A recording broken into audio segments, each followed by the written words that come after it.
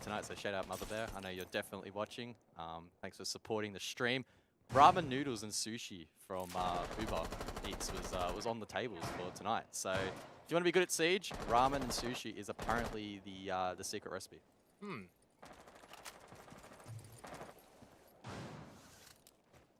Surely a future potential sponsor, you know, and just a little nudge there, Raven, you know, come on, hook us up, or Dev, whoever's in charge these days, I don't even know. I feel like I'm going to end up being in charge one day. No, I hope not.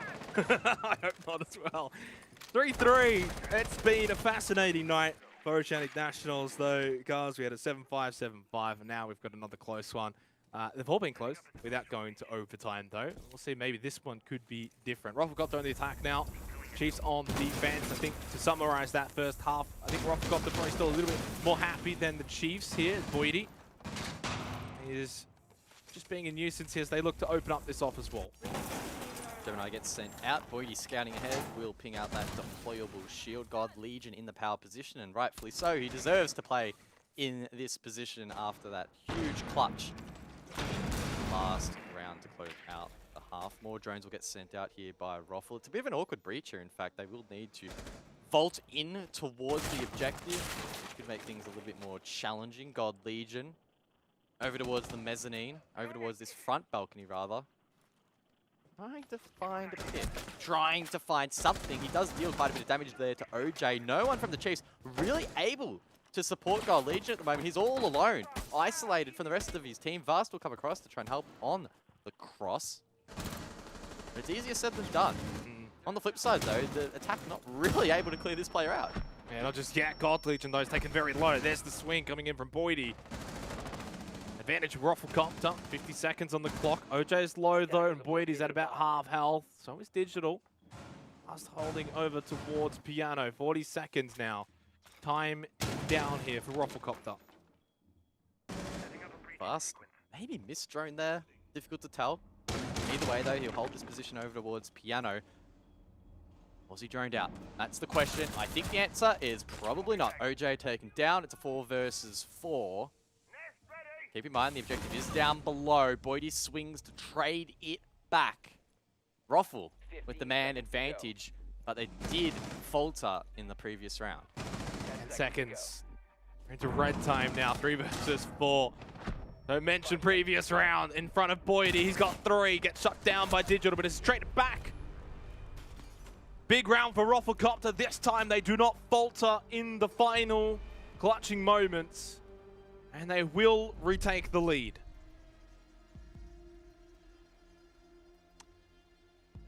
It's a good bounce back there from Roffle as we have a look at the replay. God Legion put up a great stand. In fact, there was only 50 seconds left once he was taken down. But it wasn't quite enough in the end. The rest of the team did fall apart a little bit. And Boydie went absolutely huge with the ARX. Cannot fault him on that. Bar Gaming, my favorite site on the map, will be up next on the platter. Is it really? Yeah, I think it's cool. I actually did not know that. I'm being generally serious here. No, I actually love it. Yeah. I think it's, I think ever since we saw teams innovate on this site in particular and do that extension above on library, sure, you can make the argument that it can get a little bit repetitive, a little bit tedious. I do think it's really fun to watch. It's quite creative. And yeah, I agree. Sure it will only innovate over time. And I'm sure maybe at some point, probably by next year, we'll be like, oh yeah, here we go, top library shield, mezzanine hold. It's the same thing, but you know, for now it's pretty fun and pretty cool. I actually really like Kitchen now. Originally, when Chalet came, you know, into the competitive map pool and we started looking at things, I thought, oh, well, this site isn't great at all.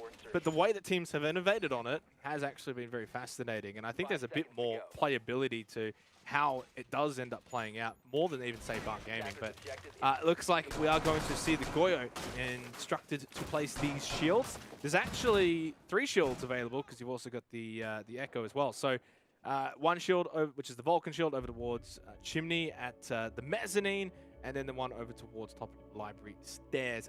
Well, it's under the Chiefs now on the defense here to respond. They are going to go to Bar Gaming, of course, and reset up the way they were going to do so before. Worthy on the Goyo. It's going to go place a shield over towards the mezzanine. They do have the option of the deployable shield from Digital if they want to put that top library, or they want to put the Vulcan shield from Worthy. So they're going to have, you know, 3 shields basically to play around with here, which might actually be one too many or one more than you would actually need. Yeah, well, they're placing the one chimney, one top library, but they are placing that third default deployable shield actually inside of that Sawyer gate facing in towards Piano. That, alongside those aggressive reinforcements from Fisher, would suggest that the Chiefs will try and get in the face of Rothwell a little bit more. So they've also got the Vulcan shield over at the half wall along with a bunch of ADSs, so they haven't got a shield at all top library. This is very aggressive. Yeah, often the defense will just freely give the attack that side of the map. I mean, we saw that earlier when Rothwell were holding this objective. They allowed the Chiefs to take the bedroom side. Hold that thought for a second. Bounce it. Yeah, engagement there. But on this occasion, the Chiefs... Oh, Bouncing, let me say my point. The defense is trying to get aggressive in the face of these attackers on the other side of the map. It doesn't quite work out for Vast, but assuming that the pressure can be reapplied on Bedroom, it should slow down this attack.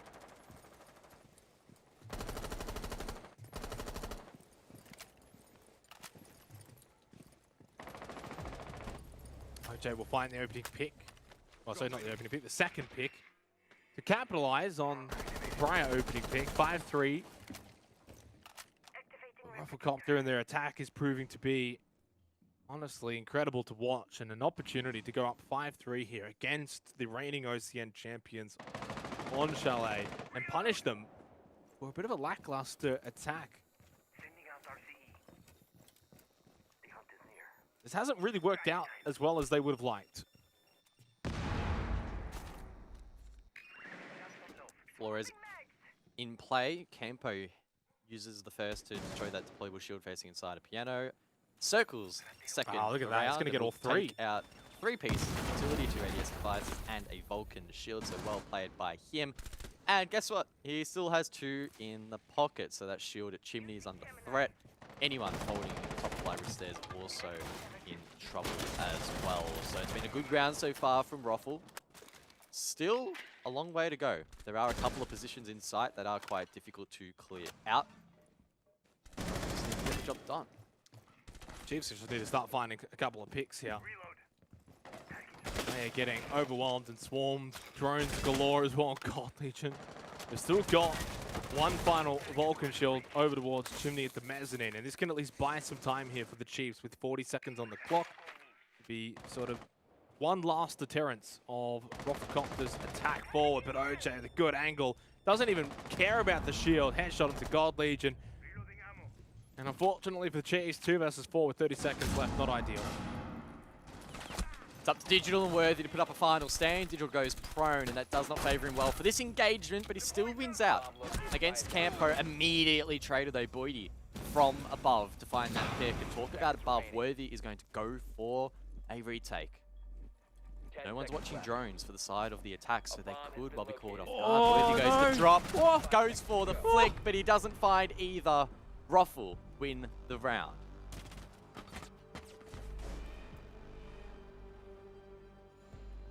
Just wonder if he went a little early there. Could have played, I mean, honestly, could have played that differently, but I mean, that's the benefit of hindsight, isn't it, really? So it's always difficult in that clutch situation, guys, when you're making decisions on the fly.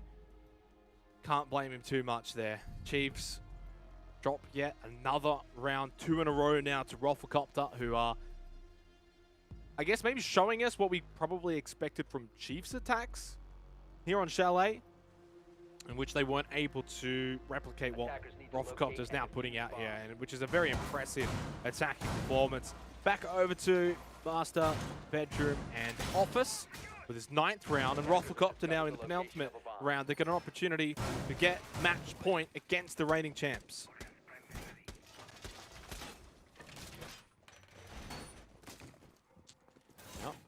Big storyline that. The Chiefs haven't even talked about that yet. They literally won stage 1. And again, OCN showing that results can be volatile. Again, this map not decided, but the fact that Rothwell, not one of the strongest teams in the comp, and so far in stage 2, finding things a little bit tricky after losing yesterday, are well and truly taking it up against the champions of stage 1.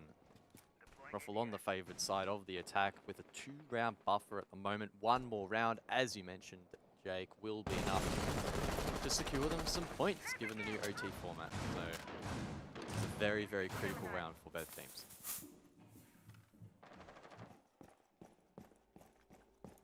It's very different coming back 6-3 down 3 match points versus a 4-5 scoreline, for instance. It's a completely different ballpark.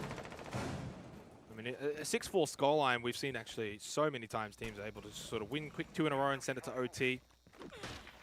Rofcopter looking very formidable. Chiefs just on the ropes a little bit. Can they fight back? Vulcan Shield is blown up pretty early on in the piece, 2 minutes, and this is the difference between the two teams right now. Oh, that's nicely done from the Rotero drone. It's pretty easy for Vast to be able to shoot that early, and just went right under his feet. And that's both shields gone at 2 minutes, Scuzz. Yeah, really good start here from Campo, showing why Flores is so potent at the moment. But Vast, wow, okay, that's a decent shot. Campo taken down. Damage already done on that side of the map, but the Chiefs at least now have the man advantage, and Vast is not backing down without another fight. OJ gets lit up on the cross as well, and it's Vast with the DMR to close him off. It's a 5v3 now, and the Chiefs need to mount a comeback here on Shallow.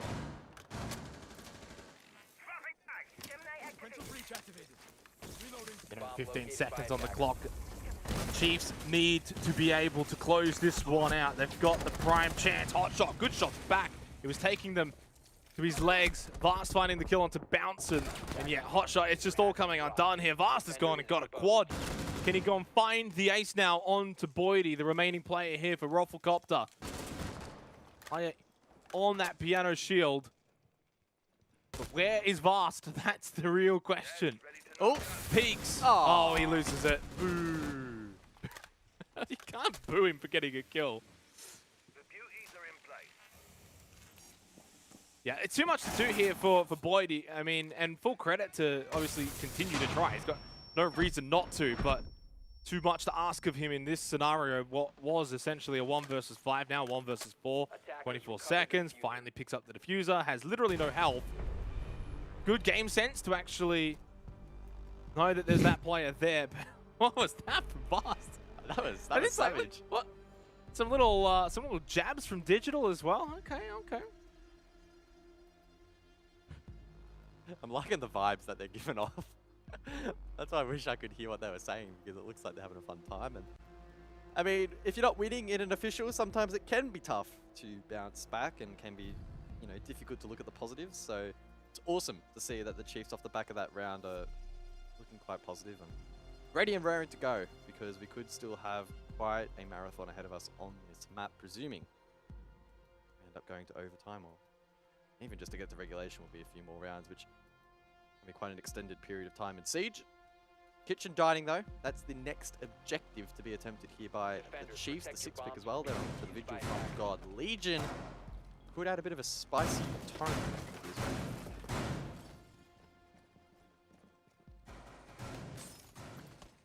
Yeah, and as I was saying before, 4-5 versus 6-3. It is a stark contrast between the two score lines, for obvious sakes.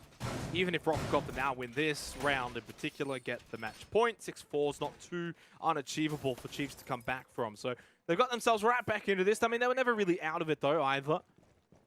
They are, of course, a top team and deserve all the respect that they can come back from these unfavorable positions. And Rofcopter's a team that, of course, deserve the respect to be able to go on and win from the position that they found themselves in, up 5-3. I don't know if it would be a choke to lose from here. I think when it's the Chiefs coming after you guys, it's a little bit of a different story. So we'll see what the Rofcopter's got, though, to see if they can close this one out. Well, they are the champs for a reason, and Chalet was in fact the map where they took the cup in Stage 1. Definitely wouldn't be a throw by any stretch of the imagination if Roffle were to let this one slip away, but still got the impression that this is quite a close matchup. Unfortunately for Campo, the first of those Rotero drones, the Flores drone, unable to really have much of an impact. Second one, they will head out quite quickly. No shield at the top of library stairs as previously seen, but there is some barbed wire, so That's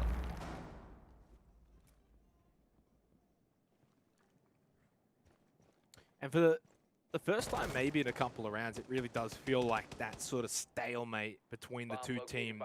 Well, it's not 5-5 in terms of the overall scoreboard. It is a very close affair, and it matches really the night as a whole. When we look back at the prior results, 7-5, 7-5, now being 4-5, it has been a very close night. And if any of the games were to have gone to OT, right now I'd say this one's the most likely of them. Bouncing though. Nice early pick onto Fisher Guy. And this is where we see what Rafflecopter's made of, because Chiefs are obviously going to give it their all to get back into this, to tie up the scoreboard. But if Rafflecopter can just keep them at arm's length, get to this match point, and then they've got their chance to be able to close it out. Bouncing is just on a mission right now. Hunts down Digital inside of the kitchen, but above, God Legion answers back from bedroom through the hatch. With a minute left, it's 4 versus 3. Never mind, 3 versus 3. Worthy takes out Hotshot.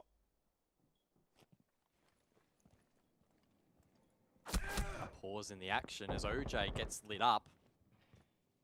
Can only assume that was from above, the vertical angle. Very difficult to contest. Chiefs try to hold on. Campo going for the plant. Left of screen fast. Hears it. Thinks about the drop, but he doesn't need to. God Legion supports from above. The diffuser is not stuck in the end. And they fall apart. The Chiefs take the round. And they may eventually take more than that if Rafflecopter's not careful. What is Digital doing? Look, this is what you expect from the Chiefs. And from Bouncing, though, we expect good things too. And he delivered more than he needed to. A 5-on-3 advantage from that point. Obviously, very shortly after, we saw the trades back to the Chiefs, which made it 3 versus 3. And then they were able to win out in the clutch scenario. There's a real opportunity that Chiefs maybe close this out and we get yet another 7-5. It's either that or eventually we will get our first OT of OCN Stage 2. This is as close as it can get. 5-5, both teams throwing everything they've got at it. And I almost feel like an OT would be the deserved story that we eventually conclude with, Guz. Yeah, I feel like we so often say that. In Oceanic Nationals, all these matchups end up being super tight, super exciting, and do warrant overtime. And so far, I would agree that this is probably one of those said matches. Back to bar we go, however. Again, the Chiefs electing to bring 3 shields, 2 Vulcan variants from Worthy, and a regular deployable shield from Digital.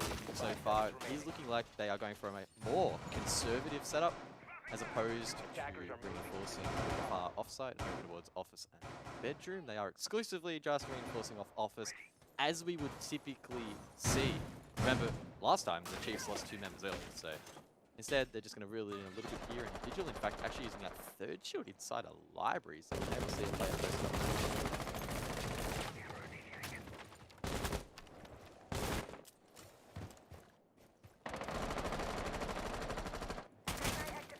Bouncing's the player you almost look to now for Rafflecopter to unlock things moving forward. And the thing is, though, you say that, but he got 2 in the last round, Guz. He got them a 5-on-3 start. Do it again. This time, though, you'll have to actually fulfill it and capitalize. This is the thing as well about Chalet. Yeah, it's slightly attacker favored, but if the defensive teams set up nicely and they find a couple of opening picks or they make it really difficult to get into the building, kind of like Consulate Light, then the defense can actually have a pretty decent foothold. Upside down rappel here from Bouncing, trying to counter that deployable shield that was earlier placed by Dig. Map control slowly being gained here by the attack again. The Chiefs playing a bit more conservative allows the attack to take the side, the northern side of the map a little bit more freely. The Trek now begins to reveal itself halfway through the round. Rafflecopter needs to start thinking about how they're going to clear these shields out. They're going to do it with Flores. Easier said than done, but it is not that hard in the end. Vast was unable to shoot that drone. Flames are now pouring out, and Vast will likely need to rotate back to its side.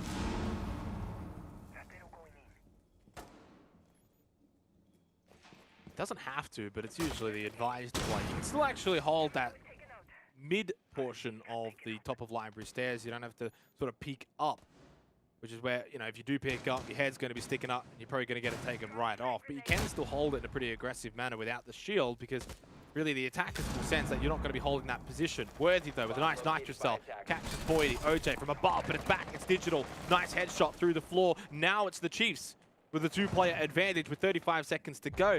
And when the shoe is on the other foot, can this time Rufflecopter be the team to bring it back? Oh, Bouncin sees the player inside of Mudroom, shoots through the dresser. Fast taken down. Campo, not quite sure exactly what he was trying to achieve there, but is punished by Fish. Bouncin and Hotshot with 15 seconds left to try and get the diffuser down. 15 seconds left.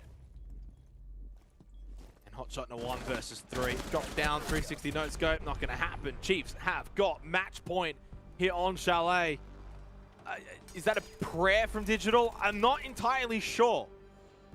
I'm not entirely sure if we've got him on the interview either. If we do, guys, there's going to be some questions to these end of round shenanigans. Match point, though, nonetheless, for the Chiefs. And maybe they do end up completing the trinity of 7-5s if they can win it here. Otherwise, Rufflecopter will send it to OT. Right now, Chiefs have secured 1 point. Can they now secure all 3?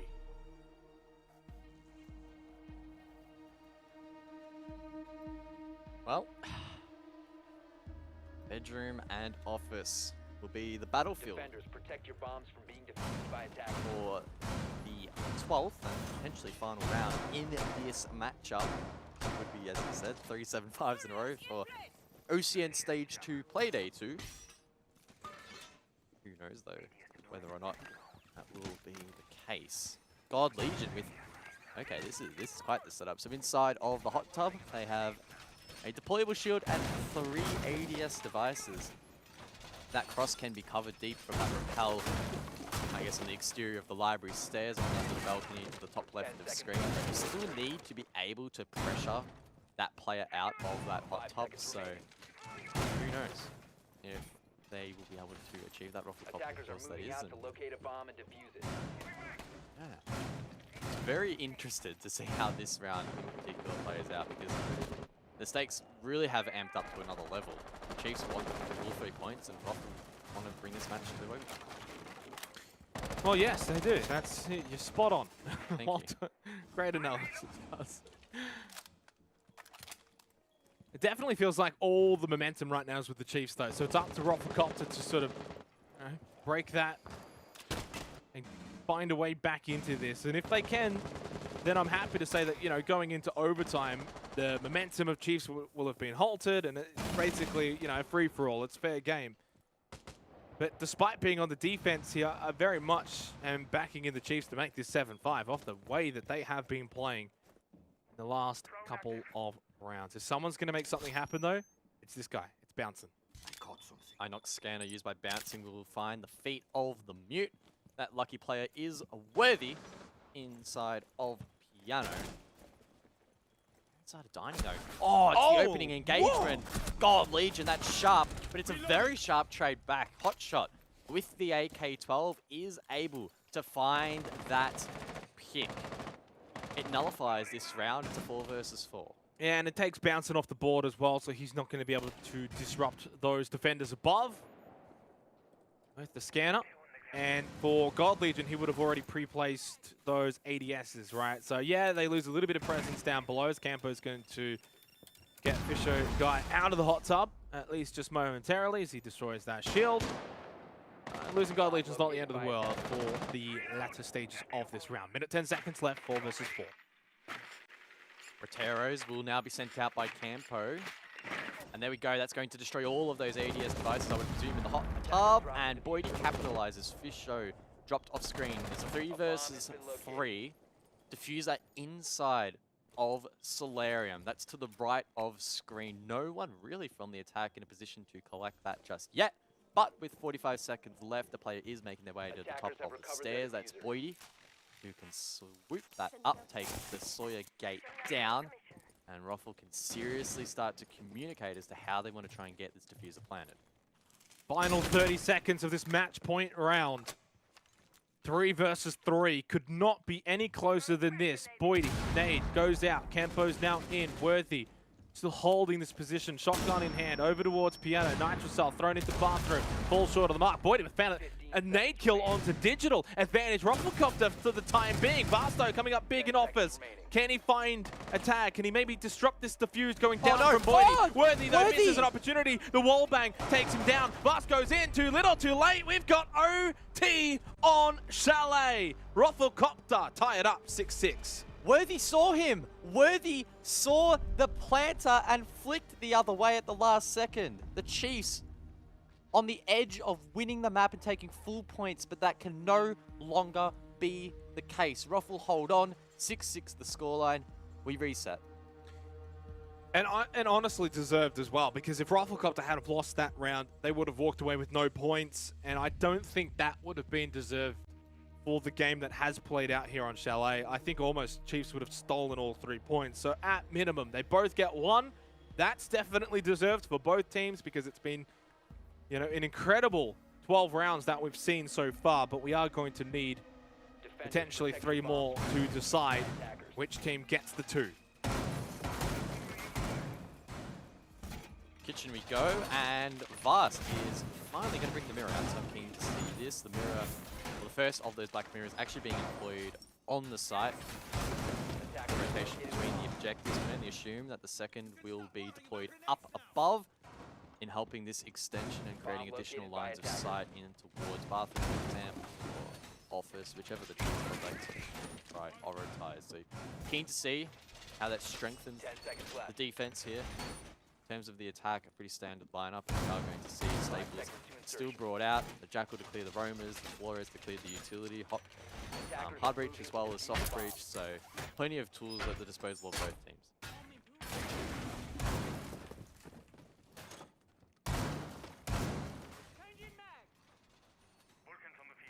The Chiefs back on the defensive course straight away, which I'm probably fine with because it's about, I guess in a way, keeping that defensive momentum despite losing that prior round. They were doing pretty well beforehand.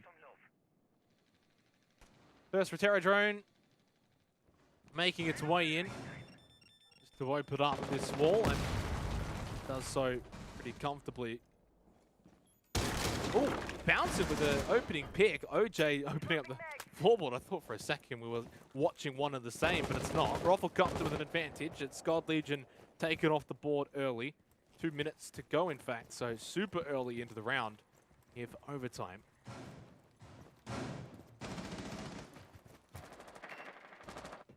It's been quite a spaced out round so far. OJ and Boydie now rotate over towards the library and going to try and take this fast. Is there ready to contest behind Vulcan Shield and also has a mirror window in support. So this is quite an aggressive mirror for this particular objective. It's not over towards bedroom. Instead, is on mezzanine.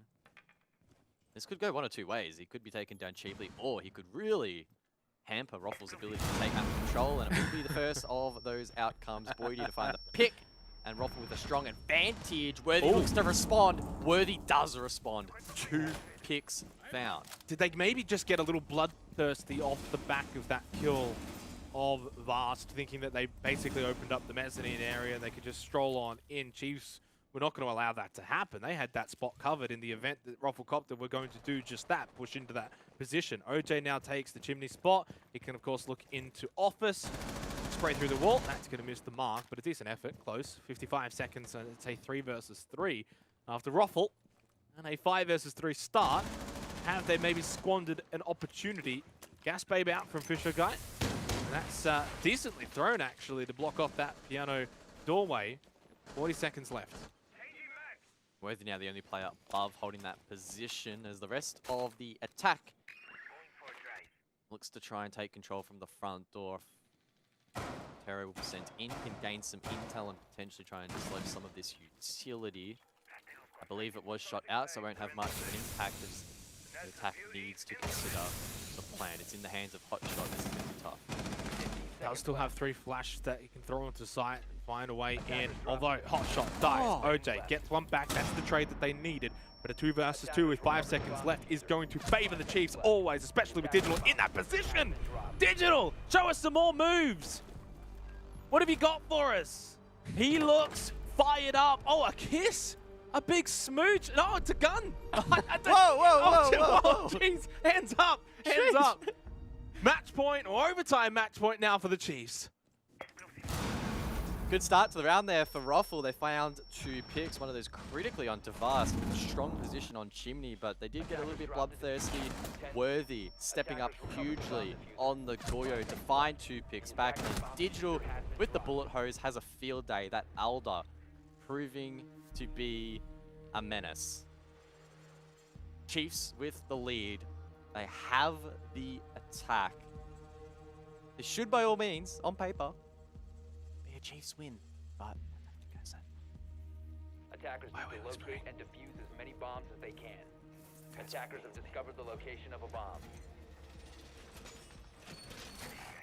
So, overtime match point for the Chiefs. This is their second match point of this best of 1. They did squander the first one in regulation, had an opportunity to get all 3 points. Now their opportunity is down to 2 points. Rufflecopter will have to win the next 2 rounds in a row. This one on the defense and then the one after on the offense. Certainly capable.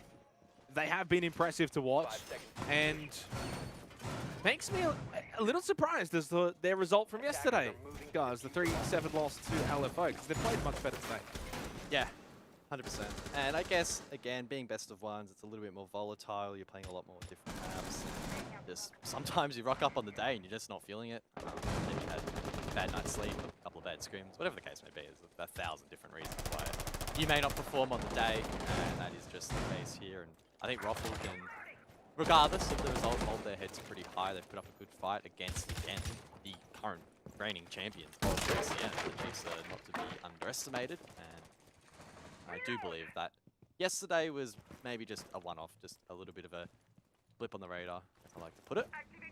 But, you know, Ruffle still want to win this round. They are not thinking about that at the moment. Digital, again, entering down below on the sledge. He's taking the same route as always. An awkward engagement to start things off. Shoots out over towards Bouncing, but neither player takes any damage. Oh, I think Digital's the fortunate one to come out of that one alive there. A couple of panic shots going out.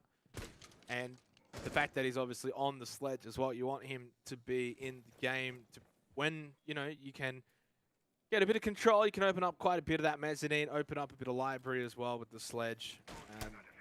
So they're going to want him alive. 1.5 minutes though, and again, this probably comes back to the original issues for the Chiefs, that time management. You know, they've still got to clear a lot of the utility. Here for Rufflecopter, the swing. Early one from Boyd. It's successful. Digital. Wow, he just can't get out of the action here. Nice play from Boydie. Took a risk, gets the reward. Quite aggressive from Boydie, but yeah, it does pay off in the end. The Chiefs now are looking to clear this shield. OJ, remembering back to regulation, able to hold this position quite effectively, but the grenade is absolutely spot on from the Chiefs. That will force OJ back, and he needs to be careful as he rotates that the player inside of Dining doesn't cut that off. It's God Legion, but he does not. E1D flies out. Fisho capitalizes upon that and takes down Boydie. So eventually the opening pick has been traded out. Difficult to ascertain as to which team has the advantage at the moment. I think the fact that above has been cleared probably does favor the Chiefs, and with God Legion finding that kill, they do look primed and ready to take the map, but Hotshot gets it back. It's the Nitrocell elimination, but Worthy, of course, they got control of Library Stairs. Now that's a big pick from Campo, but there is another one immediately traded back. The trades have been flying out everywhere. 2 versus 1, 10 seconds. Hotshot. Inside of games. Now, Gold Legion is down. Worthy is low health. This is very winnable here for Rufflecopter. In fact, due to the time, it is so winnable that Worthy's got no chance of winning it. Rufflecopter are going to send it to a final round. Very unconvincing round for both teams. Milo has decided to sub in for Rufflecopter, so that's a big change of events there. What? Milo in the bottom right. Yeah, I'm not worried about that. I'm just that end of round was a little bit odd. It was a bit. I can only assume that the Chiefs didn't have enough intel into its side, and Worthy was also low on HP, so that made it quite tricky. Either way, that's the result in the end. 7-7 the scoreline, and now the Chiefs statistically find themselves on the unfavored side. That said, in this matchup, it has been quite even, and the defense actually has been holding out all right. So, can't look into the numbers too deeply. Digital, 6 picking onto the clash. Ooh. That is a very, very big call to make in the final round of this map. On bar games as well, where do you position the clash?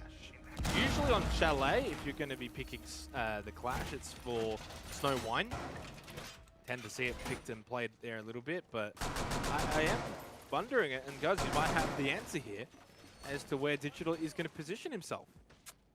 Wow, I guess there's a lot of options. You could see the clash play quite aggressively inside of Library.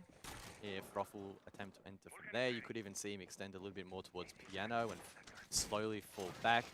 I think that the mantra he likely adopted in this round is, let's find out where Ruffle is pushing from and let's just send Digital in that direction. I don't think necessarily having a pre-planned fixed position is probably the best use of that shield. Instead, play reactively or even proactively and know where the attackers are coming from. Position the clash there to try and bleed time. I do wonder if he could play top of Library Stairs as well, right? Based on the positioning of one of those Vulcan shields being placed over at that piano doorway, it means that they don't have a shield at the top of Library Stairs. Well, if you don't have a shield there, why not just put your actual shield player there as well? Well, this is going to be bouncing, maybe finding an early kill. Never mind, it was Gold Legion. Mighty found one too. Campo, this is a nice early rush from Rufflecopter. It's all over. That's it. Digital is not going to be able to save the day. The round didn't even start. It's over. Oh, they have just caught the Chiefs with their pants down. Well executed from Rufflecopter. Fly high with your 2 points that you have banked off the back of this win. Whew. Wow, literally blinking, you miss it. I looked down for a second, I was sussing my notes, I was like, oh, trying to think of something exciting to say. I look up and you're yelling and I'm like, what's going on? Discombobulated just as the Chiefs were, and bang, we're on the final scoreboard. Wow, what a finish by Ruffle. They will be absolutely ecstatic with that result. They certainly should be. 2 points for Rufflecopter, 1 for the Chiefs based off of the OT format. Both teams putting on a bit of a show there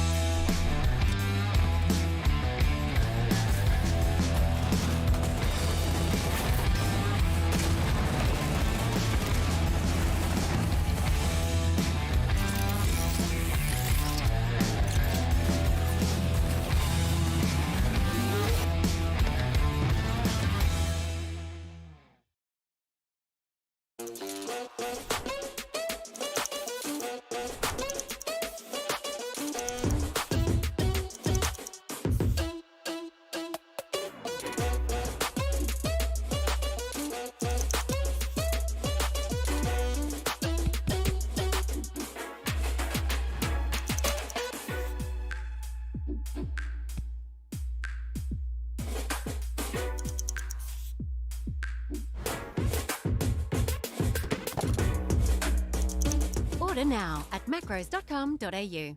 Welcome to GTV ANZ, the gaming channel created by Ubisoft. Every Tuesday and Friday on YouTube, we'll be doing fast plays, game challenges, 1v1 face-offs, and so much more. You happy?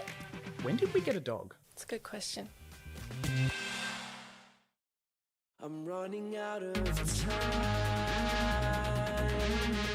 I'm running out of feeling so. I'm running out of time.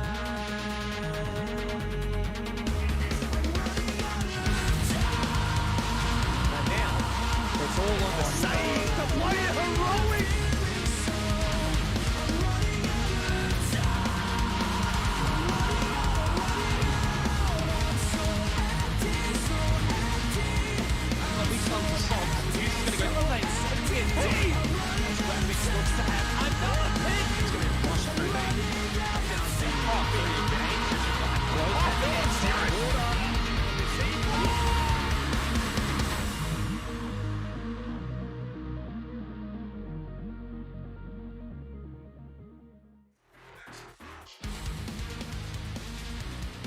Time for your favourite show, Oceanic Nationals, presented by Samsung. We're back for Playday 5. We're on the tail end of the season, and things are starting to heat up here. Of course, for the first time in 2 years, I'm back on the desk with the old Guzzinator. But Vast, it's good to see you once again, mate.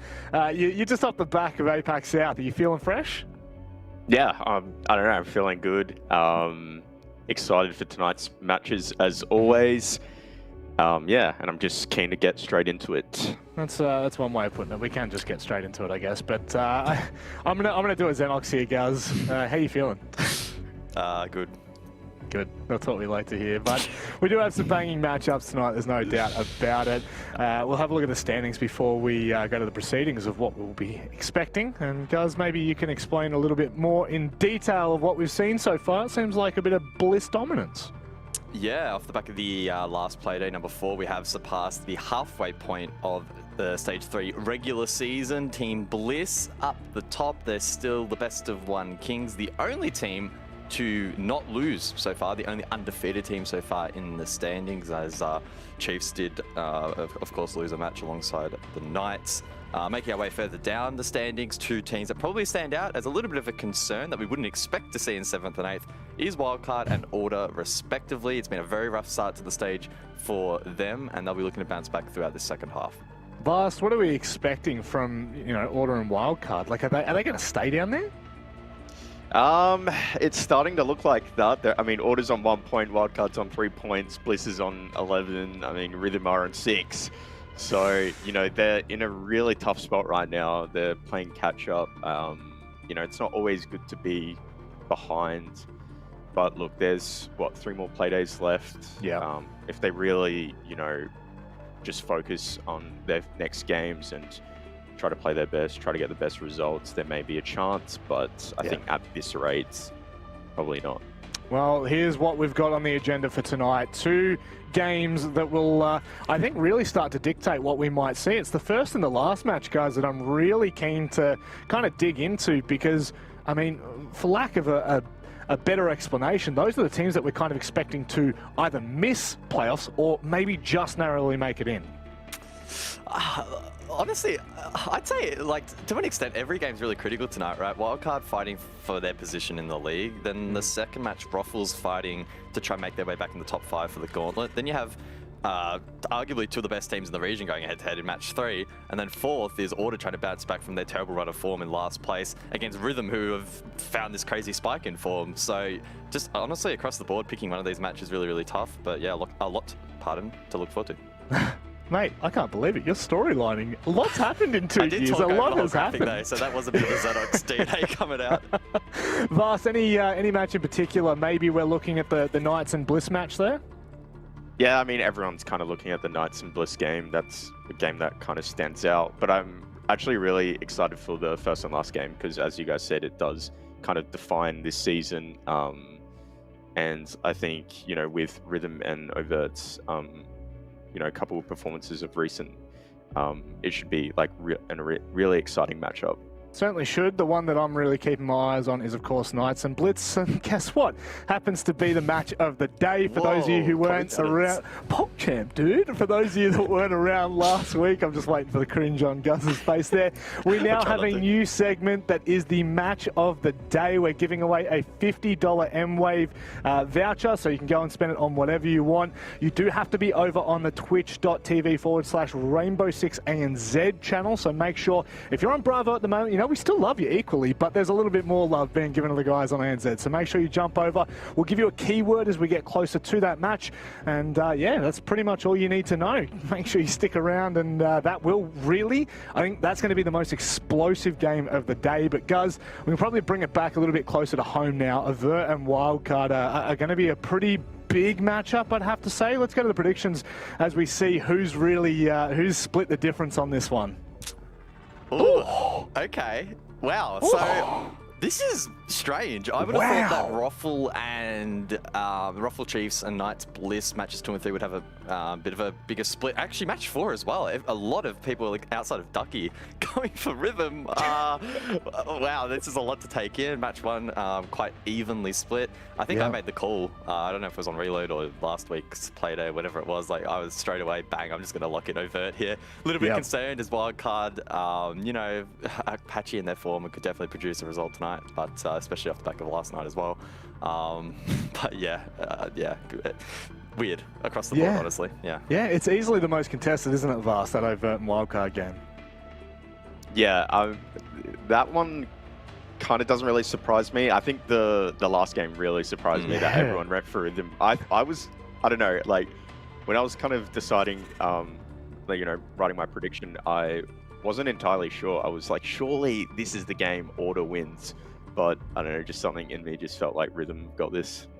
Well, hopefully they do, because there's going to be some tails between some legs, there's no doubt about it. And look, to be honest, the way Order have been playing recently, it really is anyone's guess, but we do bring it closer to home. Now, we do talk about that Overt and Wildcard game because, guys, this is the first matchup of the day, and this is the one that I do feel is the most evenly split, not just in predictions, but also in the ability for either of these teams to really take this match. Yeah, this is one of the toughest to call for the night, and the implications for this matchup are really huge. More so for Wildcard as opposed to Overt in this matchup. Already heading into this play day, they've lost the head against Rhythm, which puts them in, honestly, a really dire position. The foot is really on the throat here for Wildcard. If they lose this game tonight, you could probably pencil them in for relegations, honestly, at that point. It's really not looking good for them, so this is a must win.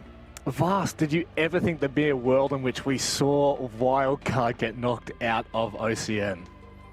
I definitely not knocked out of OCN. I mean, you know, have a shocking season, kind of end up on the lower half of the standings, sure, but definitely not relegated from OCN. Honestly, I think Emo Rin's screen capture, like, that is just a photo that's permanently in Emo Rin's little section there. He's frozen or if he's honestly, I don't even know, man. The guy is a stone cold killer. Let's go and have a look at some more stone cold killers. It's Overt. This roster blasted their way through to OCN, and now, I mean, really, they have been a huge point of discussion, guys, and for good reason. Yeah, they've really brought an explosive brand of OCL Siege in towards OCN for this stage. They did get, I think, you know, knocked back a little bit, or given a bit of a reality check, if you want to frame it in that way. Last Playday against Bliss, they lost 3-7. Yep. They didn't get absolutely stomped, and actually they played pretty decent Siege, but yeah, no doubt, still a lot of room for improvement for this roster, and yeah, no pressure really on them to perform in this stage, so this is another game for them to gain experience. Would you agree with that, Vast? Do you think that this is kind of their playground to get familiar and comfortable? Yeah, I would agree, and I think it's a good point that Bliss kind of, you know, did show them the respect and, you know, took them seriously, whereas we've seen some other teams like Rhythm and perhaps Knights maybe not take these guys as serious, and they kind of have proven to OCN that, you know, if you don't take us seriously, we can, you know, bring it to you and we can punish you. So, you know, it's been really incredible seeing these guys come into OCN and just be able to do what they have been doing with kind of the lack of experience. And I think, you know, this whole season is just, you know, experience for these guys. It's a big learning curve, and I think that it will really give them a big advantage leading into relegations. Sad that we do just have to talk so firmly about them being in relegations. I did the math, and, you know, Order have to come last, they have to finish first, and I still don't even think that that qualifies them to stay in OCN. So it really is just a big discussion of them using this opportunity as a testing ground, as a proving ground for themselves, and they've certainly done enough of that, guys. But look, I might actually give you the floor here, guys. Do you have any idea on where we're going to go before the vetoes come up? I love it. Bus, here we go. Look, whenever we talk about Overt, it's pretty difficult to make assumptions on the map veto just because we don't have a whole lot of OCN data to go off, so we're going in a little bit blind. Overt's most played maps at the moment, Oregon and Villa, are neither strong maps for Wildcard, so honestly, Wildcard might ban those two out and just roll their chances with the rest. We know that Wildcard's got a decent bank, so maybe Overt will ban that as well. They probably want to avoid Clubhouse, so what does that leave, right? Chalet, Coast, Cafe, maybe one of those, but yeah, I'm not sure. All right, let's have a look. Is it going to be spicy or not? We're going to see where Wildcard decide to choose their bands. Oh, no way. Overt have not just done that. Were they watching last night, Vast?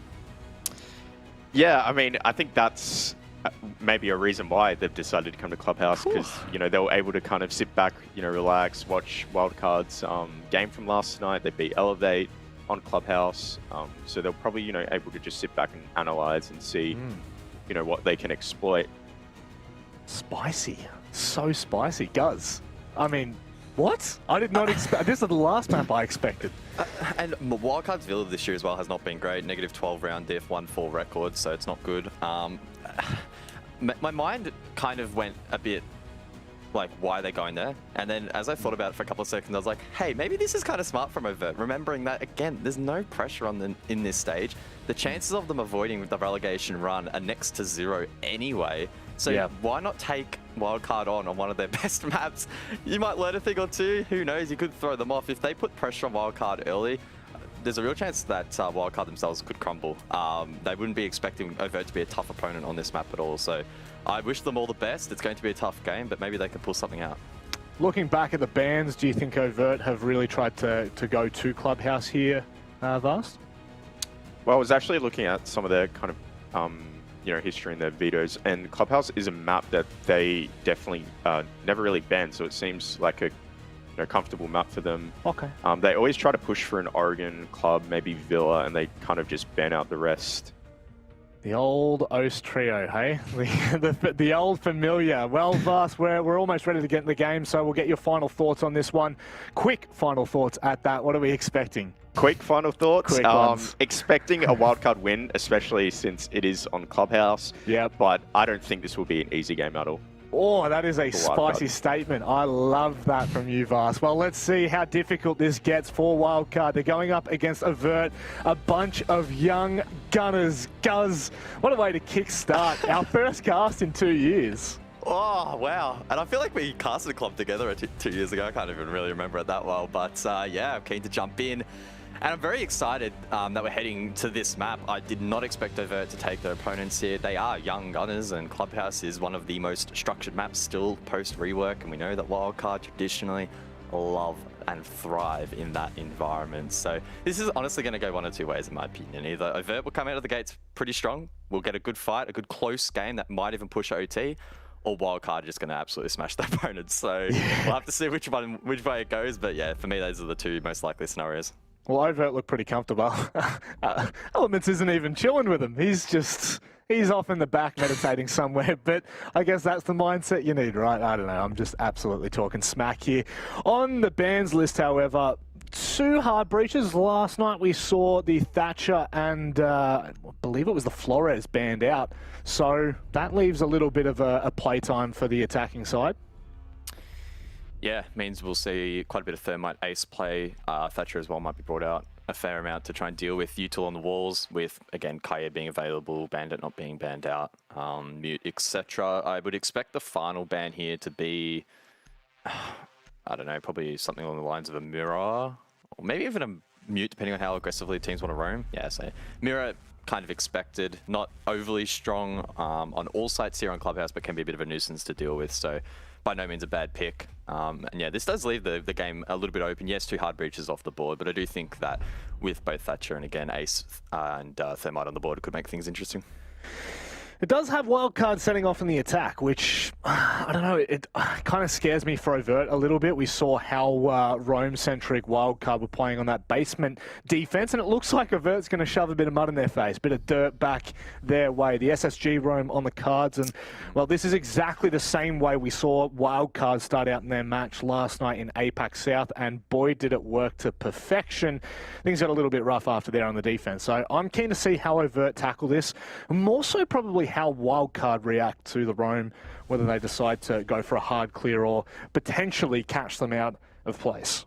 Yeah, in terms of setup, I'm not expecting to see anything too far astray from, yeah, again, that pretty traditional SSG extension with castle barricades first 4 and then extension all the way up to the top with the Mute Mozzie combo to try and deny intel.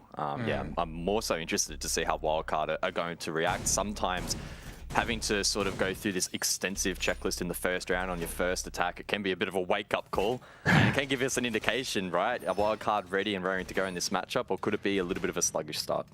Well, one thing's for sure, the HP Omen community vote has overt winning over wildcard. I mean, surely, no, that is yeah, I mean, hey, I'm not one to sheesh, but even I'll jump on suit there. Sheesh, the boys, there's a lot of support. I'll tell you one thing, overt have a lot of support coming from OCL and those that have watched them before. So it's good to see a team of this stature get the support. Yeah, for sure. It's been good seeing them in the league, and I think, like we've touched on a couple of times in the pre-show, bringing a nice, refreshing kind of brand of Siege into the server, which is always nice to see. And yeah, excited to see if that actually does translate, though, over towards Clubhouse. We know that traditionally very, very structured, and maybe that could choke overt out. We'll have to wait and see. This roam, though, will be at least an indication. How aggressive are they going to hold above? How long do they want to hold it for? How willing are they to rotate off when required? Because it does look like Wildcard are wanting to clear them one by one. Certainly indications right now, overt are going to have to be quite careful. Wildcard, not a team that will slouch around on Clubhouse, especially when they're used to these kind of... Oh my god, Edpan just going to yeet out of the gym window. But Elements have found a quick one before that even kick-started proceedings, so I guess one apiece isn't too bad for overt.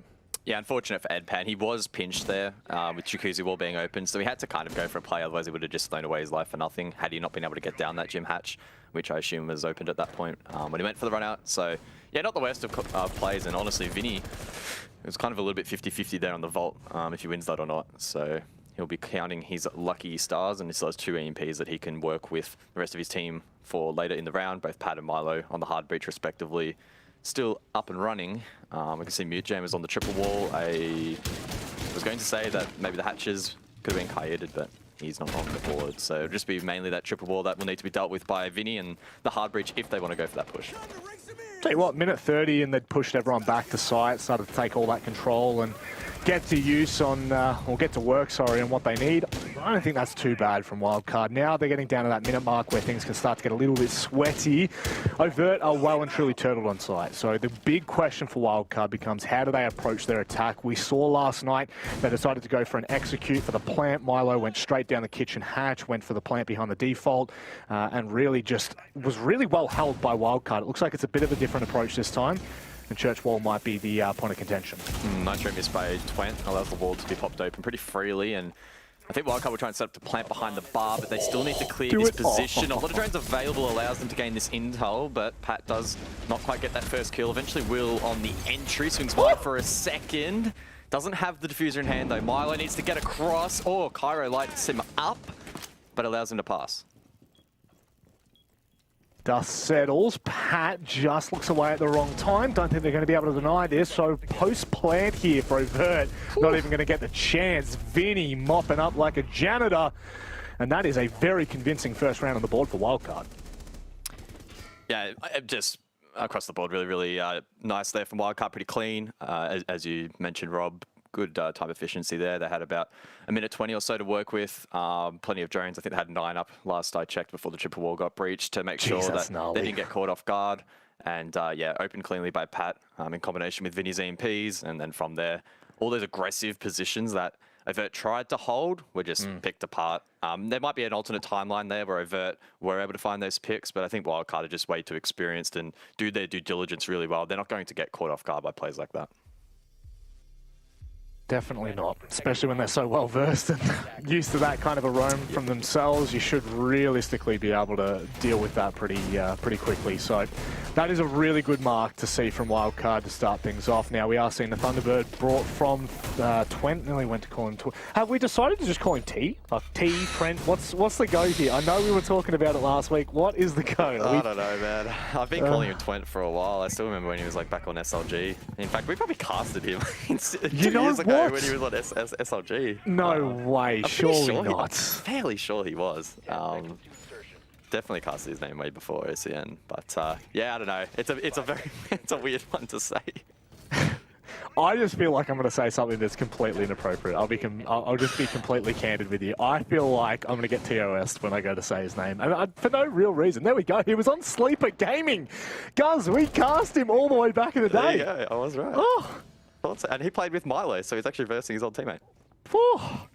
And some familiar names. Fun fact. That is just leak it into this broadcast. I know you can't get away from him. And I mean, for those that remember, President was sleeping back on that Sleeper Gaming roster, and so was Josh from the Knights. My God, that's a bit of a throwback. But throwing forward here is an EMP, and now Pat should be able to find the timing there. Bang, open it goes. Pretty well played there. Nice and clean from Wildcard. 45 seconds into the action phase, and the wall's breach.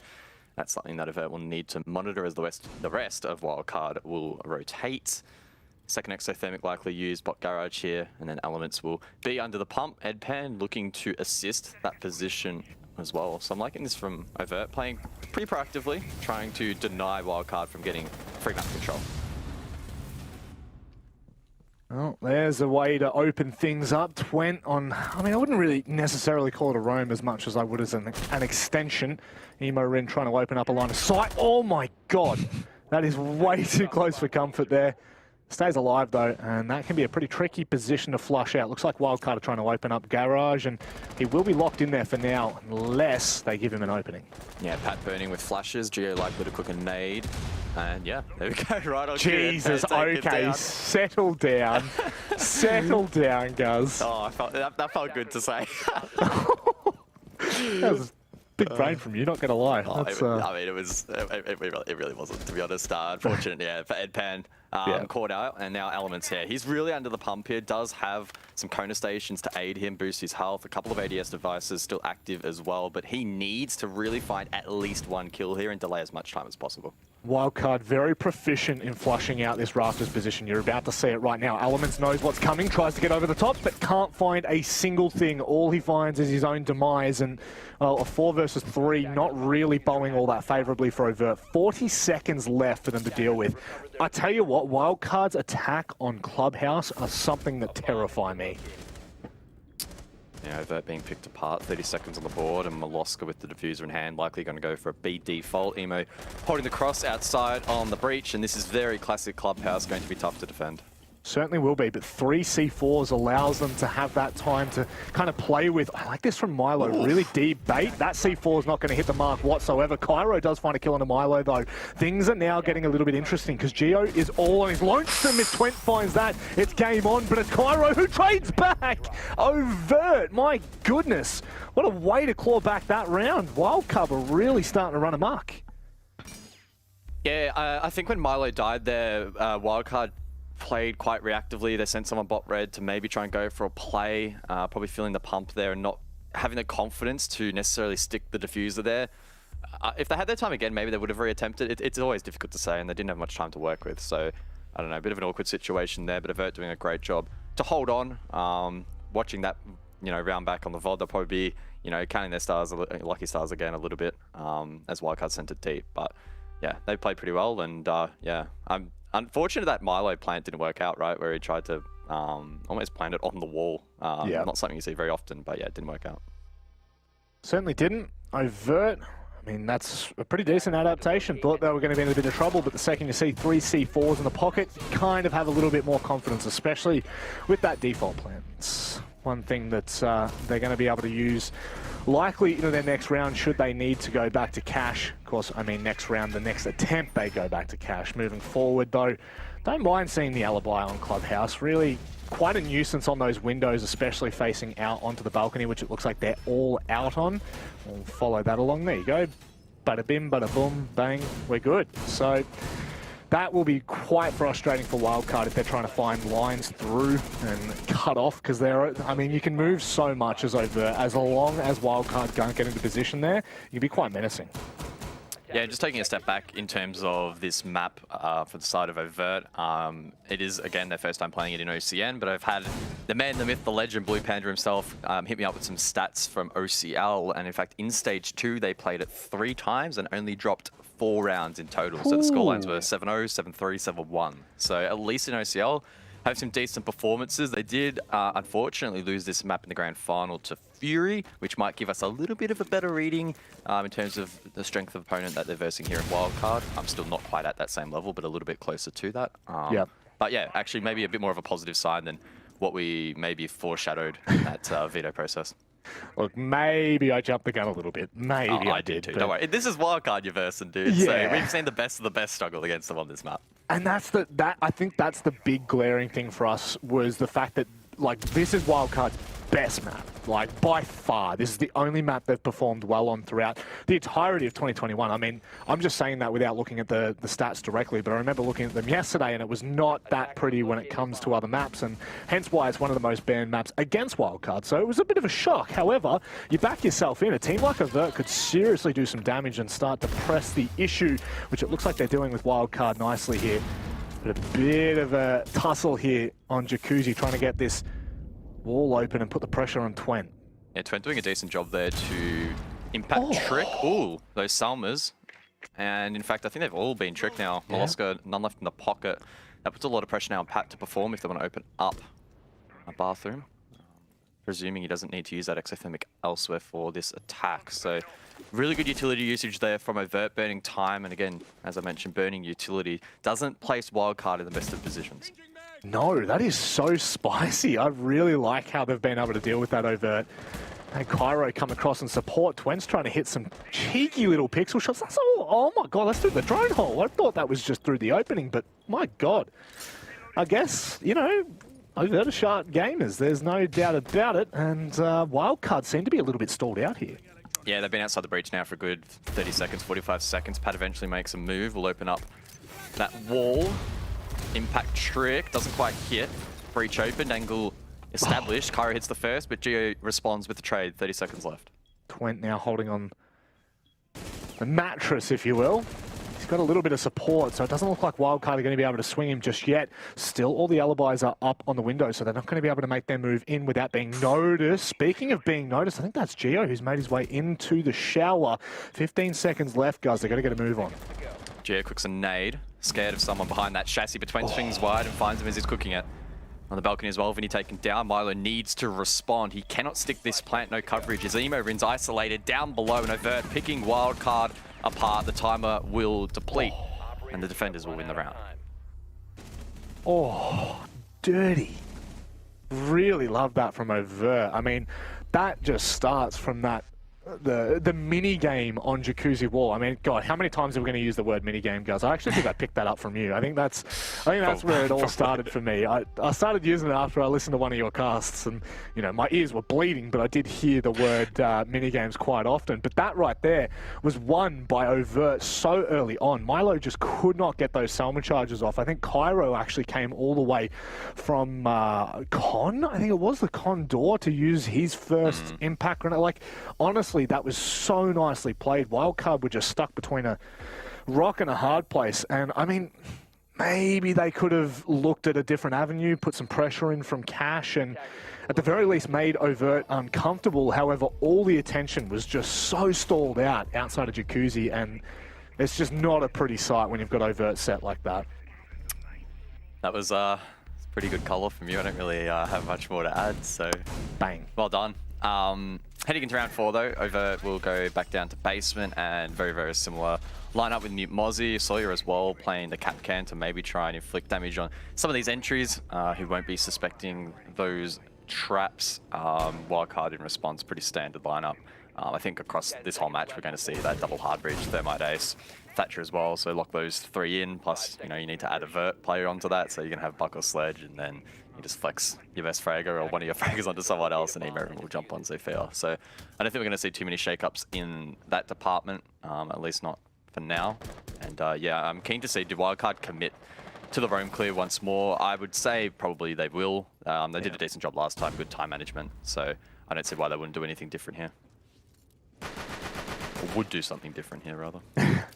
I guess, you know, if it ain't broke, don't fix it. That is... I mean, I feel like that might be one of my most commonly used phrases in terms of casting, because, you know, it's the old faithful, very easy to follow. Now, Vinny's going to be able to open up with the EMP for the Selma charge, break open CCTV, and Gio's already getting to work, crunching in logistics or bedroom to depending on where he decides to go from here. But Wildcard, they're in a pretty decent position. Can we just get an overview of where Overt are right now on that third floor, Mandy? Just make sure that maybe have they stuck that roam upstairs? It looks like at least there's one. I think he might even just be on blue. So Overt are well and truly out of there. They're not interested in sticking around for a second. Yeah. Now the question will be how much time does Wildcard waste in clearing this? There's no vigil on the board this time, so I assume droning this out should be a little bit easier. In fact, if Wildcard have played this well, they should have had pre-places that were monitoring the stairs and ensuring that they knew how many members were on each floor. It looks like they've done a pretty good job. Emo Rin's getting control of Lounge, looking quite confident. Pat making his way into Bar as well. Geo already getting Vert. So halfway into the round, Wildcard, once again, they clear the roam. They can begin working some of these walls, some of these hatches, and start applying pressure in towards the site. Emo Rin will probably post up blue as... Whoa, was that through the hatch? Yeah, Elements. Okay, so I was watching that and I didn't know whether he was actually going to do it. Elements was standing directly under the hatch in Church and threw it up into, what's it called now? Stage? You can see the hologram of where he's died. Literally, the second it blew, Pat ran around to cover and get on his drone, and that C4 went off instantly. So Avert have picked that up from Wildcard, well, I would imagine, from Wildcard's VOD of last night. That's nasty. Yeah, that's really well played. 45 seconds now left. Wildcard trying to work the kitchen hatch. Milo will deploy these Selmas on the edge of the hatch, ensuring that it will open it up. You need 2 charges to get it popped. There's one, and the second closely following behind. Milo on the Vert. Narrowly misses that pick as the hatch will open up. 4 versus 5. Wildcard not in the best of positions. Triple ball still up. Armory not under a whole lot of pressure. Emo Rin's not posted in blue for that push as well. So a lot of focus will be on probably Dirt, which is also being held. Kitchen hatch. I mean, this is going to be tough. Yeah, Capcan, has he been spotted as well? That could also do some damage as Wildcard make their way in. That C4 might be perfect from Cairo. It's not, but it won't make a difference. There's Vinny starting to take the damage, starting to feel the burn of those traps. There's another one on Church Wall the second he walks in, but boom, he's down. All of a sudden, it's Gio and Milo. They cannot hold. Overt are styling on Wildcard on this defense. I don't think that Capcan actually saw Milo planting there. I could have sworn he just ran straight past him there. And Milo fell off the plant to save his KD, so that was a little bit strange. But yeah, either way, really well played by Avert. And a lot of that was off the back of that really great Nitro cell that you detailed, Rob. Elements there, clearly aware of Pat's pattern, able to exploit that, find that kill, and yeah, Wildcard, yes, they did a good job clearing the roam, but no one on site, really under a whole lot of pressure, a lot of key walls that were still up, making that push tough. They just had to send it through Moto and Long and down the hatch, which wasn't going to work at the man disadvantage. So yeah, well played by Vert. Yeah, have to imagine this is a tack timeout for Wildcard. They would be feeling quite rattled, unless it's a... There you go, it is. It's a tactical Wildcard timeout. Thank you to our wonderful producer for speaking in the old ear hole of myself. And there you go. They're just taking a second to breathe and figure out what on earth is going on. Because I'll be completely honest, guys, they are being taken to town. Overt have well and truly done their homework. This is obviously a map that they're comfortable on in their own right. But, whew, what a performance so far. Yeah, it's been really well played. Again, we have to, of course, be balanced in our discussion here because we don't know how defenders started the match will be. 2 hard breaches off the board could make things tough. But I will say that, again, Ace, Thermite, Thatcher, that's still a really deadly trio. So I don't think we can put a whole lot of blame necessarily on the ban phase. I think the broader discussion here really has to be the pressure on this matchup. Again, Overt, no expectation, no pressure. They're not expected to win. They're not expected to do anything in this stage because they're very unlikely to avoid relegations, whereas Wildcard, they're the team currently in this league that are under the most pressure. Yeah. They must win, in my opinion, every game from here on out after losing to Rhythm. And that does not leave them much room for error. In fact, they could still win every game from now on and enter the relegation run. So that, again, just trying to emphasize how important this matchup is. And maybe that pressure is a factor in this match. And just to give some viewers at home the context, Wildcard have Bliss and Roffelcopter in their next 2 matches. So it is possible that, you know, they bring this back in. Well, I mean, it's not. I'm not saying it's out of the realm of possibility. That makes it sound really bad. It just means right now Overt are looking quite decent on this map. And yeah, there really are just huge questions being asked. With Rhythm on 6 points, Rhythm have Order. They have Chiefs, they have Knights, or Rhythm have a very tough trot home. This, I mean, Overt win this, and I agree. Maybe nail in the coffin here for wildcard. Attackers are moving out to locate a bomb and defuse it. Could be. Overt Could going it? for an alibi on the roof. That could be a little bit annoying. It means that there will be an indicator. Wow. Okay. Whoa, that's actually, so that can't be cleared out. I didn't think you'd be able to get it that far. That is really, that's awesome. I don't know if I could have sworn maybe I've seen it before. I'm not too sure, so it could be original from Overt. Don't quote me on that. But yeah, really good to see. And again, that just means that wildcard now need to be really mindful of their runouts. They'll have that enemy detected outside notification on their screen for the remainder of the round, which is one, annoying, but again, two, can disguise runouts. Yeah, that is so tilting.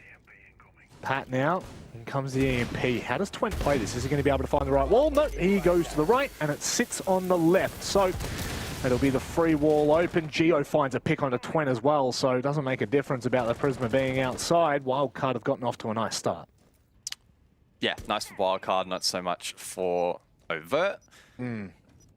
Garage now likely will be the next point of interest. And Emo, just like he did last time, will post up on the cross. Now, reflecting back on wildcard's last attempt, time management was alright. They got garage control eventually, but they really did capitulate in the final 15-20 seconds. They tried to then send it deep as the default plan didn't quite work out, and it got a little bit messy. So hopefully heading into this round, wildcard can nail that execute phase. Of course, their effort's currently still on getting garage, and that's going to be where a lot of their focus is on. But yeah, I'm really looking at them to step up late round. This is where we saw wildcard find their success early on as well. In comes flashes, ADSs, and magnets. Edpan with the swing, and Elements with the salt in the wound. What on earth? Overt have just exploded, and wildcard cannot handle the heat. Yeah, Edpan just completely swings. Last time, wildcard did a great job in clearing out that position when Pat burnt it with his flashbangs, and then the nade followed from Geo. This time, though, they almost completely forgot that was on the cards. So yeah, unfortunate there for wildcard, but a great opportunistic play from Overt. They just need to hold on now. Vinny has caught a player in an awkward position on rafters, which could give them the in. Oh, I love that from Vinny. Baited it with the audio cue of the barbed wire, waits for Elements to peak, which he inevitably has to. And wildcard have brought this back 2v2. 30 seconds on the board. Love that from Emo. Bit of teamwork, but that is pivotal. That's got to be round in the bag. Yeah, Emo in so low now. Outside on the breach, needs to enter. A single bullet will take him down, and Cairo gets the final two in the round. That's big from Overt. Really, really well played. A couple of players hugely stepping up, finding multi-kills. And yeah, wildcard completely shut down.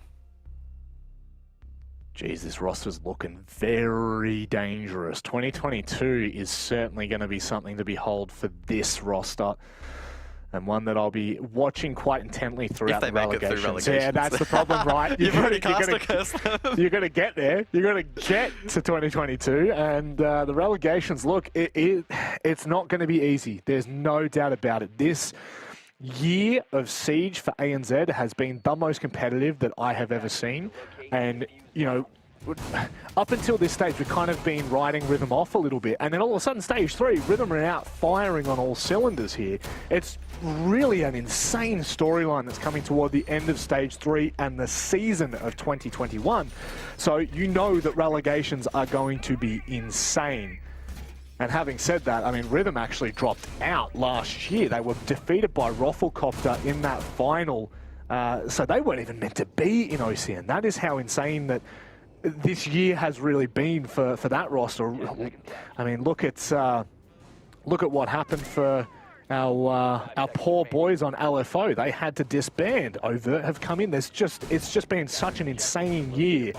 I think it might just be capped off with the relegations at this point. But we got to get there first. Okay, I'm getting ahead of myself. We're only in Playday 5 yet. Getting a little bit too excited. We're not even in the second half yet, Rob. It, so calm down there, brother. Wildcard, no doubt, could be able to come back, and a 2-4 half for them would not be the end of the world. But we need to see what they can produce here. Gym bedroom defense from Overt. Wildcard looking to take CC across.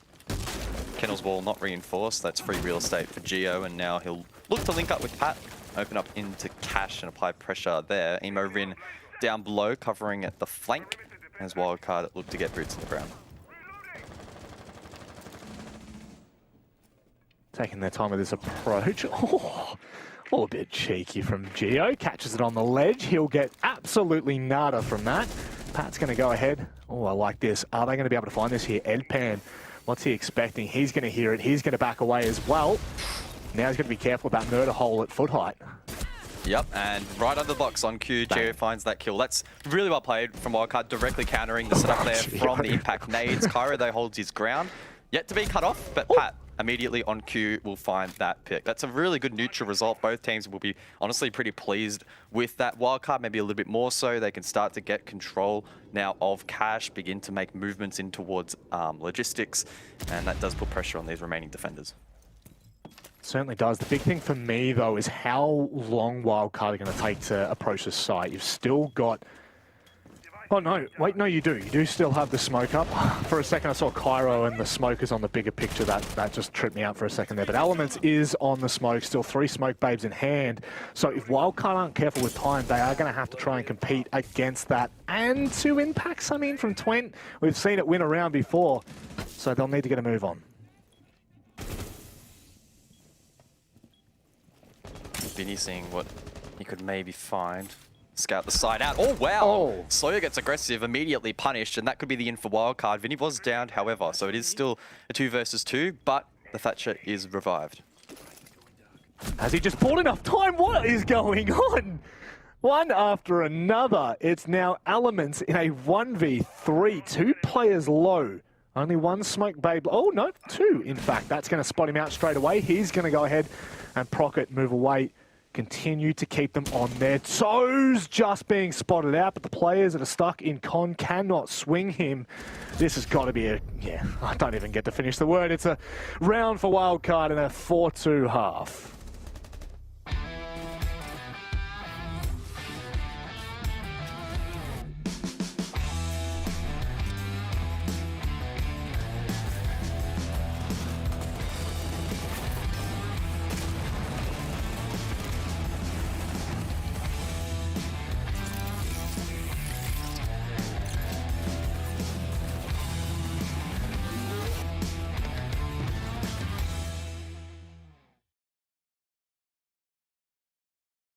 Oof. Well, wildcard, they managed to recover that first half somewhat a 2-4 scoreline. Not the worst, and we may well see this one be brought back. It's a big game for wildcard. Relegation's looming. Let's see what they can do on the defense.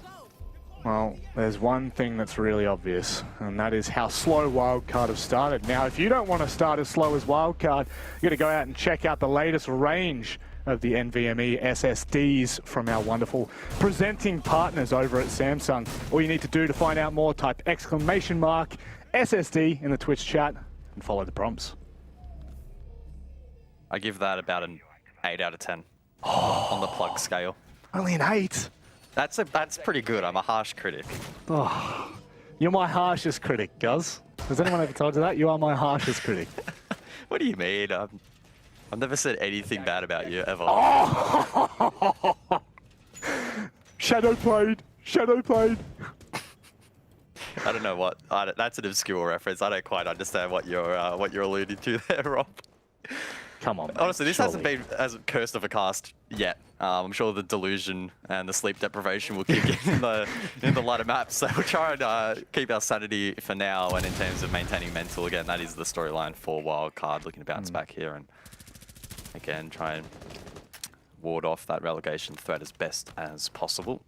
Overt, though, they're looking up and about, and a map clear for them here in round 7.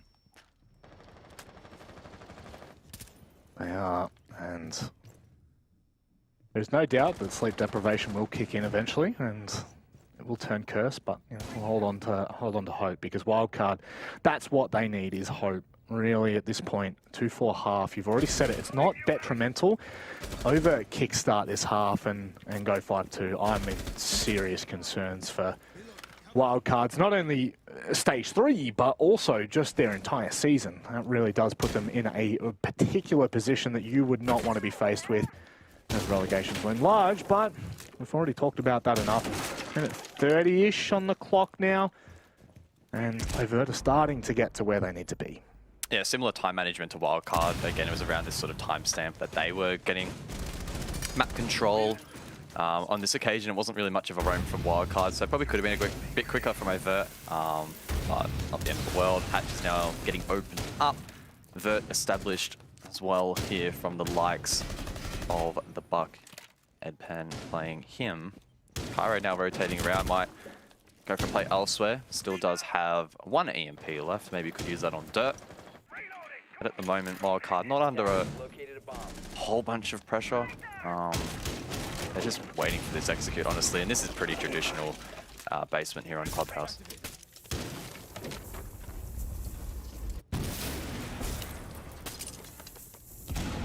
Oh, there we go. The game's starting to be played, but it's finished pretty quickly. Selma Charge was not destroyed, but Cairo manages to catch out Milo. He is retrievable, but for how much longer? Geo aggressive. Finds that drone, I believe, and falls back. And you can see Wildcard scrape. He's left on the board. Moloska unable to be revived as Twent goes for the plant. Yeah, they're going to be able to hold. That's the big question right now. What can Wildcard do? Vinny trying to find a kill, but he's only found Sawyer. Diffuser is down. It's Edpan. What can he get done here? He needs to hold quite firm. He's got players pushing all around him. The noise cues are insane. Vinny now left in a 1v2 as Cairo doing his best to shut Wildcard out of this round. Oh, Vinny, what on earth is that? Oh, that is disgusting. Even Cairo can well and truly call that out. Oh, turns to nothing but... Oh, Vinny deserved to win the round just off that. That was putrid. Cairo getting sent to the Shadow Realm, but Overt doing a really good job being able to get that plant down, and I think that finding that cheeky opener there onto Milo proved to be really, really critical. He didn't, again, get picked up for the remainder of the round, so found himself in a tough situation, and someone had to try and find something. Vinny did his best, but it wasn't enough. No. Try you may. You're disgusting. Seriously, love the recognition from Cairo there. That is quite nasty, but moving forward, this is really on Wildcard now. They need to pick the slack up, and it is just the nicest way you can really put it. 2-5 and Overt are showing us that not only are they worth the money on defense, but now can be too on attack. We do head to the gym and bedroom defense, where it might be a little bit different. That's the big thing.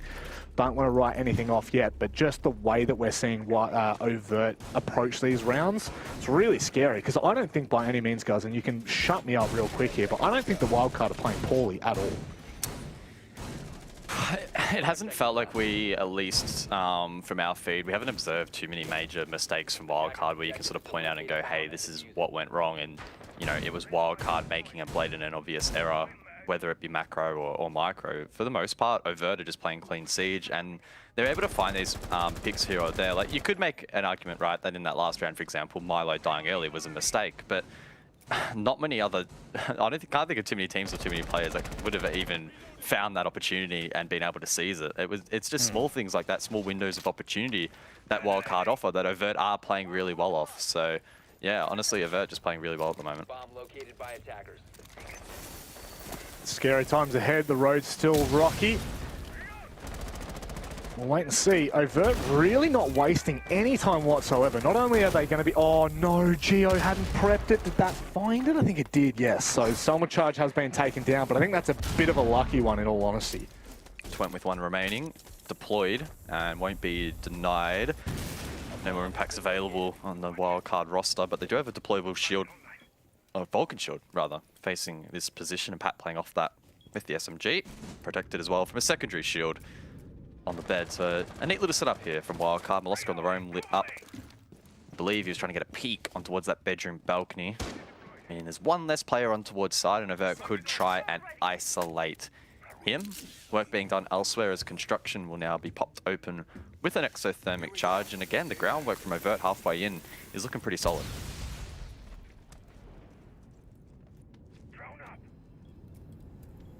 That it is. And now it really does come about phase 3 of this round, right? Where we really see what Overt are made of. 5 players left standing for both teams with, from what I can see, no one really looking like they're about to be culled in sight. Elements might find himself in a position toward bedroom window that might find him some more success, but Edpan in the meantime, there's the nail. Milo with an unreal shot. Twent, what can he hold? He might be able to find a second here. Oh my goodness. Thought for a second that with the positioning of Milo, he might have been able to transition, but not to be. 40 seconds left. Overt left a little bit scrambling. Yeah, Shield's still on side as well, so pretty well reinforced, but Cairo just swings wide. Pat caught off guard, needs to be careful on those frost mats, but continues to light up the feed. Emo Rin in the 1v3 clutch enters bedroom, but he gets shut down as well. What an execute from Overt. I mean, tickle me pink and call me impressed. These boys are just, they are really making a statement. I know there was a lot of hype about Overt from OCL. I know, you know, Blue Panda, Cthulhu, these boys were all saying how impressed they'd been with Overt and the fact that they were going to really do some damage and, you know, don't sleep on Overt. I did not expect it to get to this extent. They lost 5-7 against Knights and really pushed them to their limits and Playday won.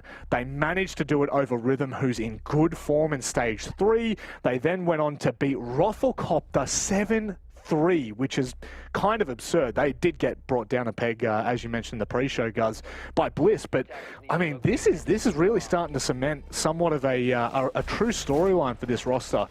And they're almost going to playoffs. I mean, I'm not going to call it too early yet, but, like, they are really punching above where we expected them to be.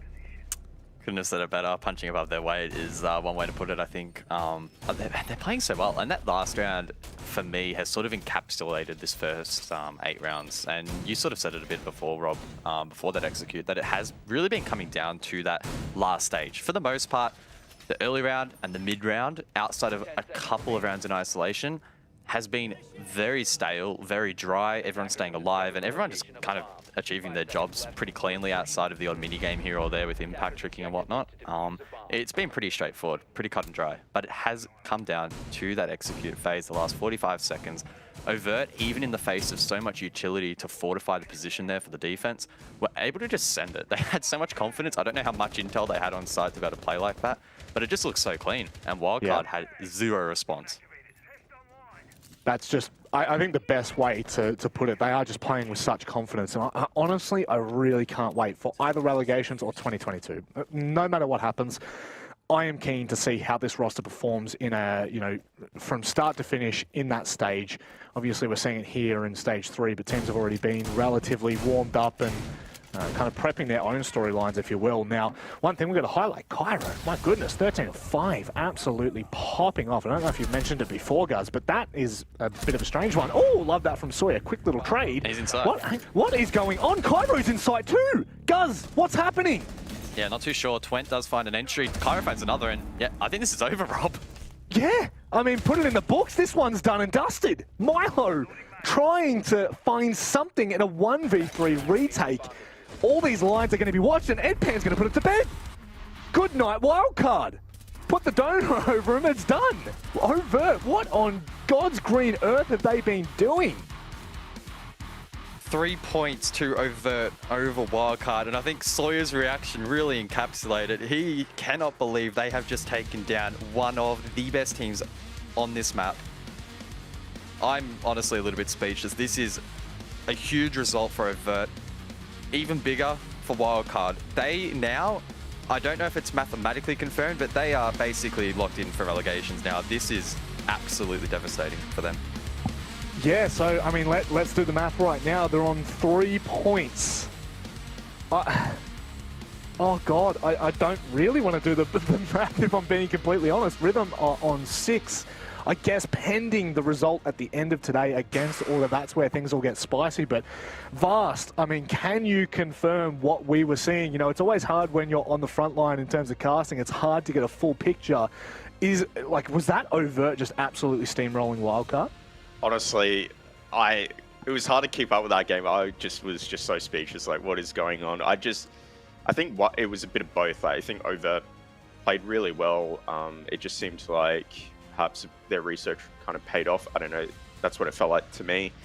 In terms of like, just seemed like their timing of their aggression was just like almost perfect, except for a few misplays at that master door. But other than that, yeah, it just seemed like really well timed. And from Wildcard, it kind of just seemed like they just weren't expecting Overt's aggression, Overt's sometimes positioning as well. Really caught them off guard. They just looked asleep. Honestly, that's just as easy as I can put it.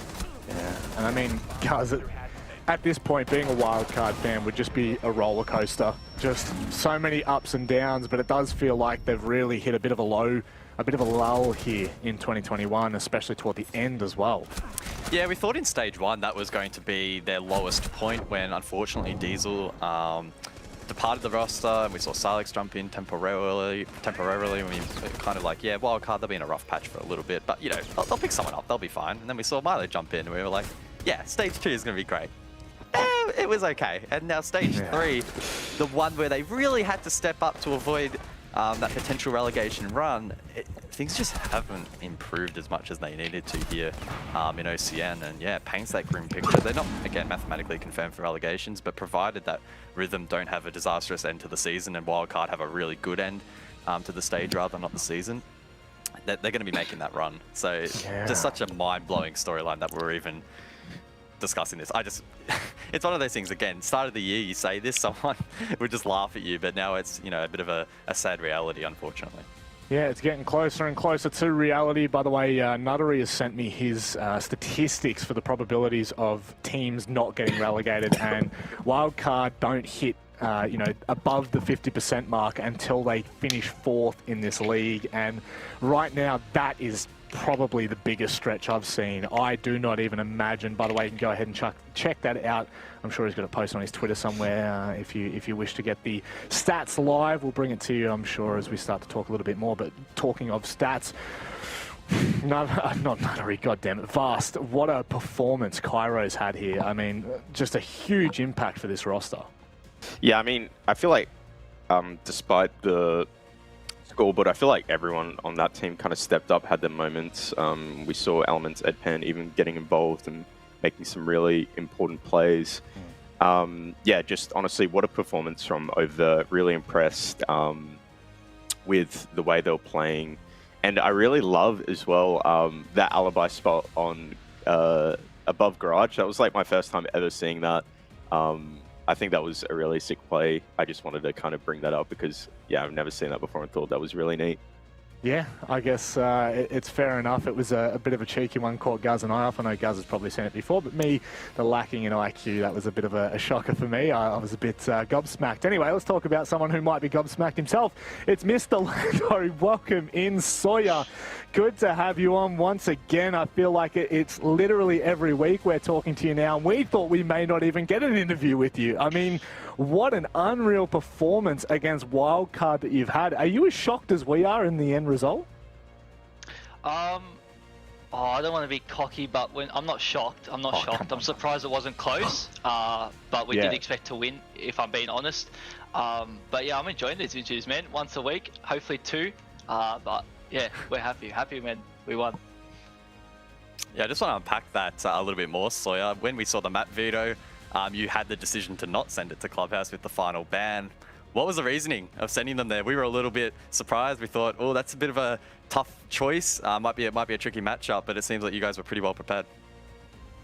Yeah, look, with all respect, their club scene's a little bit behind in the meta. They run a lot of shields, which is a couple of months too late, I feel like. So it's just easy to exploit that. We've seen that yesterday, and yeah, like even I think Gym, they had like 4 shields, just too much. It's not the right, I guess, like meta for that site. So it's just easy to exploit. It gave us confidence to go to that map, and yeah, paid off. Yeah, I mean, I don't really have a question. You guys played really well, but I kind of wanted to give you an opportunity maybe to talk about your run in OCN so far, maybe kind of what you've learned about the league and yourselves and whatnot. Yeah, we've learnt a lot. Bliss was the biggest learning curve. They play very different, so it was important that we got a game against them. We tried to play a playstyle, which just the inexperience cost us a lot of rounds and moments. But for the most part, we've been learning a lot, learning each game day, the way we prepare, you know, it's like some days we overstrat and then it's like, well, let's not do that. Today we focused on ourselves and it worked more. So yeah, it's just great to learn. You learn a lot quicker. The games are closer. In OCL, I don't think we went to overtime once, so the games are closer, which is just good for learning. And yeah, like even the Knights game where we just lost, you know, that annoyed us a lot. We wanted to win it, so yeah, it's also the hunger to wanting to win. Well, there's certainly a lot of hunger on your roster, mate. You guys have been absolutely insane. Cairo, of course, you gotta give him a shout out. That was an absolutely unbelievable performance. We're watching him on the sticks, and I'll tell you what, there's not many as sharp as him. He's up there with some of the best in OCN. But Sawyer, we'll give you the open field here. Say whatever you so please, as long as it's family friendly, or maybe let's go 15 plus. Of course.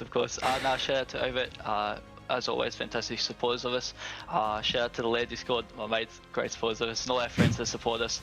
Shout out to Mum who's watching, she's always supportive. So yeah, just appreciative of everyone that supports us. We're grateful for it. Hopefully we see you tomorrow. So yeah, we'll see. But appreciate the support nonetheless. Then yeah, thank you. Well, let's say hello to Mama Lando then. G'day, how you doing? Lovely to meet you. Your son's an absolute legend, and so is the team he's playing on. Well done, Sawyer. We will see you next week. Or actually, we might see you tomorrow night. Who knows? You might see Elements tomorrow. I don't want to miss F1 qualifying, so you might see Elements tomorrow if we win. Get out of here. Get out of here. Get him off the screen, Pod. I don't want to hear him anymore. Take care, mate. We'll see. All right, absolute legend. What a time to be alive here. This is, I mean, this is absolute scenes, Vast. What a performance from this roster. They just keep showing us more every week. Yeah, and in particular, I really like their attitude. You know, coming in from OCL to OCN, you can have that mentality, like not expecting to win games, and you know, just kind of accepting losses. But it just seems like they are expecting that standard of themselves to like come out and beat everyone. So that's, you know, in itself, that's a winner's mentality. And yeah, they've got so many really good things going for them. Just really excited for 2022 for this roster.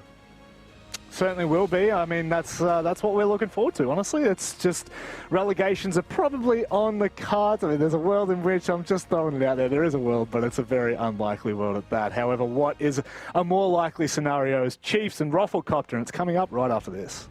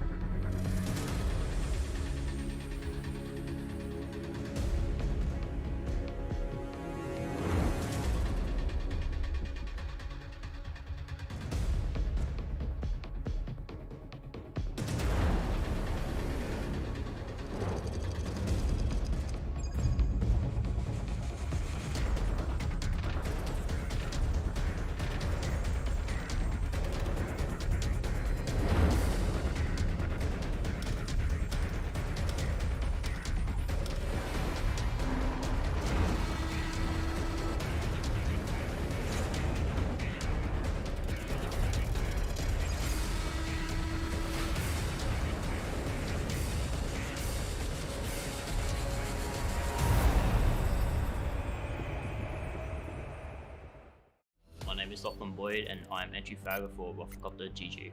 But what you don't know about me is that I grew up on a farm. I grew up on a cattle farm, 1,600 acres, just lived there for most of my life. We had roughly 800 to 1,000 cattle, depending on the time of the year. So I used to muster cattle, fence work, help feed out hay, anything that needed to be done. It was good in some aspects and challenging in others. A lot of empty space, ride motorbikes around, just chill. I was pretty reckless on the motorbike. I lost count of how many times I crashed my motorbike. The worst part was definitely the internet. I had to play Siege on 3G mobile hotspot for a year and a half, 2 years, I think. I was back on console in those days. I had roughly 400 abandons because of the internet by the time I moved to PC. I could handle the 1,600 acres easy enough and the mobs of cattle, but the internet, just nowhere. I think the best operator to be a farmer would be Fuse, because he's chunky. I would never go back to farming. I couldn't deal with the internet issues. Yeah, I'm too reliant on YouTube. I'm Morgan Ishizaka. I play support for the Chiefs, and what you don't know about me is that I studied marine biology at university. Yeah, when I was little I really liked fishing. I just had an interest in a lot of marine life. My name Fisher Guy sort of ties into my interest in marine life as well, because when I was little and coming up with a username for my first computer game that I was playing, Minecraft, I named myself Fisher Guy. Favorite marine animal? Probably just be fish, yeah. There's a lot of fish. It's hard to pin down one that might be my favorite. It's good to understand many fish, not just one. Yeah, a lot of people have come to me with questions about fish, but all I can remember now is just stuff about Siege. So the Siege operator that I think would make the best marine biologist would probably be Lamai. In-game, he's wearing a wetsuit, and in one of his cinematics, he's swimming around in the ocean. Some fish grunt. I don't know, there's all kinds of sounds that they can make. I'm not letting you get up unless you say blah, blah, blah, blah. No, please no.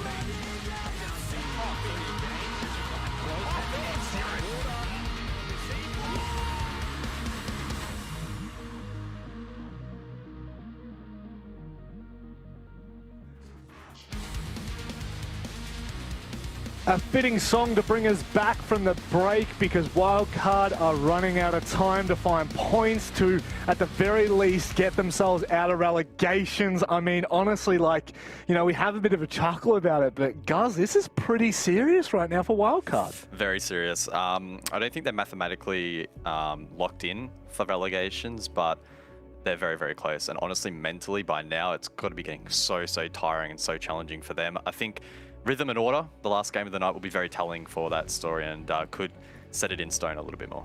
Certainly could, but before we get there, we've got Roffle and Chiefs. Let's go ahead and start chatting about this one. Vast, what are we expecting from this matchup in particular?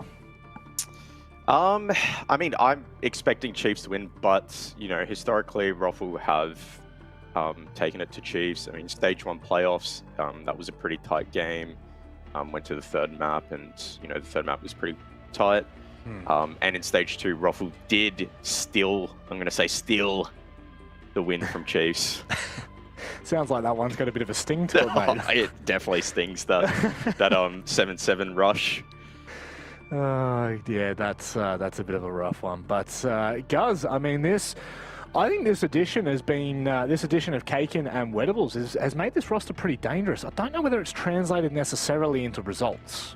Yeah, they've been a pretty dynamic duo, and in fact, there's been a couple of games where they've been posting some really good stats and seem to be slotting in quite comfortably. But unfortunately, as a unit, translating it across to results on the table, not as successful. They do find themselves heading into this play day. I believe they're in 6th position. Yeah, 6th position on 4 points. So not in the best of spots. If they can get some points tonight, though, then they'll be nipping at the heels of the top 5. And again, top 5 make the gauntlet.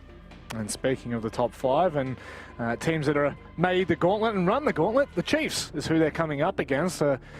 roster that has gone back-to-back champions, minus, of course, Ethan, but apparently he just slots in nicely to this roster. Vast, I'll come to you first to break down what this roster has achieved so far in Stage 3.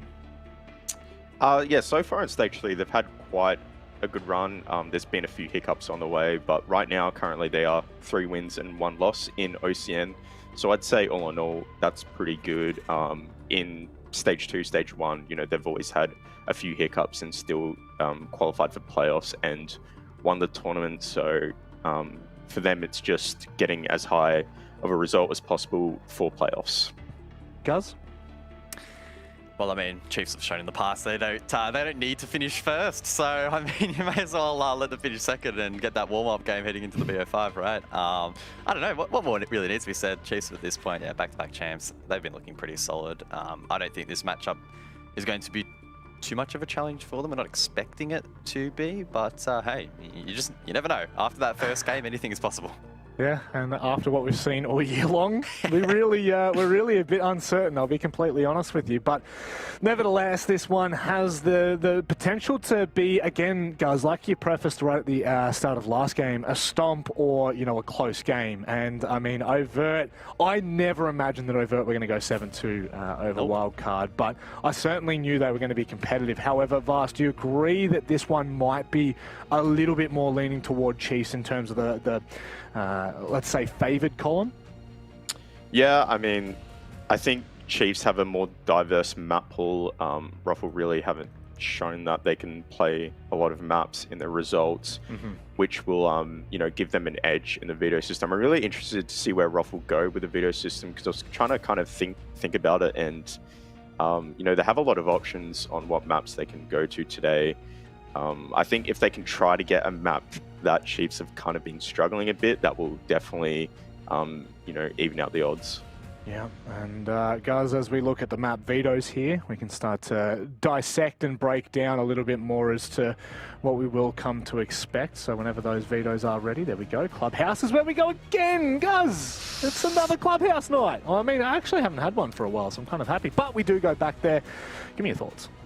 Yeah, so Clubhouse is a solid map for the Chiefs, 8-0 record this year. So Ruffle trying to beat the odds, but on the flip side, it's also been Ruffle's most won map, a 4-2 record. So, I mean, yeah, they're both pretty strong on this map. In terms of what maps got banned out, I don't want to take too much away from Vast, but Chalet being banned out from the Chiefs, a little bit interesting, I guess. They have shown some promise on Chalet, but why would you pass that opportunity up when you've got Clubhouse ready and waiting, I guess? Fast? Yeah, I mean, not too much to actually add on. Pretty standard bans. Again, with this veto, I wasn't really anticipating much because, you know, Chiefs, I knew that they were going to ban Cafe, but I had no clue for anything else. And Ruffle, you know, as I said, they had a lot of options coming in today. Seems like Chiefs have gone with Clubhouse over Chalet. Maybe the past results against Ruffle, they maybe don't feel comfortable versing Ruffle's Chalet. So, you know, Ruffle did look kind of good against Order on Clubhouse, but, you know, Chiefs' Clubhouse is completely different to Order. They definitely won't give them as much breathing room and map control for free. And Ruffle are going to constantly, you know, feel the pressure on this map. Kind of feels like you know Chiefs a little bit more intimately than most, Vast. But give me a quick final thoughts here, mate, before we head into the Clubhouse. Quick final thoughts.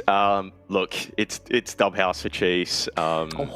7-1. 7-1, there it is. Oh, jeez, that's a bit generous. That's a bit generous. Oh, you're being generous. You know what? I've never heard dub house before, so I'm taking that one, Vast. I'm stealing that. And also, we're going to leave you there because it's time to get underway. Chiefs are looking to secure playoffs, and, well, Rufflecopter are looking to stay in contention for playoffs. Guys, it's Clubhouse, and it's one of the best versus one of the teams in OCN. Clubhouse? I thought it was Dub House. Oh, he's dub house, baby. Let's go. Wouldn't mind listening to a bit of dubstep. But yeah, I like that term. And honestly, you can coin Chiefs with this term if you don't want to say Wildcard's the best team on this map. And maybe tonight showing us that we overestimated them potentially a little bit. Chiefs not far behind with that 8-0 record, looking solid. In terms of the head-to-head, they've never actually played each other on this map. Vast touched on it earlier. Chalet, Ruffle won that 8-7. Previous to that, we saw Cafe brought out and before that Villa. So we don't even really know what to expect. Recent form, at least, on these two over on Club. So keen to see how it plays out. We're already seeing different bans from match 1. Thatch taken out this time as opposed to the double hard bridge. Yeah. Valk, quite similar, and I guess if it's a mirror to finish things out, or close things out I should say, finish things out sounds a little bit weird. We'll wait and see. Could be a cheeky little spice pick, but oh yeah, I like that. Let's get it on the road. Okay, so keen to see how much this opens up the map. If Jaeger taken down, well, Maya is going to be a bit of a crutch for both of these teams, we would presume. On most objectives, most setups, you are going to want some form of projectile denial. Otherwise, you will probably suffer quite a bit. Church will be the first site. Mute Mozzie Vigil shown by the Chiefs. And Mira not banned out on this occasion. Played. What did I have for dinner today? I don't know if we'll necessarily see an aggressive roam here from the Chiefs, but as Vast alluded to, map control probably going to be one of their priorities. And yeah, the 6 pick onto Castle, I think it's fair to say it's probably going to be a pretty extensive roam. I don't know about that one. I think you might be wrong there, guys. You know me and my IQ. But look, I did preface as we were getting into the fly-throughs for this map that if Chiefs win this, they will secure playoffs. Now, that was only off my my quick 2 + 2 = 4 math, so I can't really be fully confirmed on that. But if they manage to take away 3 points, they'll be on 12 points, which puts them well above the rest of the pack. Now, the HP Omen community vote definitely has Chiefs in favour. I don't really know anyone in their right mind that would come into this game expecting Roffle to take it. So that really puts a big target on Chiefs' back. I think it takes a little bit of the pressure away from Roffle. 10 seconds left before insertion. Some pre-placed drones, as we can see, Cake inside a garage. I assume there's probably one on the western side of the map as well, indicating Roffle will want to go for a map clear, at least monitoring where these defenders are positioned. Where they're just establishing that final castle barricade. Yeah, how proficient is Roffle going to be on this roam clear? Again, the Chiefs are not going to give up map control easy. They're going to be quite relentless here. And what's this from Roffle? Are they shaping up for yeah, they are. Oh, yeah, they are. Yeah, they are. Oh, they're going to be stopped in their tracks. Worthy with a double kill. He could have found more, but of course, Kagan, sharp as ever. Due diligence not done. What on earth is going on? Rofflecopter trying to kick start. And in fact, they've just been stunted in their place. I mean, it's like trying to take off from the lights in a manual and just stalling instantly. Can we get a replay of that round? And I don't mean like a replay. I mean, can we just like start the game again? Like that round doesn't count. That, I don't know, man. That's one of the weirdest starts to a game I think I've ever seen. Like, of all the rushes you could go for on this map, that's one I have never seen before, and it's one I don't think I ever want to see again. No, I mean, like, they then have to... I take it that the bar hatch was open. I mean, it must have been, yeah. Yeah, that is just insane. It just really felt like they were not in position to do that. But regardless, we move forward here, guys, because we're going to CCTV and Cash, where we'll see Chiefs most likely replicate their success, but probably not in as little time. Attackers need to locate and defuse bombs. Yeah, that was wild. Anyway, yeah, we do move forward, and we get to see what we can produce, or what Roffle rather can produce here on this top floor. Now it's time for us to give a big shout out to Livin, of course, coming back on to sponsor us for God knows how many seasons or stages in a row. They've been a fantastic advocate for mental health. Of course, they're trying to break that stigma and ensure that everyone can get the help that they need. It really ain't weak to speak. Now, one of the big parts of their campaign is their merchandise. We all rep it. It's comfy as all buggery. All you need to do, type !LIVIN in the chat. Follow the prompts. If you do want 15% off at checkout, type in OCN 15. Without any further ado, though, we love you, Livin. Let's get into the map. Round 2 for Chiefs here. And a big one where Rofflecopter will need to bounce back. Don't want to see them going down in the mud again.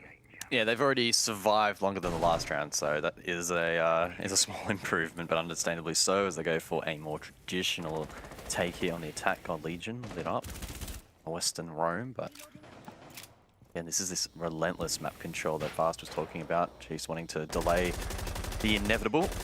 Hot shot, Maverick tricking the wall. Vetoes assisting. Just being mindful though, cautious of a potential jump out. Hot shot to get this wall open pretty soon, one would hope, but plenty of time still left, of course. Oh, we didn't get the wall. Yeah, that's... Oh, no! Oh, no! That's not what you want to see! Oh, that is one that I'm sure will come back to haunt Rafflecopter in this round, Guz. That is kennels closed. They do still have OJ that can run across and open things up and potentially push the proceedings, but he's all the way in con. What is going on? Yeah, I think Ruffle transitioning for a West take. Worthy preempted that with the Nitro pre-plays down below. Kitchen through the Logi. It didn't hit the mark, so that's one less for the plan or the execute for Chiefs. We'll see those players now rotate up towards red, or maybe even Gold Legion fortified down below with Worthy. Some strange positions here from both teams. Very weird to get a read on how this one's going to play out, but Ruffle have some decent pressure in towards site with that con to cash wall open. Wettables doesn't really have to do a hell of a lot apart from cut off most of these choke points as players try to rotate around on site, unless Fisho does that and rips your damn head off, because then you're going to be in a little bit of trouble. Now no pressure out on the single window of servers as all three members from Ruffle are trying to push in, and oh my god, that's a nice pick from Digital, but quickly traded out. 45 seconds left now. Voidy and Kaken need to produce something pretty special here to try and bring this one back, but they're being pinched. Kaken does find one onto Fisho. That's a nice shot. Worthy gets the down in response. Kaken, a 3K in this round with 30 seconds left on the board. He's had a pretty unreal start to his OCN campaign. He's going to have to do a little bit more here, though. Worthy and Ethan, no slouches, two of the best gunners that we have in Oceania. Worthy spotted him cross, but he is going to be able to pick up Boydie now. It turns into a 2v2, but Worthy takes his time and capitalizes perfectly. Kakin stuck between a rock and a hard place. He's got to make a move, but Worthy will be waiting for him, and Chiefs secure his second round. Bit of a messy one there in more ways than one. The breach not really being opened up too well there by the Maverick, and then a bit of chaos from both teams. Kaken stepping up, but couldn't put himself on a big enough pedestal really to carry that round, and the Chiefs able to close it out. A 2-0 lead. We always talk about that being quite critical leading into that third objective. If Chiefs can do that round the world trip, then things start to look pretty dire for Ruffle. When we start asking questions as to whether or not they'll be able to win any of these objectives, where will they be able to get that first round?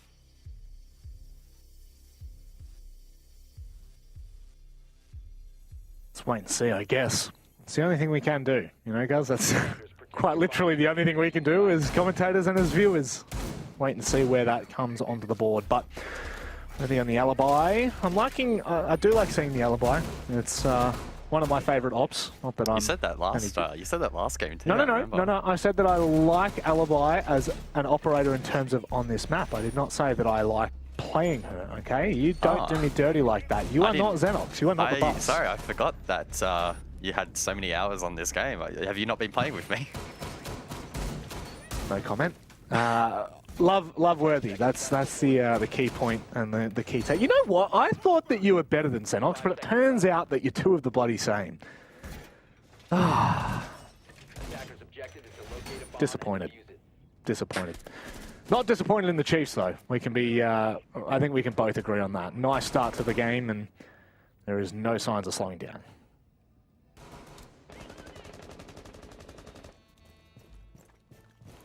Boydie quick entry over towards Strip.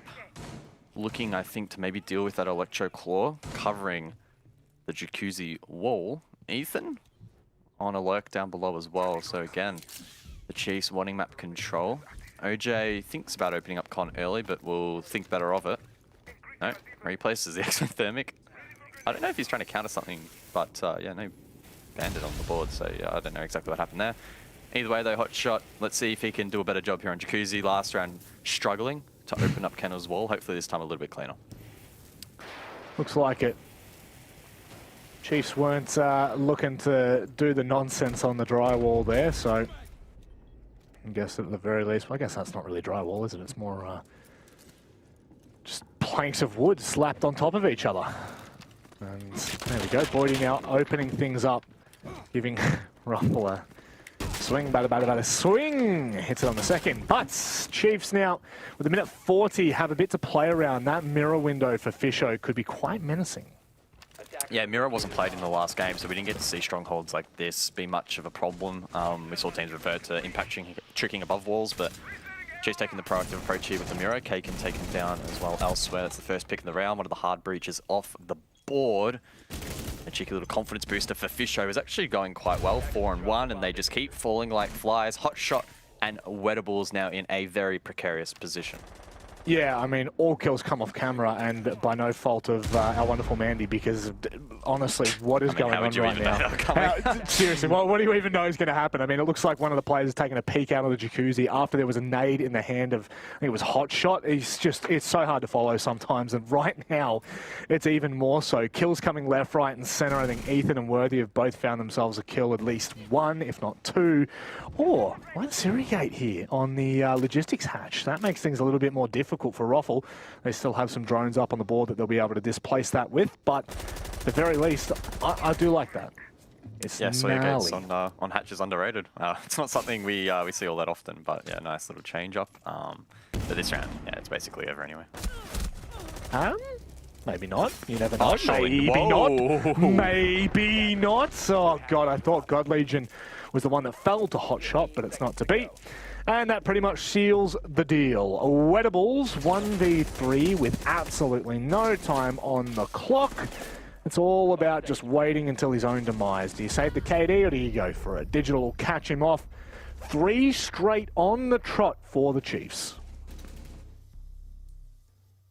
And that's that red flag that we sort of prefaced heading into round 3. If Ruffle don't manage to pick up something there, well, then where are they going to win a round? Chiefs now can rotate back to basement, their primary side of choice, arguably probably going to be their strongest. And based on the op phase, Mute Mozzie, we'll probably see the Mirror 6 pick again onto Castle. They're going to go for a similar setup, and I don't know if Ruffle will really be able to deal with it. So it's a tough scenario that they find themselves in. Maybe we're discrediting them a little bit. Round 1 was that failed rush, so if they tidy things up and go for something a little bit more traditional here, Ruffle that is, maybe they can find success.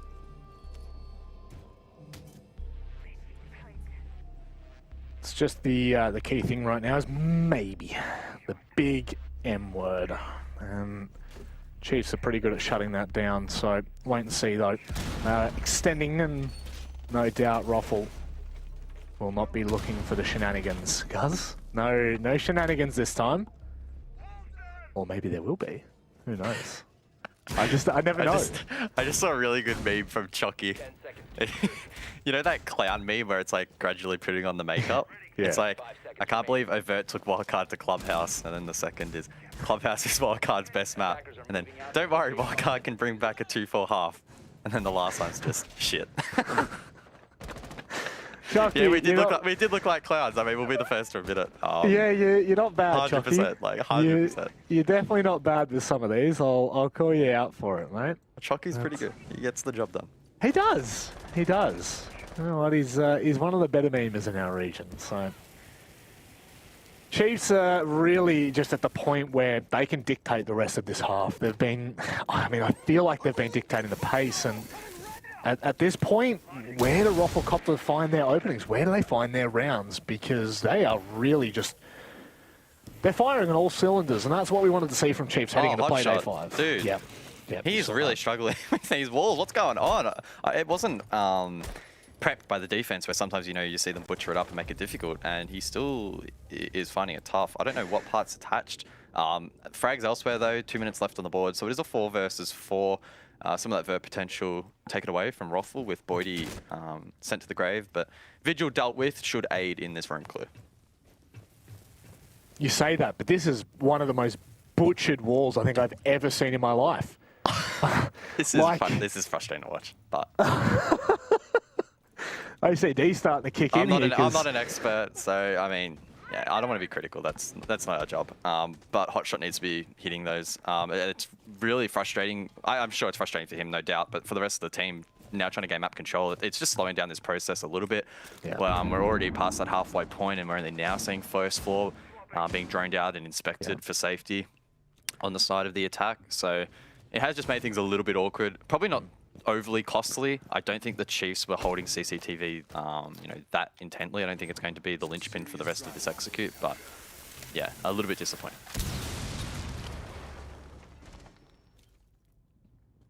Roffelcopter now getting into position. Big question is, where is Ethan? Because I can't see him on site, and we did see him in garage last. There he is. So he still has that potential to kind of cut off that entire side of the map.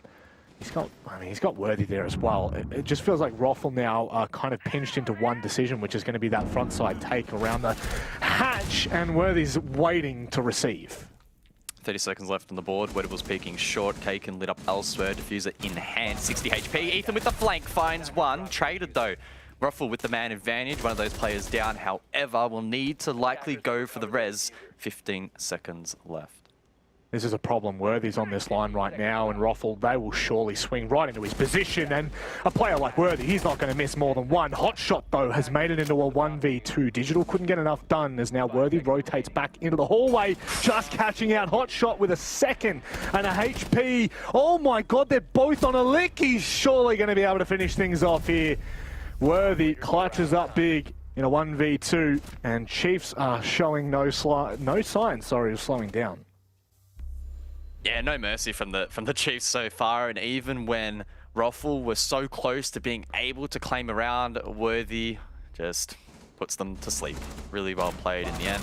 Great flank as well here from Ethan. He was that one player over towards CCTV, so maybe that clear earlier in the round for Roffel, some of the issues they were experiencing did actually come back to bite them. And both players in that clutch really, really low. Worthy able to one-tap them both in the end, or at least would have been able to one-tap the second who fell off the plant. A 4-0 lead, and the Chiefs, yeah, like you mentioned, really no signs of slowing down at the moment. No. Certainly things that we can pick apart for Roffel here. Last thing you want to see is Chiefs running away with a 6-0 half. We know that Clubhouse can be pretty comfortable on the defense, but 6 rounds unachievable, especially against a team of this caliber, a different pedigree at the moment. And this is a Roffel timeout.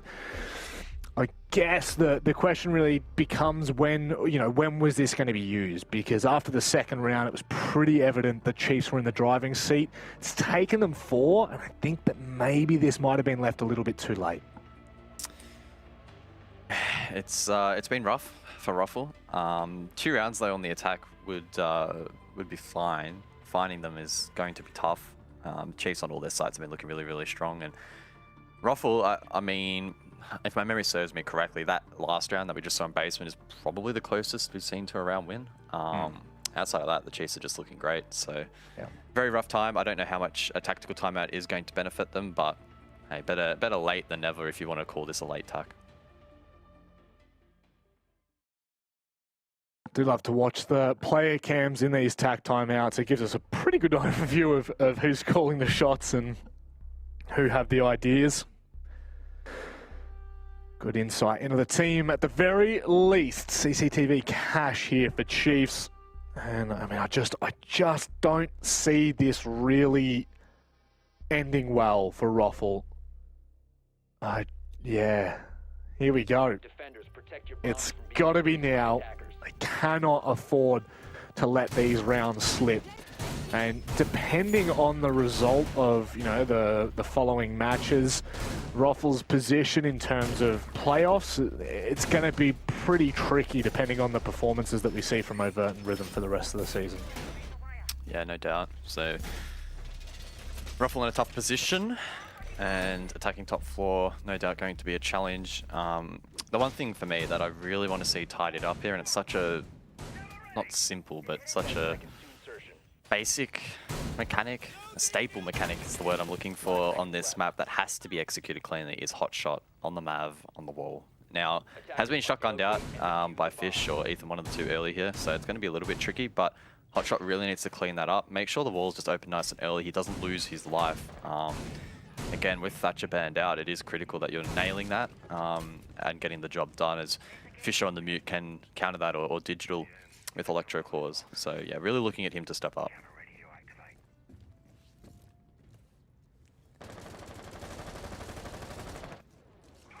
Now, generally at the start of the round for Rafflecopter, they get a little bit done, but it still feels like there's just a little bit too much, again, like you're kind of mentioning with this exact position here, it just feels like this takes a little bit too long for Rafflecopter to get done, and it really does hinder them. This time, things are moving a lot quicker at the very least.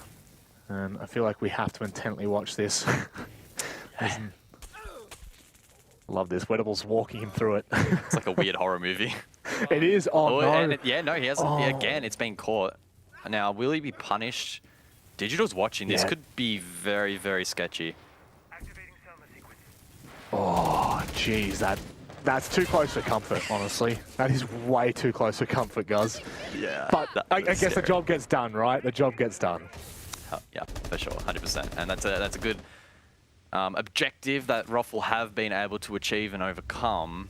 Leaves him a minute 30 left in the round. Hotshot able to use more of his fuel to clear that mute jammer on Garage. Now Worthy is under a bit of pressure. God Legion tries to contest over towards the pool table window. Boydie though with the presence of mind to shut that down. And again, Worthy now under even more pressure to try and find a response. There is a really awkward position there where if Worthy was able to contest the players outside of Garage and God Legion was to go undetected, that could have done some insane amount of damage. Oh my God, Worthy decides to aggress. He saw the nade coming and it was go time. He might even find a second here. You watch this. He doesn't slow down, not for 1 second. The man's is hungry, Guz. Oh, there you go. Get punished. Yeah, bit of an awkward engagement. Wedables, though, still low for the remainder of this round. Holding that cross could be tough. A good swing will shut him down. Now, our focus goes towards Rafters. Flash is being used by OJ to try and flush out this position need to follow Ethan to find a pick elsewhere. Again, Wedables on the cross taken down. This execute will still be tough. Yes, it's a 3 versus 2, but with no one outside the breach, it will be tough. Guys, you could probably say it'll be tough. Challenging, difficult, hard. We are commentators here and we use English words. Ethan uses a shotgun and that's all the talking that needs to be done. Surely bloody not. It's the shotgun duo. Fisho Guy and Ethan clean house. Chiefs are dominating this map. You see what I mean though? That's pretty tough. Yeah. It was pretty tough, when I guys. said it, I was like, why did I say tough again? You just know sometimes when you're casting, you just say a word too many times, and you're just like, God damn it. Yeah, it's a discussion that we had with Vars the other day where, you know, like sometimes you say things and you can't take it back. It's just too late. And you have to suffer the consequences. Yeah, talking about suffering consequences, right? 5 rounds in, Ruffle's still yet to claim anything. And honestly, outside of that one attempt in basement, this has been very dominant for Chiefs, like incredibly dominant. It's almost like that first round foreshadowed the storyline for this matchup. We didn't expect it to be this one-sided. Yes, Chiefs, back-to-back champs, good map pool. They're a solid team, and Clubhouse is their best map. But I don't know, I didn't quite feel it was going to be this extreme. I don't see any reason why this won't be a 6-0, even maybe a 7-0. It could well be a flawless match, which would be pretty insane. And I'm sure Vast will be chuffed because I believe he predicted a pretty one-sided storyline. Storyline. Geez, you're doing so well today, mate. I'm so glad. I just lost the plot. You're just feeling the pressure, you know, being with one of the best in the biz. I get it, mate. I'm just capitulating, you know, oh, as old mate would say. It was a tantalising prospect, you know. The night could potentially have gone well, but it's just spiralling out of control now. Look, one question I am 100% going to be asking Digital when we come back to it is just like Ethan has seamlessly integrated into this roster as if he didn't take a year off from playing. Like, this guy is just come straight back into this team. Not only is he gelling well, but he is fragging out of his mind. He's still as sharp as he was the day he left. That right there is like, you can't teach that. You cannot teach that. Yeah, it was wild. I remember the first play day, I was kind of like, if Ethan plays half as well as he did when he left, you know, he'll be greatly received by the team. And I don't think he's quite reached maybe that same level, but he's not far off it. He's been playing really, really well. He's posting strong numbers across all of these matches and just always feels like he's having an impact. Yeah, just such a great player, and I look forward to following his development, which I'm sure is no doubt going to, get even better. Cheeky Nitro Cell there early in this round.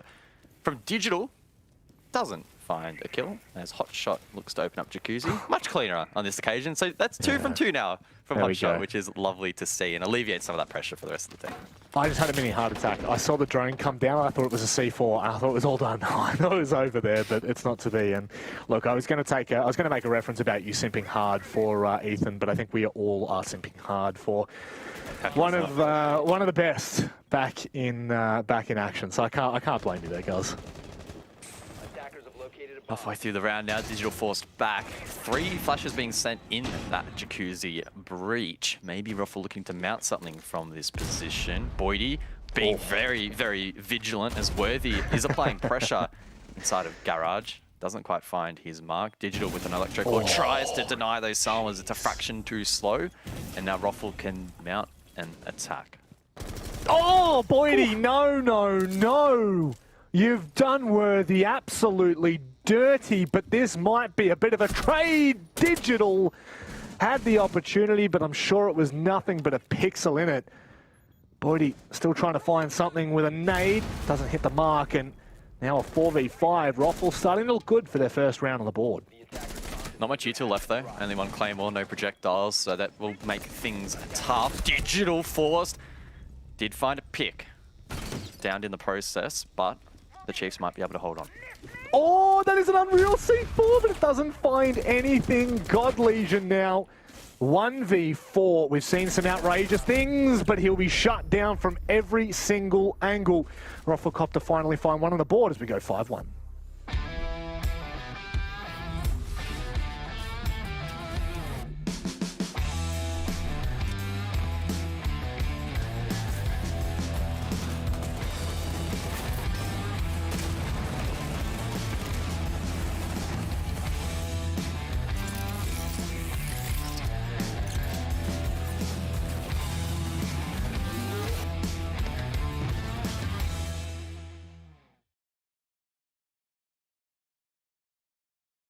A clean half for the Chiefs. Not quite faultless, but close enough. A 5-1 lead heading across to their attack. Looking good.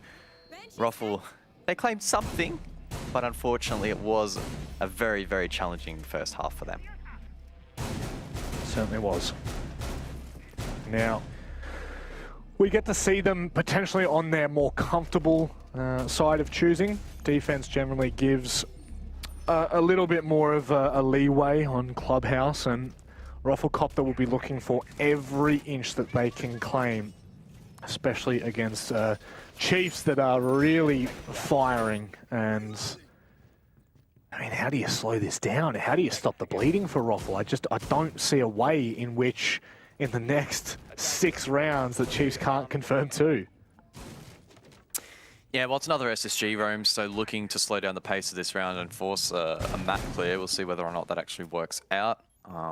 Interesting pocket pick with the Alla being brought out from Boydie. Shotgun as well, so that's something a little bit spicy. I'm not sure how much of an impact that will have, but at least offering a deployable shield to the team and some crowd control. Fisher this time on the hard breach now as the halves are switched. We'll see how clean he is. And, oof, that was... whoa! You sound very excited by that, Rob. That was just so clean. One swipe and he's out, mate. That is just... Gotta love to see that. That's going to be the Guz moment of the week. Yeah, it might well be, actually. I think that's popped back up here. That was nasty. It's just so gorgeous. Oh, Don't set up. Drone established. Boydie and Cake and the only 2 on site. I reckon Chiefs could honestly make this work.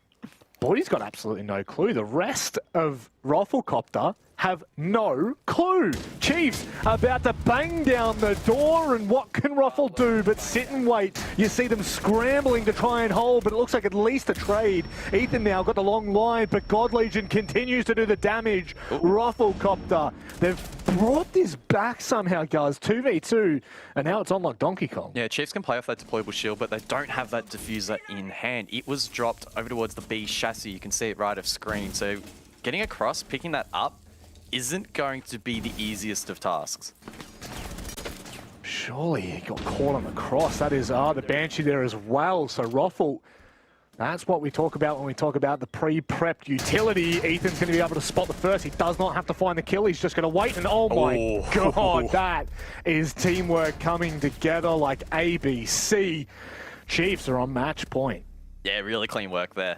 Being able to pick up the diffuser like that, stay alive, and force Roffle to reposition, really, really well played. And I mean, even taking a step back further from that, great drone work and really good teamwork from Chiefs to see that opportunity, seize upon it and make it work. And in some strange irony, the one piece of utility and the one player I called out being Boydie with that Ella deployable shield, it was the one piece of utility that actually was so helpful for the Chiefs because they could just hold down that long angle, and a really good game sense there to use utility against an opponent.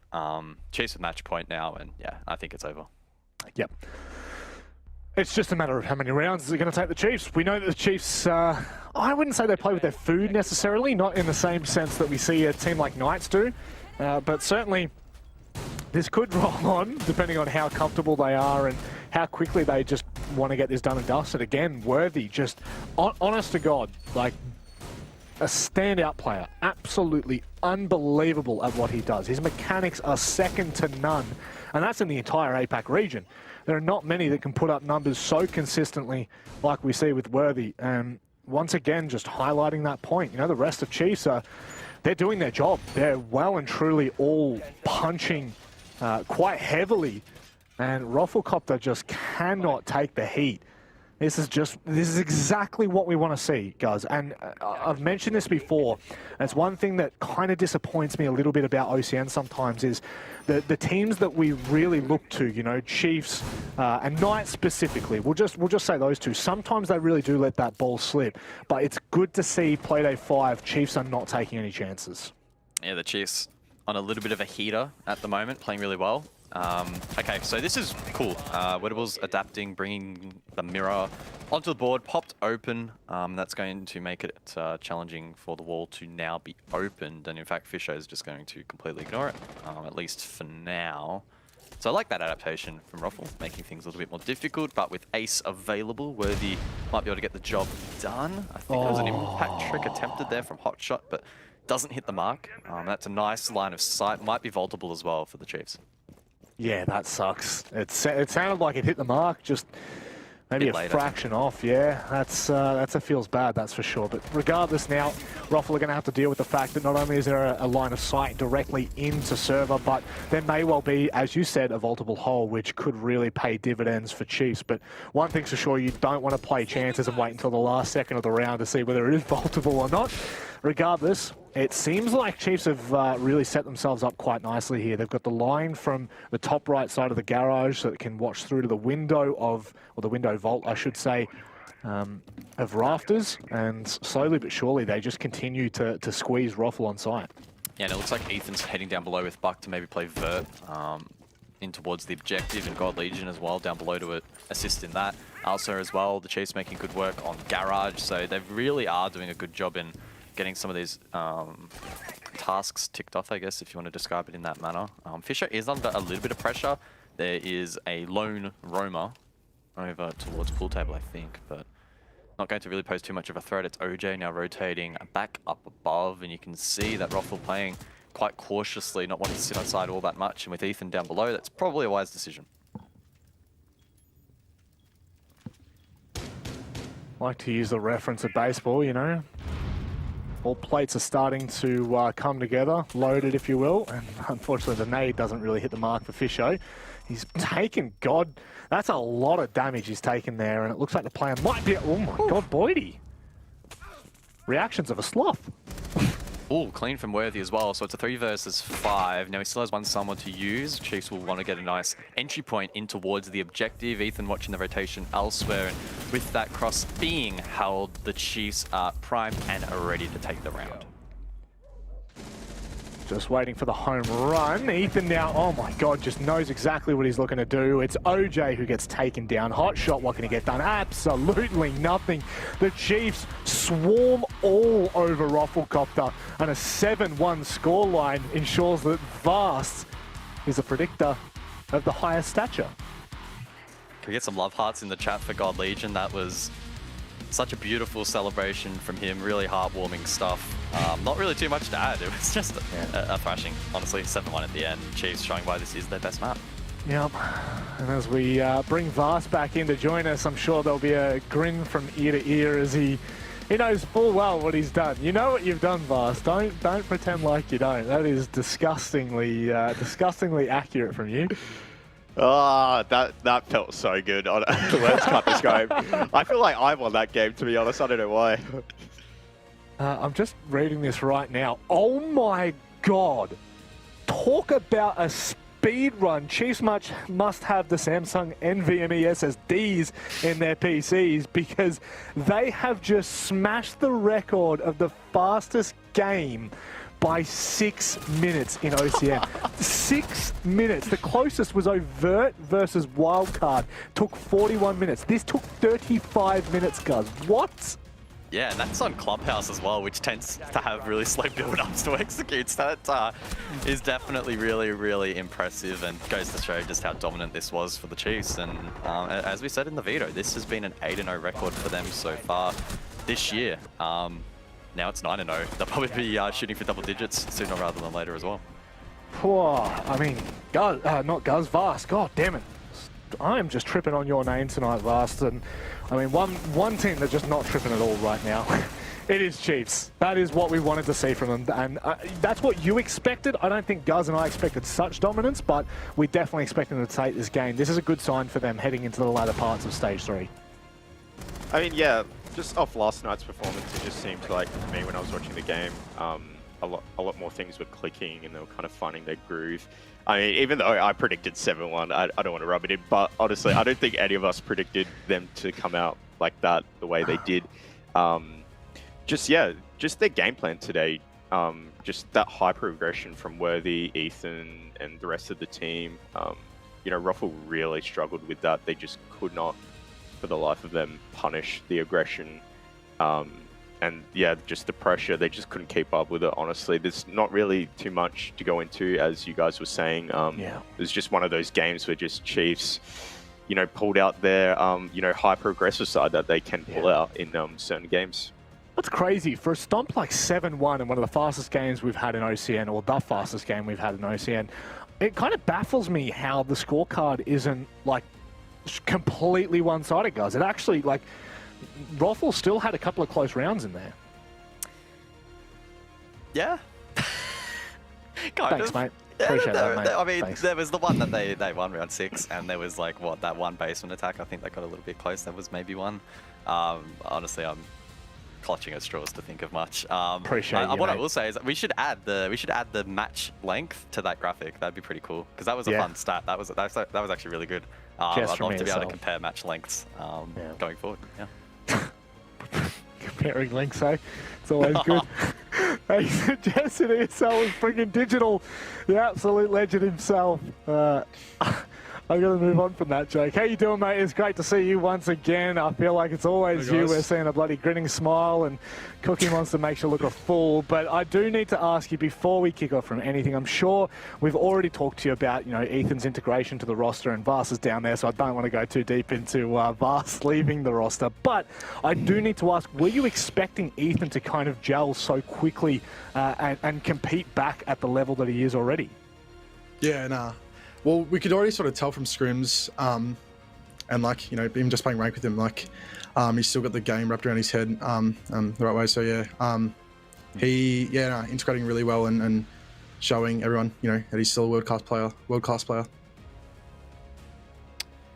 Just on the map, Didge, it has been a little while since you've played Clubhouse, but this year you've been really successful. Heading into tonight, it was an 8-0 record, now 9-0. What's the key to success? Narrow it down in a sentence. I don't know. We just like club. I was surprised to see it up. So, Ruffle wanted to, you know, take a bite, and they failed. So, may that be like sort of a testament to other teams. Yeah, be it what or not, or I don't know. Yeah, I don't know. Just really sort of well played from the boys. Just sort of standard stock, sort of game from us on Clubhouse.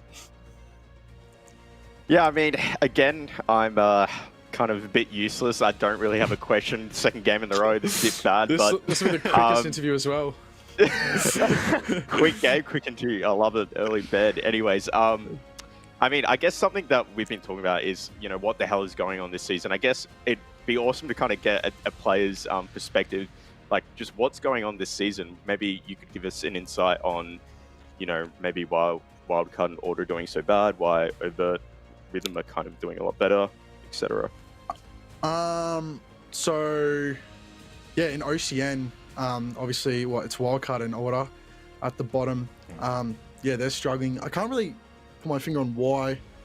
I think Order are just going through a bit of a slump because they're struggling in South APAC as well. Picking up the game against Direwolves was the only one, and Direwolves are also in a bad spot right now. And then Wildcard seems to be doing better in South APAC, which is weird. So maybe they're putting all their eggs in one basket. I don't know. But yeah, I can't really put my finger on it. I think they're just sort of struggling against these other teams, and they're, you know, in being unpredictable. It's a matter of, like, I think being able to switch up how you can play. I think that's huge, and that may be a reason as to why they're struggling in one area and doing good in others. I don't know. Yeah, I think Vast is trying to steal your job and throw you back under the bus for an analyst position. Who knows? Come on, Vast. Got to expect better from you there, mate. But look, Digital, very quickly before we give you the floor, do you know how... Did anyone say to you how quick that game actually was? No. It doesn't. I heard you guys saying it just before, and it doesn't surprise me because there were a couple of rush rounds, and yeah, 7-1 scoreline. So it doesn't surprise me. But yeah, I don't know. Yeah, no one told me. Yeah, quickest game in OCN, mate. 35 minutes that took. 6 minutes off the closest game to you. So, I mean, that's a speed run and a half, mate. Look, we'll keep the interview as short as the game was. Final words before we let you go. Yeah, thank you, everyone. Thank you to fans. And thank you to Chiefs. Thank you to my team. And thank you to you guys. I will say one thing. If you guys are looking for an EPX skin, head over to my Twitter. It's right there, bottom left. Retweet and like my post. Go on my post first, and then go to my teammates. Yeah, and follow me for a chance to win some credits and some skins, guys. Thank you, guys. You know what? From the king of plugs, I could tell you, you know, you didn't do too bad there, Digital. Oh, get off here! Get off! Get him out of here, Digital. Congratulations, mate. We might see you tomorrow night. Who knows? Cheers, guys. He's full of them. He is bloody full of them and full of it. He's out there. Whatever plugs he can get on the board for the Chiefs, you know, I guess they'll be more impactful than he is in the server, that's for sure. But looking forward for Chiefs now, Vast. That pretty much sets them on the road for great success. You know, I'm pretty sure that 100% locks them into playoffs, and you got to be happy, especially being an ex-Chiefs boy. Oh yeah, 100%. I mean, you know, it's good to see, you know, them kind of still thriving without me. But also, it's just good to just spectate and watch Ethan. I just love watching Ethan Worthy running around the server and just dominating. It's just, I don't know, words can't describe it. But yeah, no, they're in a really good position for playoffs, and you know, I think now that there's a little bit of pressure off their backs, and hopefully that means that they can perform, you know, put more attention into APAC South, and you know, perform a bit better there. No, well, let's hope that they can kind of put the back burners on and start to impress us across the board. But two teams that have been impressing us across the board, it's Knights and it is Bliss. It's the match of the day. It's coming up right after this.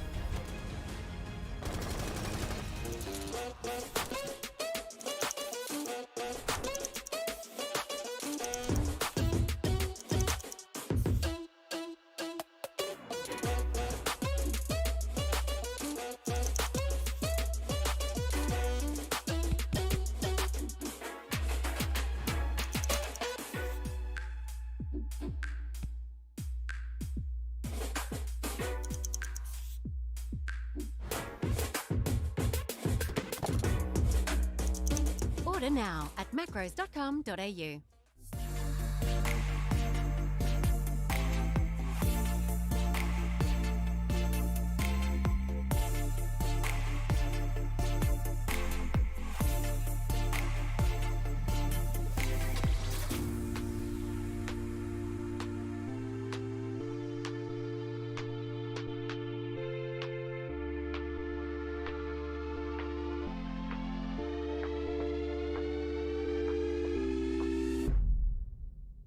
Hi, I'm Wedables from Rufflecopter. Hey guys, I'm Kakin from Rufflecopter. I'm Molluska from Team Wildcard GG. My name's Vinceo. I play for Team Wildcard. And today I'll be playing Quick as a Flashbang. As quick as a flashbang. And I'll be playing Quick as a Flashbang. Today I'll be playing, I forgot what it's called. Throwing flashbang!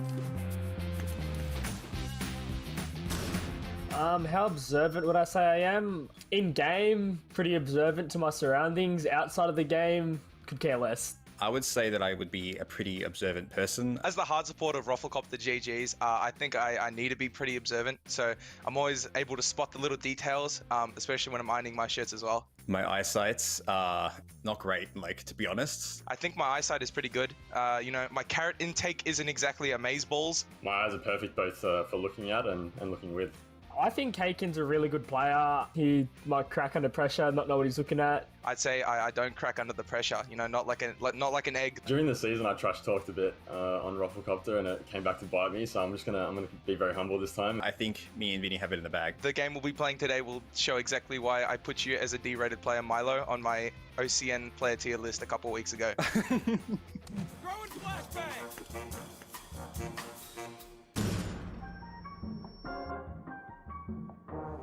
So it's very, very white at the moment. Can't see much.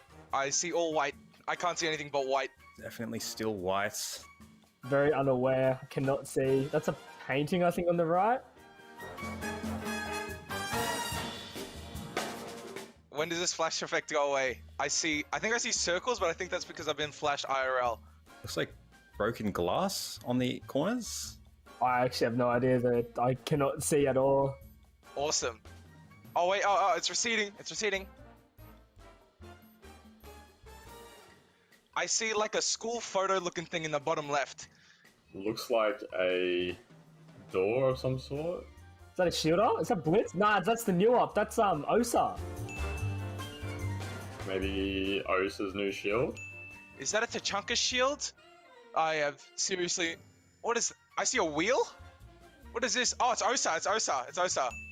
Is that it's like the shield operator? I think it would be the new operator. Oh, I forgot her name. The one that puts shields down on windows. I don't know her name.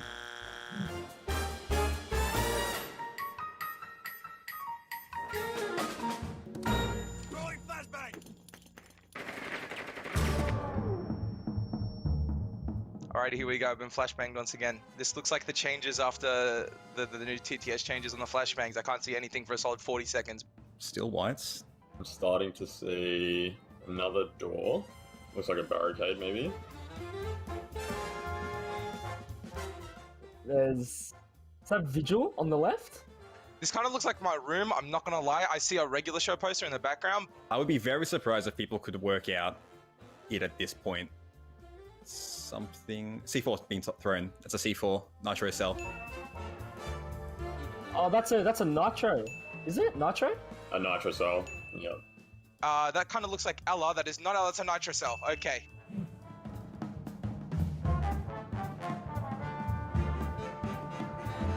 Round 3. Round 3. Here we go.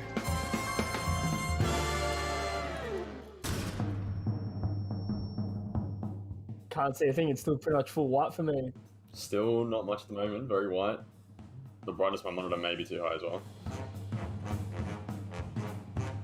I really don't have anything to say here because it's still completely white. So, you know, maybe we just pop a little bit of iron. Again, nice and white. Sort of like when you open up your phone in the morning. I got nothing. I can't see anything, so what else can we do?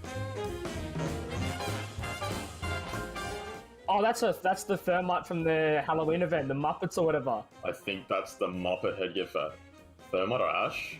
This is that deathmatch event that I never actually really played. Being puppets. Oh, they're being puppeted. They're puppeting the recruit.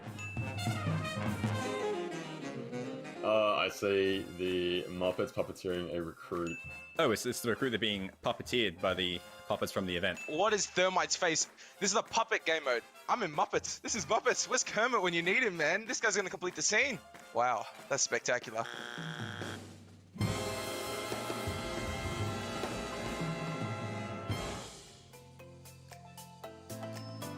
I think I did pretty well. I think I've put up a good challenge for the Rafflecopter guys. I feel like some of my times could have been better. Definitely went a bit shocking on the first one. It might be close. I don't know. I don't know how good their settings are.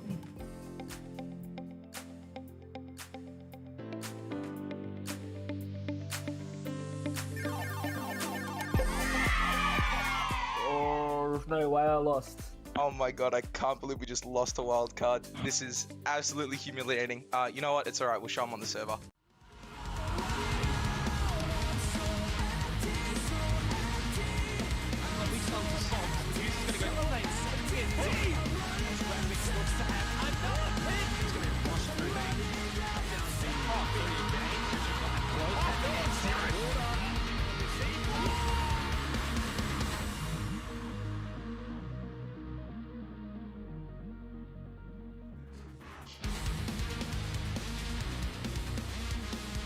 Geez, we are moving through tonight faster than I could ever expect. And I mean, what's that? A 7-2 and a 7-1, guys. This is just, surely we're not going to continue to see this trend.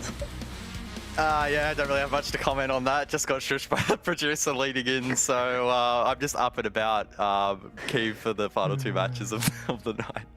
Please just no more talking from you. But Vast, I will hear from you because this matchup, this one is, this is the one of the cards that we start to book in at the start of the stage. It's Bliss and it's Knights. It's the match of the day, and there's no doubt that this is going to be a bit of a filthy one. Oh yeah, it's definitely going to be a filthy one.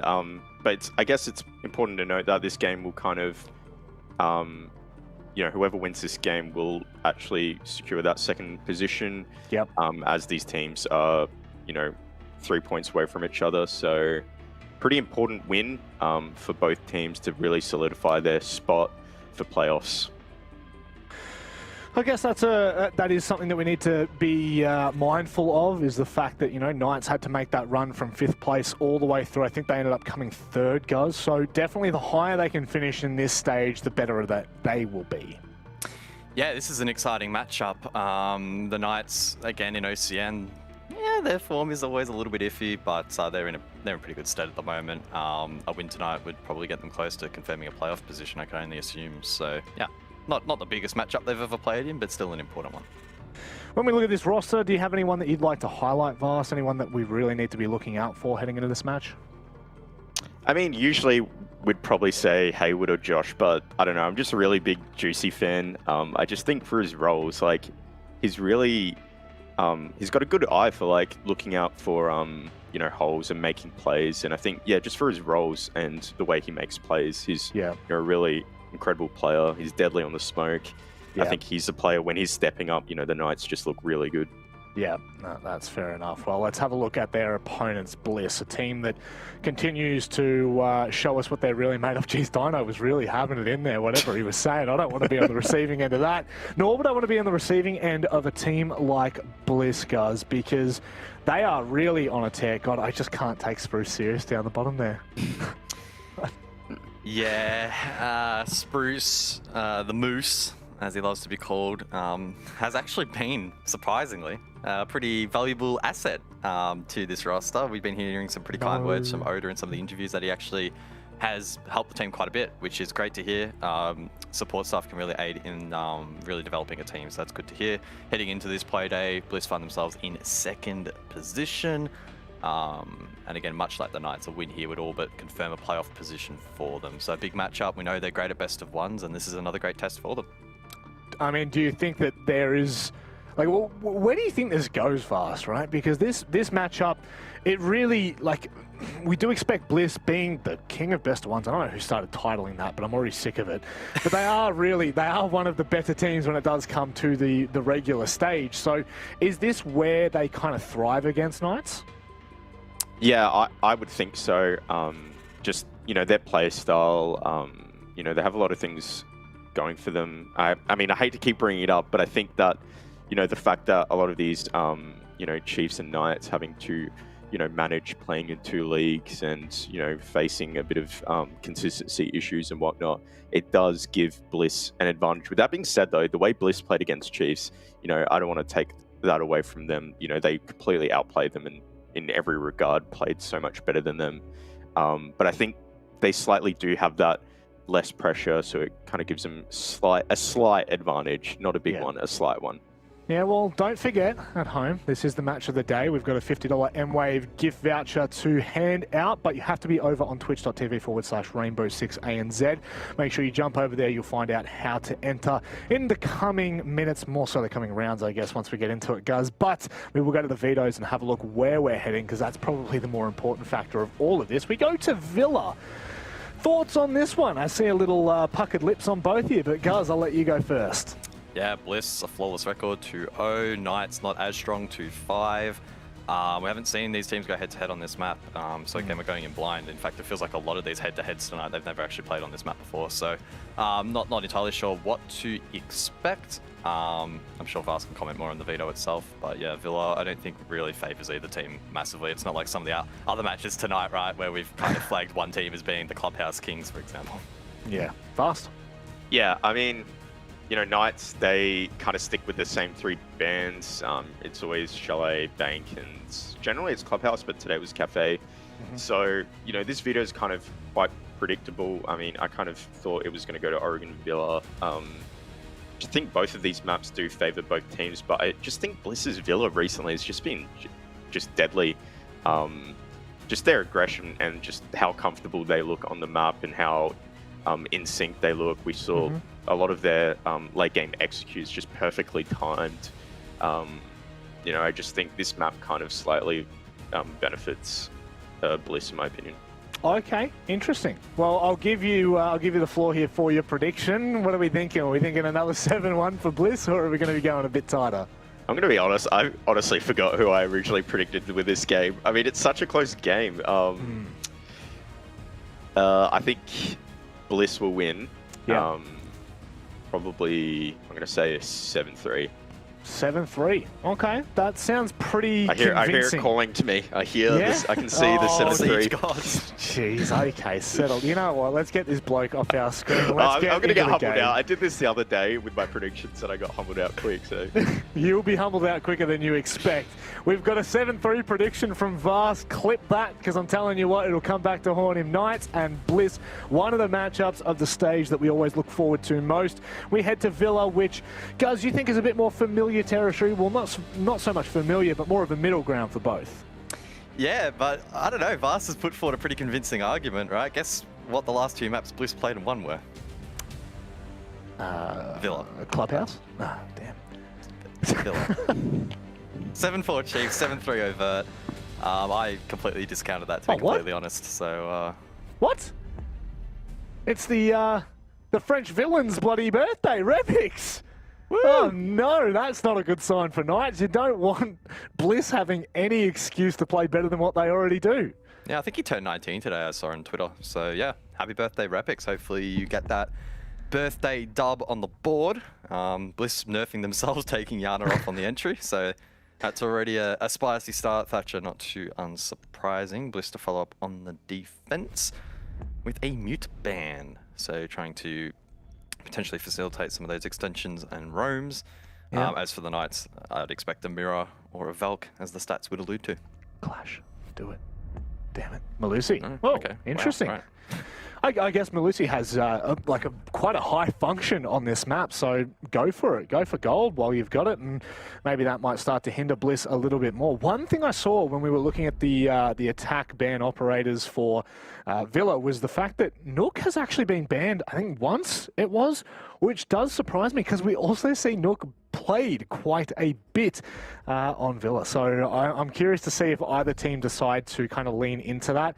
That lurk can be quite devastating, especially when you've got absolutely no idea who's there. So let's get underway with the proceedings. AVG starting out here for the Knights. couple of exciting operators already being brought out here on the attack that we haven't seen at all tonight. I was going to say Jackal from Jigsaw and the Twitch from Shade. Eventually ends up being a 6-pick to IQ, which again we haven't seen her brought out either. So some exciting stuff. I'm also keen to see if Shade's running the Order skin or not, which recently got released. So if you want to cop that, if you feel so inclined, go do so. HP Omen community vote though. I'll steal that off you, Rob. 65%. In favour of Bliss. Probably not as close as I would expect. Seems pretty lopsided. It certainly feels it. It does.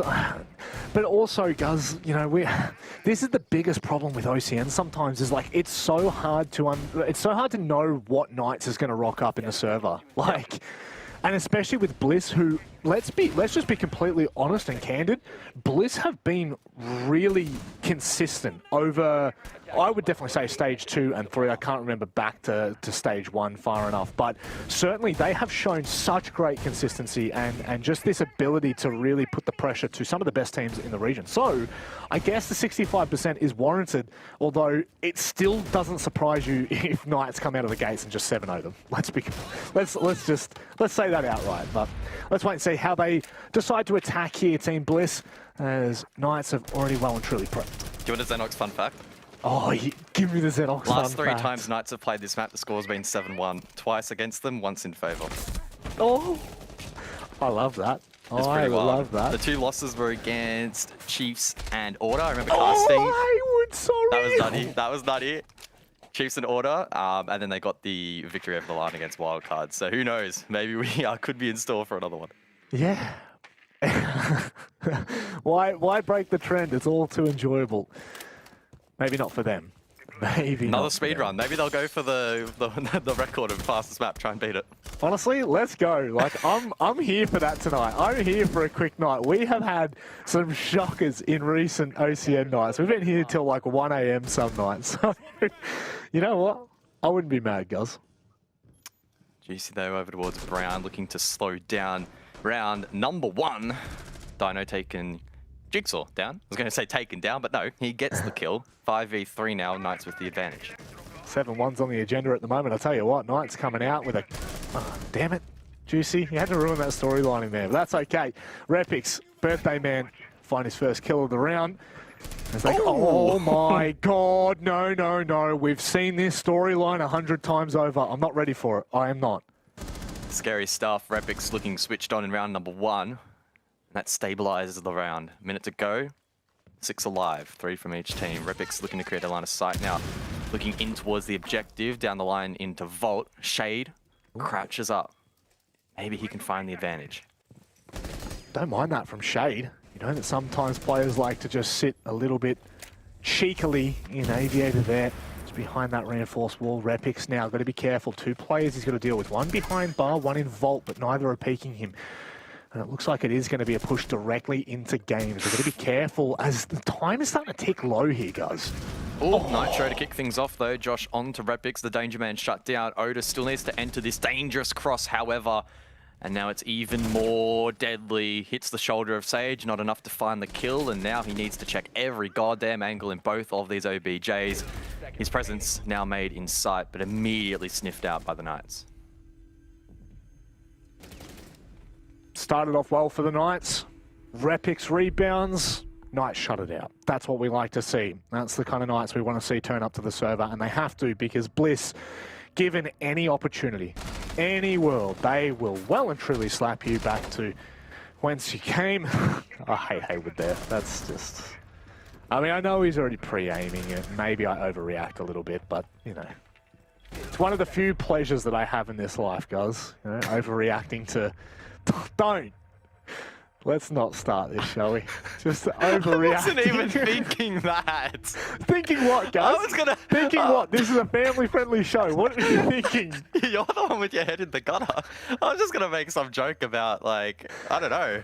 Oh, yeah. Oh, now you don't know. Oh, yeah. I was just gonna make a joke. Oh, yeah. Oh, I'm so innocent. I'm Guz. I'm glad this is going to be a quick night. The quicker this night goes, the less of a chance we are of losing our jobs. So I'm all for it. All fun and games. All fun and games. Raven, please keep us. Am I going to strongly word an email after tonight? There'll be a good chance of it. No, hey, it's been relatively calm.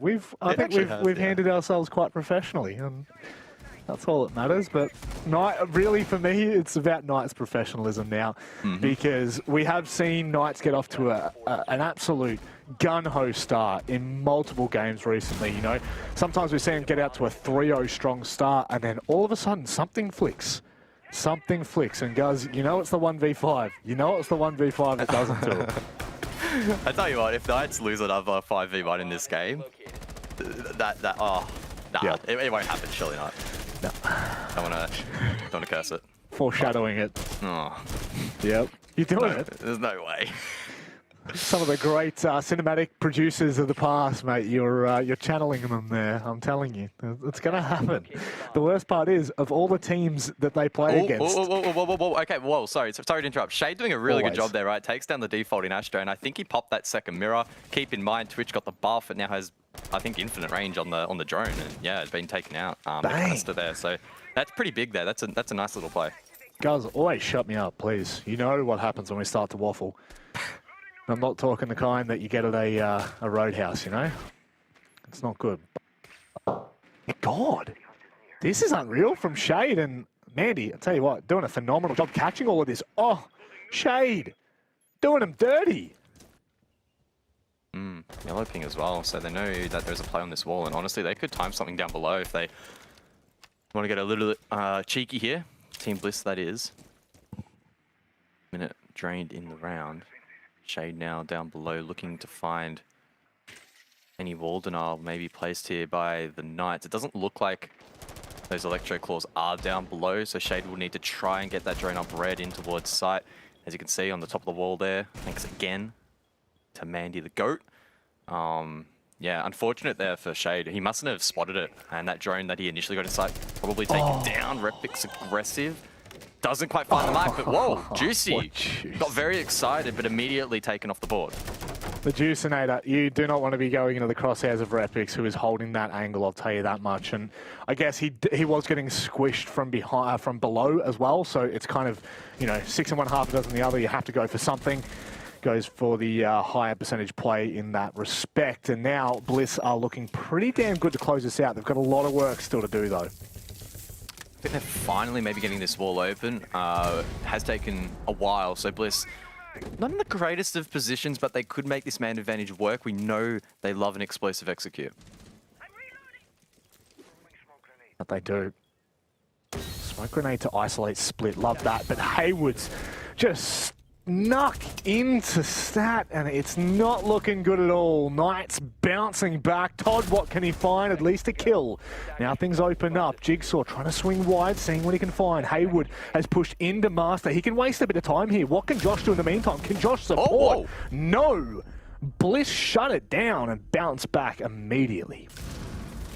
Yeah, really clean there. Jigsaw and Todd in tandem find the remaining defenders. It looked a little bit dicey there for Bliss, particularly in the mid-round. That single Electro Claw stalled out a lot of time and made that execute so awkward. I love the adaptation there from Oda to try and isolate players using smoke grenades. Didn't quite work out, but did stall enough time, and a really good sweep there from Todd, especially over towards Red Stairs to bring that round back. Really, really clean, and again, that's the kind of environment that we are seeing Bliss constantly thrive in, that execute phase, particularly ones. Honestly, the more chaotic, the better for them. It feels like they are just so switched on, and they have the mechanical skill to back up that communication that we've been seeing from them. Well, that's the thing. It becomes incredibly terrifying. Now, very quickly, let's take a minute to talk about this. You can win yourself a $50 M-Wave gift card. All you have to do, head over to twitch.tv/Rainbow6ANZ. This, of course, is our giveaway for the match of the day. Once you're there, you need to type in the Twitch chat, Showdown. That is SHOWDON.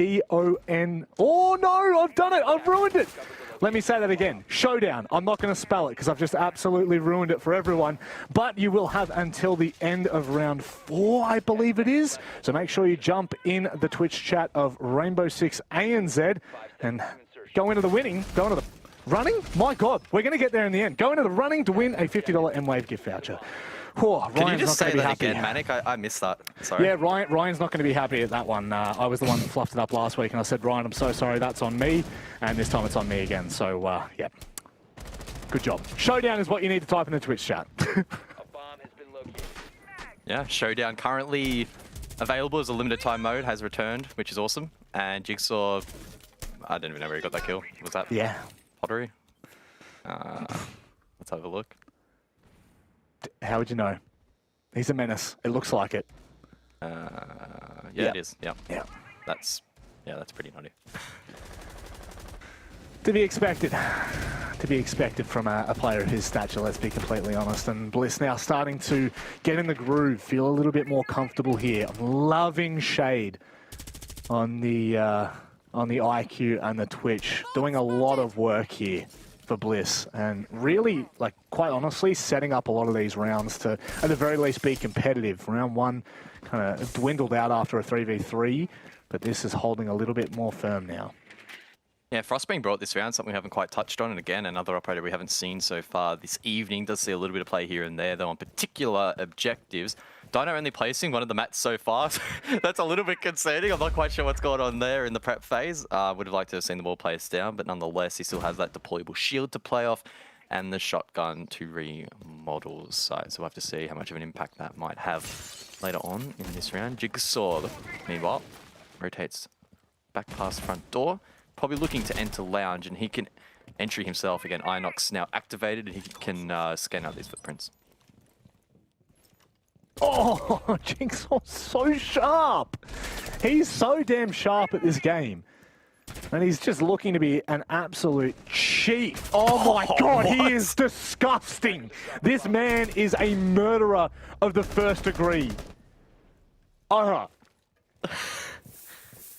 is honestly just ridiculous. And now, yeah, 4v1 Juicy left all alone on site, feeling a little bit lonely. At least he finds one. 3 more, and I mean, they are isolated. He could technically start to find these fights one after another. If he hits that, my God, you really have that sense of belief. We called him out at the start of this game as one of the sharpest, but it's Jigsaw who slices through Knights like a hot knife on butter. Jesus, dude, this is ridiculous. This guy is just absurd. I swear those last 2 kills from him that we saw, he didn't even, like, see them, the frame that he killed them. That's just, God, that was crazy. Wow. How do you compete with that? I don't know. The first one was a little bit more clear cut, good scan. The second was just super sharp shot, and then the final one as well was crazy. Just really well played across the board. If you can have someone in your team entering like that, I mean, that's got to be so challenging for the Knights to deal with.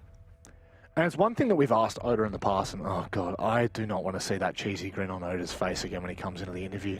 He's so smug, you know, he just knows. He just knows he's coming to these interviews. But it is something that we have asked Oda in the past, is like, you know, a player like Jigsaw or Repix, when they pop off, what does it feel like to be on that team? You know, like, how much easier does the game become? And there's been multiple times where players don't even get to see any action because Jigsaw is doing what he does best. And right now, that's exactly what he's done in round number 3.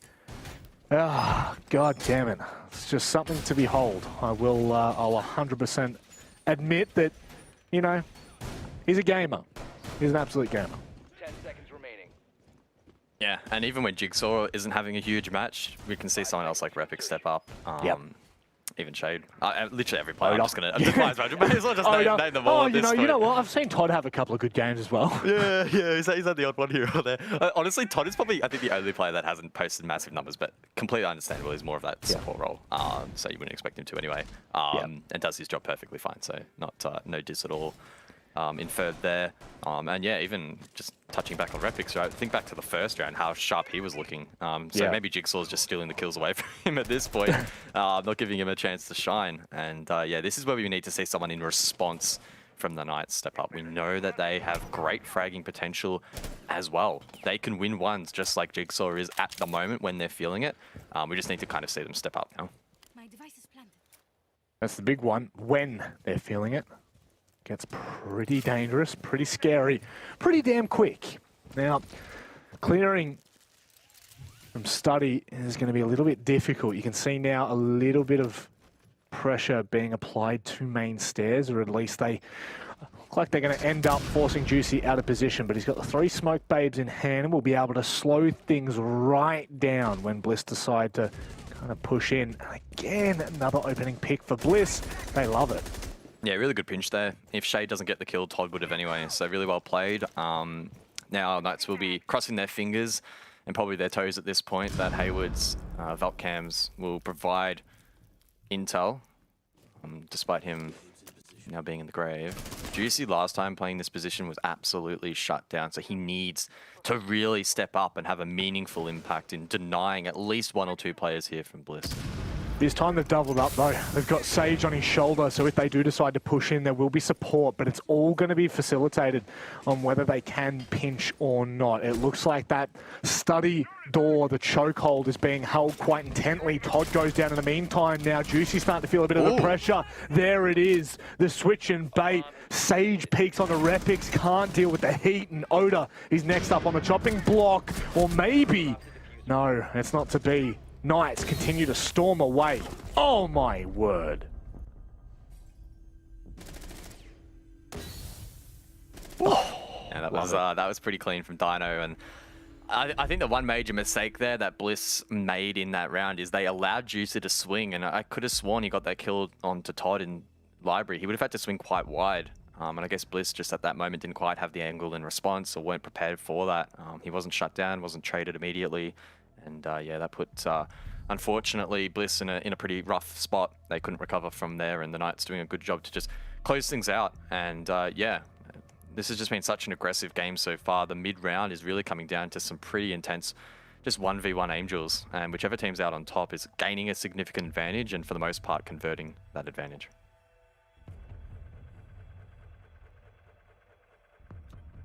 Moving to trophy and stat now, Knights.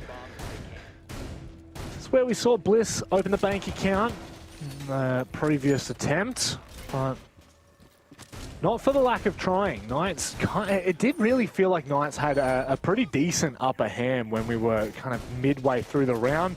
Bliss was surely dealing with that utility quite intently. Oh, shade on the 0, man. This bloke is just not slowing down, is he? This is the first time I think I've seen 0 played all stage. In Apex South and OCN. He's fallen out of the meta a little bit. I'm guessing part of that was because he lost his nades. That was quite a while ago though. Teams have had an opportunity to adapt from there, and I'm super keen to see how this plays out. Axe potentially either as a substitution to the Nomad for flank watch or gridlock, or he could play them a bit more proactively and a bit more aggressively, sit down below, shoot them up through the floor, get intel that way. So a couple of different approaches he can bring. Also has secondary hard breach available to him as well. So we know that Bliss, in those execute formats, they play really well off communication and intel, and if Shay can help to facilitate that, accelerate that process, they could look even more potent come late round.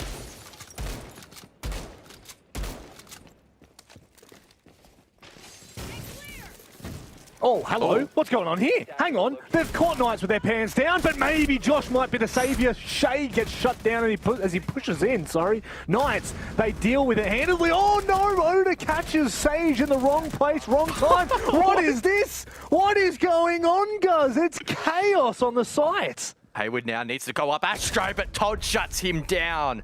That is one of the most chaotic starts to a round. One of the cleanest 1-for-1 trades as well. It had it all, but Bliss edging out on top.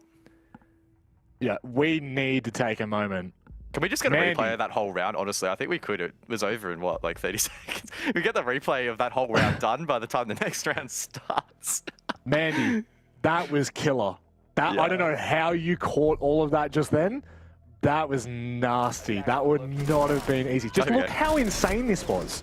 Like, bang, bang, back and forth, continuing. Like, I honestly couldn't get the play-by-play out because it was just, there was so much happening at every particular second. Like, look at this. What?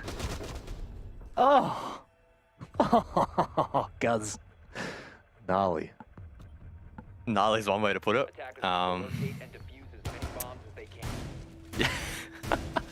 Bliss, I don't know how they knew there was an opportunity there to flood site, best educated guess would be they had a pre-placed drone that saw that stat was clear, and assuming trophy as well was quite clear too. Now, there was a very small window there where whoever was playing mute, can't remember who it was, might have been Josh. It might have been Ramai, I can't remember, it was MP5 either way. Got that first kill, almost got the second, but Shade shut it down. So just, yeah, again, a testament to both teams' ability to just find trades, one for one, for one, for one, for one. It literally went on and on and on and on and on.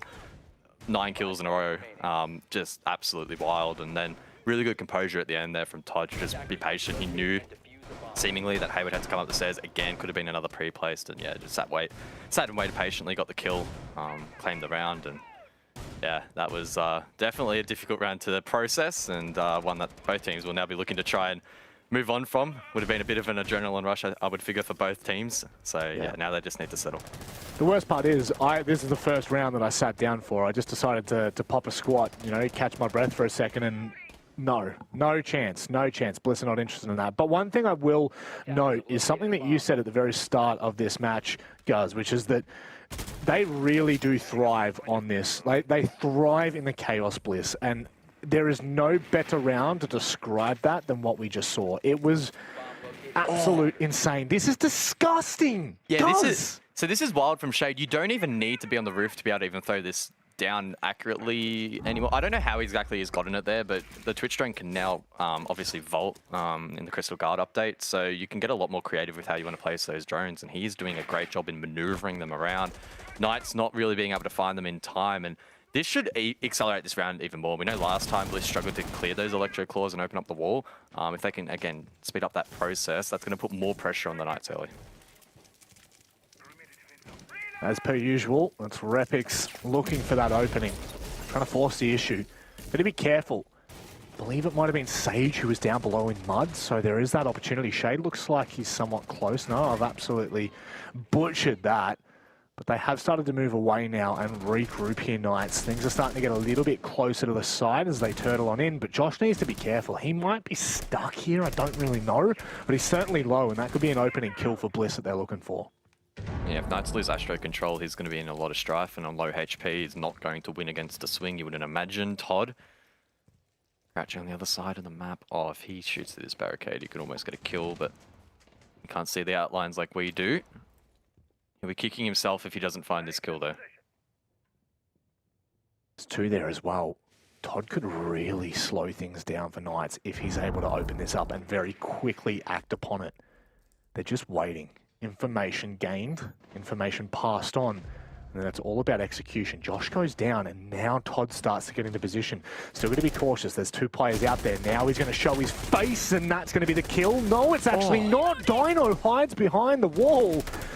And what is going on? Again, just chaos thriving for Bliss. Yeah, no drones left though, so hopefully they know where these remaining players are as they go for the entry. 15 seconds left. Juicy finds the first there onto Repix to shut that down. Jigsaw needs to go big here. Allow Oda to try and get that plan down. Oda on the entry with the AK does drop 1, finishes it off with the pistol.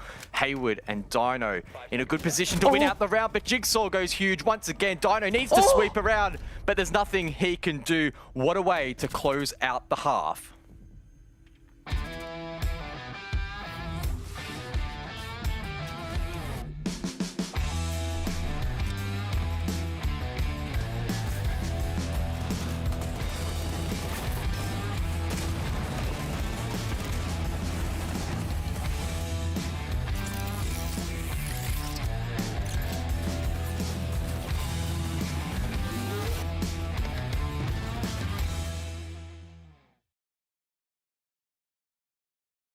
Two members of Bliss played that disgustingly well to close out the half 4-2 then.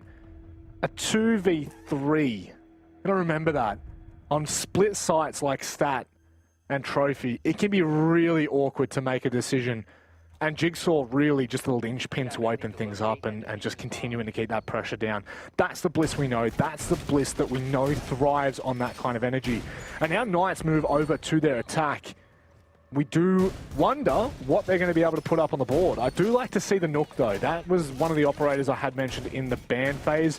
Villa is for, you know, I'm not going to say for whatever reason. It's obviously a map that you can lurk around quite extensively.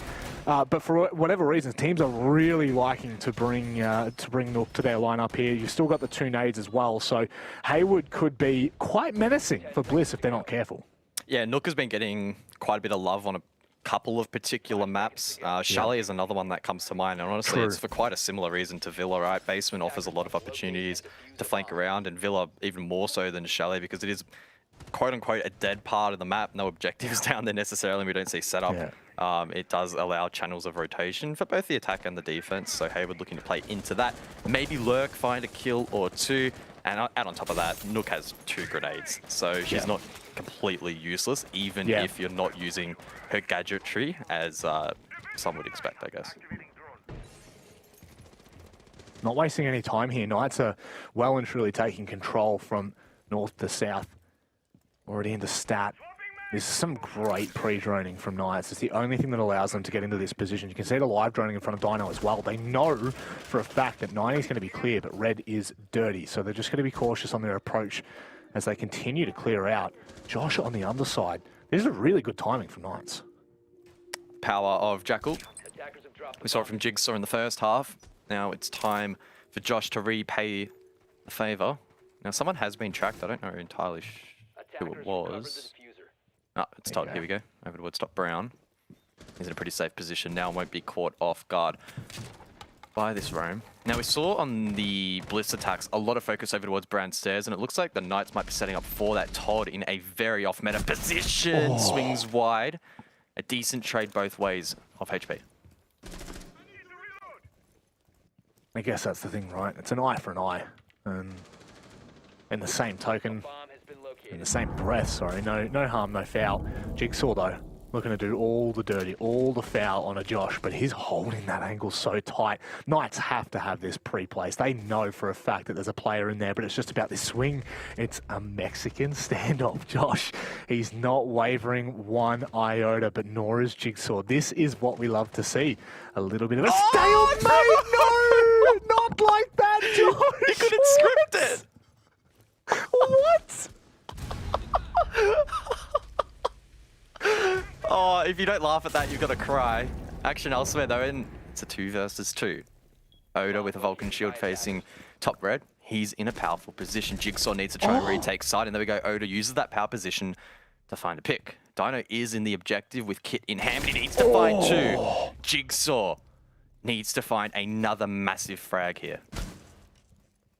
2 of the top fraggers. Dino for Knights, Jigsaw for Bliss. 2 versus 4, mind you, for Bliss that they've brought it back from. Dino now sticking it. Here's some information. Pre-fires around the corner at Dino. He closes things out in a 1v2. Disgustingly sharp. What around there from the Knights, and honestly, if they had have lost that, particularly off the back of that timing from Josh, it would have been heartbreaking. So really great composure there from Dino to clutch it out. Huge from him. Quick replay of the timing there for Josh. Just, oh, that is awful. Sucks. That sucks. I don't know how much of him turning away there actually exposed him as compared to Jigsaw swinging it. I think it was a bit of both, but either way, just super awkward timing, really bad. And unfortunate for Josh, who played that so patiently. Yeah, he'll be reaping at that, but hey, his team won the round, so he'll be happy. I can only imagine that poor table would have just taken a beating. Can we get a replay of the? Yeah. Surely, like, okay, Prod. End of the day for the replays, can we get like that timing synced with Josh? Hopefully, I mean, we don't want to see too much, but hopefully, just like smashing the table. I can only there has to have been imagine. a reaction to that. If there isn't, then Josh is a robot. Just watching the webcam just shake Just as he furiously. like an earthquake, like the other day. If he doesn't react at all, we know that he's an emo Rin style killer. Like that's what the emo Rin would do. He'd die in that position after watching it hard for about 30 seconds and just shrug. Yep, cool. That's whatever it is. We love it. But again, that's a great round from Dino, who top fragging for Knights right now, really kind of dragging the team through the mud in some of these rounds, and it's exactly what they need. I don't know how Bliss brought that back from a 2 versus 4, mind you. That was very, very It was valiant, we'll say that. Yeah, but it's not going down without a fight in a lot of these rounds. Playing really gritty Siege, which is awesome to see, and again, just thriving. In the mid to late round, making their opponents uncomfortable. They're not giving Knights any easy wins, which is why they're finding life so challenging right now, which is great for us, probably not so much for them. A little bit of a stressful experience for them, but we do know the Knights. I don't think they're stressed that easily. It takes a lot to tilt this team. At least that's the impression we get from the interviews. Juicy, very composed, and no doubt that energy flows through the roster, who have now been together for so long. I don't even know the last time they made a roster change. It was that long ago, and that synergy has really been paying off for them in the last 6 months. Couldn't agree more. Seems to just be getting even better for them right now. Dino, better be careful, he might be given a free haircut, but Knights looking to collapse a little bit here, put a bit more pressure. Love that, great util usage, deals with what Oda was trying to hide behind the Vulcan shield. Slows things down here, but Knights still have to be careful as they approach around this corner. Yeah, Oda's still playing it aggressively. The shield served him well last round. With the taken down, though, it's now much more dangerous. Dino, with a higher magnification scope, if he swings wide, should be able to win this pick. We know he is feeling so sharp right now. That he is. Repix all but flushed out. Good call. Nice nade from Sage. And a 4 versus 5. They now have control of pretty much everything but 90, I think. 90 still might be somewhat contested. No, not even that. Sage has gone ahead and pushed forth and taken any ground that Bliss might have looked to reclaim. And what? Huh? Down below, I think. Okay. Yeah. Jeez. I tripped out, man. I just tripped out. Yeah, really good clear so far. Dino to find yet another here for the Knights. It has been clean. Shade and Todd in the 2v5. Sage lit up. Todd as well. An exchange of HP. Behind the bar, Dino needs to be careful he doesn't get timed. Smoke canister to delay the inevitable. Only 2 left for Shade to work with. I mean, at this point, this just absolutely has to be a Knights round. Dino. Oh, no. Dino. Whoa, Dino. whoa. Dino. That is a smoke bait, mate. What are you doing? That's okay. Josh is going to fall as well. Oh, my God. That is so close to the round completely falling to pieces. If he dies, they've got to reclaim that diffuser. But look at Shade. Look at the positioning. He gets caught out. And Todd, that is pretty much all she wrote in a 1v3. There's going to be absolutely no chance for him back in this. Oh, God. Deep breath after that round. Very deep breath. Dino just getting lost in the sauce a little bit. I think he was trying to play off the smokes that they had deployed to maybe plant next to model. Then he kind of realized, oh, I'm stuck in smokes. That's not really going to work. If I try and run out of it, though, I might die. So I probably won't do that. And then he got kind of awkwardly caught in the middle. So easy to be critical, but obviously in the heat of the moment, it was a difficult position that he found himself in. I was honestly more concerned. It was Josh that picked it up second, right? He was so damn low. He was 1 tick away. If he was in it for 1 tick longer, boom, he would have been dead. And recovering that diffuser, especially if Team Bliss knew it was down, would have been really tough. So Knights getting away with that one a little bit, but they set themselves up nicely, right? They util clear before, that was great. The red stairs nade as well into red pick's amazing as well.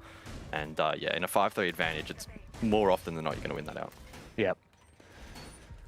And that, to be honest, that's the Knights that we've come to know and love across 2021 is, you know, a team that methodically will just tear you to pieces if you give them the opportunity. Not even if you give them the opportunity. They'll make their own opening, but for whatever reason, we've seen them get to... It's always when they feel most comfortable. It's always when they're in a position of power that it feels like they kind of get a little bit overzealous and they just get punished for it. That's all right. I guess it is what it is. Who's on the Warden? I saw it before. Todd. Is he rocking the Chief skin? Holy Todd. Oh. He's running the seasonal. Come on, lad.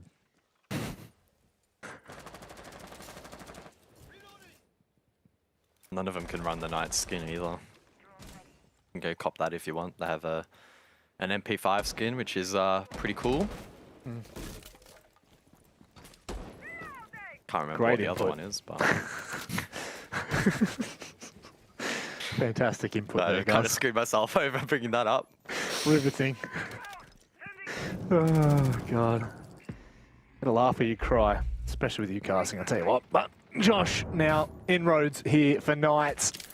He's got to be careful. Player quite sharp and close to him. It's Oda, in fact, but Haywood finds, two Shade shuts Dino down, but it's all collapsed. Bliss have certainly lost this round. I cannot see a world in which they bring this back. Yeah, Knights really picking up the pace here, applying a lot of pressure to their opponents in the early round, and we know Bliss love to play aggressive in that phase as well, and they are being caught off guard. Knights playing very clean, and now they have an opportunity to slow down the pace. Oda's being tracked in sight, and no doubt Shade about to be droned out as well. So they'll have a pretty good read the attack on where these remaining Bliss players are, and yeah, it's up to the Knights to just compose themselves here a little bit and make sure they get the job done. Cheeky beaky Shade, very cheeky. Gets away as well. None of those walls were reinforced. Oh, wow. That's pretty insane that he was even able to be in that position. But Knights just, they're mopping up house. They are cleaning out. And, I mean, look, 5-4, but I have just felt like in the second half, Knights have looked the better. And Bliss are going to get a move on here because things are starting to get a little bit too close for comfort. G36C, by the way, is their other gun. Thanks, mate. Popped Really into my head, appreciate I you going remember, on the just in case you Wikipedia. actually still cared. I thought I'd bring it up. Which we aren't seeing much play of because Ash is out of the meta and Yana's banned. So there we go. That's why we haven't seen it. All right. First floor dining kitchen going to be the next site of choice. The Knights looking to claim match point. And I got to say, the last couple of rounds have been a little bit scary for Bliss. Being torn apart. Knights with some great counter aggression across the map, finding picks, boots on the ground, and yeah, Bliss not really having much of a response. But I do like the operators in response for this round. They've got Ella, so that's some crowd control and a shield. Todd can place can traps around to nullify some of those early rushes. And then you've got Jigsaw as well on Oryx. For me, he is going to be one of the key players to keep an eye on in this round. His ability to maneuver around the map and be incredibly unpredictable could well be what Bliss need. I'm really liking it. That's all kinds of spice being brought. Let's hope that it pays dividends because it'll be something to talk about, that's for sure.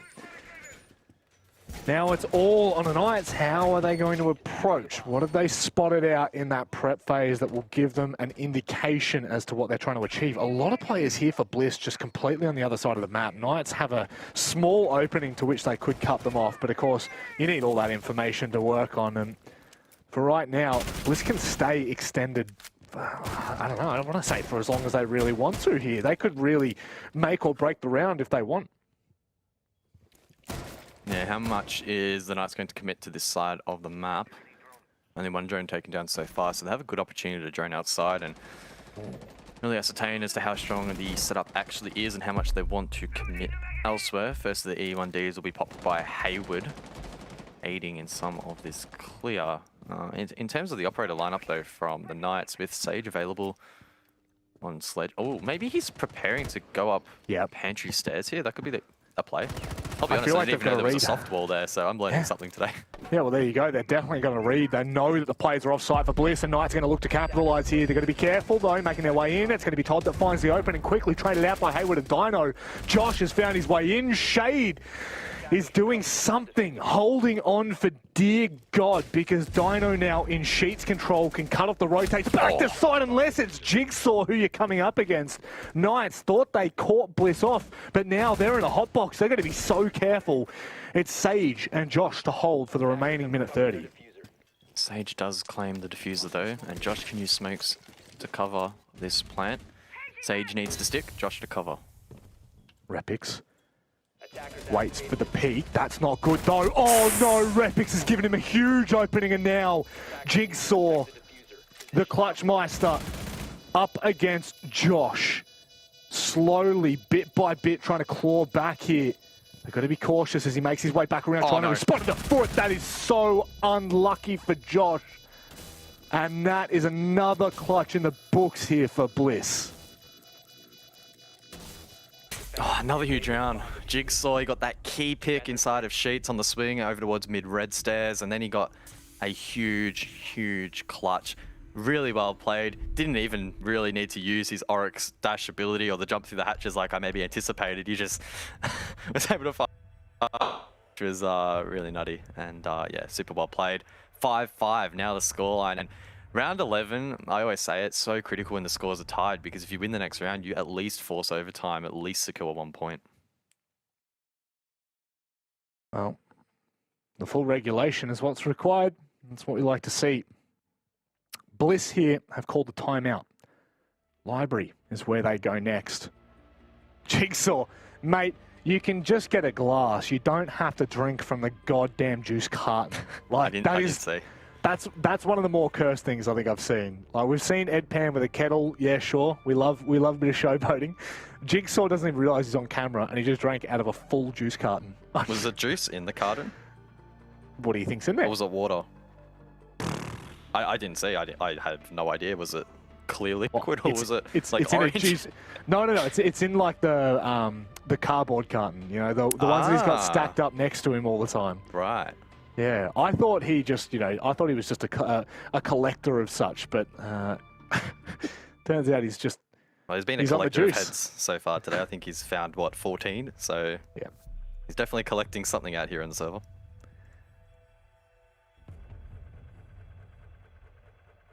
And a scalp that they could collect in regulation time against Knights. All 3 points could be a huge boost. Not just, of course, for the roster, but in terms of confidence as well. They've only let 1 point slip out of their first 4 Playdays.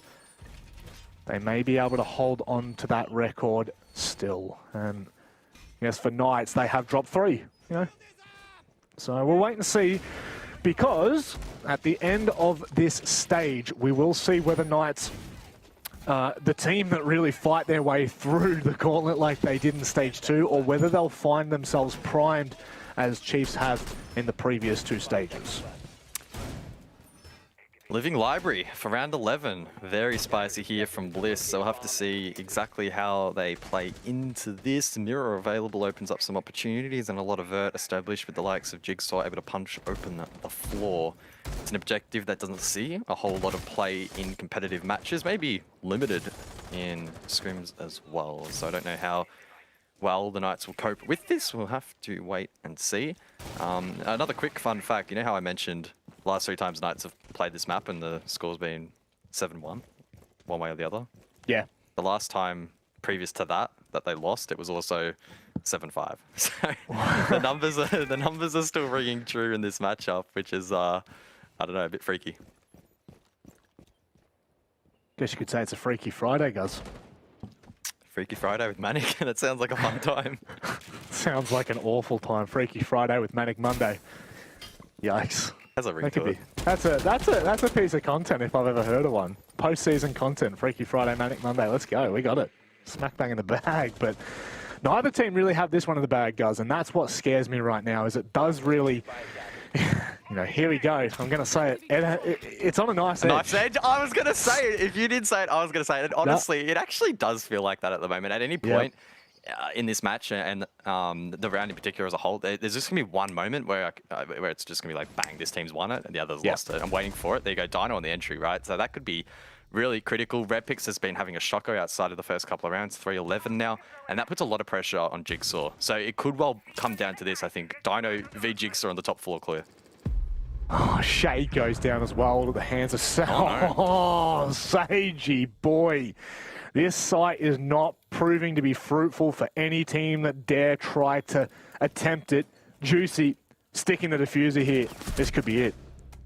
Jigsaw unable to really have an impact. 1v5 post plant now, stranded up above. Knights know exactly where he is, and that E1D will only slow his progression down towards the site. It's a clean swing for 1. But then he has 30 seconds left on that fuse. Progressing through study over towards top round. Finds a second. And you can all you want. But this is going to be a Knights round. Jigsaw, aware of that long angle, drops down through the middle of the staircase. Grenade round rains out. 15 seconds left now, and there's only so long that I can stretch this on, and only so long that Jigsaw can as well. Oh my god. 3 clean kills, but it's all for nothing. We are past that threshold, and there are a couple of seconds left in this round to go, and there is nothing Jigsaw can do. Hayward puts him out of his misery to claim match point. Ah, Jigsaw. Tell you what, 2021 has just been his highlight reel, his MLG highlight reel.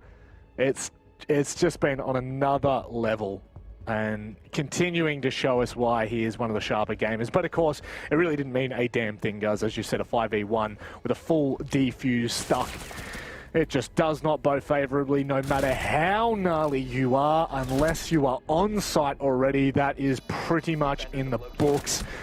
And now as we look at this one, Knights are really posing themselves in the best possible position. Oda 6 picking onto the clash. Now that's what I like to see. Yeah, wow, okay. Maybe we'll see a little bit more of a measured approach here from Bliss, and playing off that blitz. I don't know exactly where he's going to post up for this objective. A couple of different options. Could play aggressive over towards AVG's side, deny that entry point. Bricks maybe to slow down bedroom take. Yeah, I don't know exactly where Bliss are going to focus their efforts here, but Knights have plenty on their side to counter this. Sophia stuns, grenades, etc. So I don't think they'll find it impossible to deal with Oda, but you never know.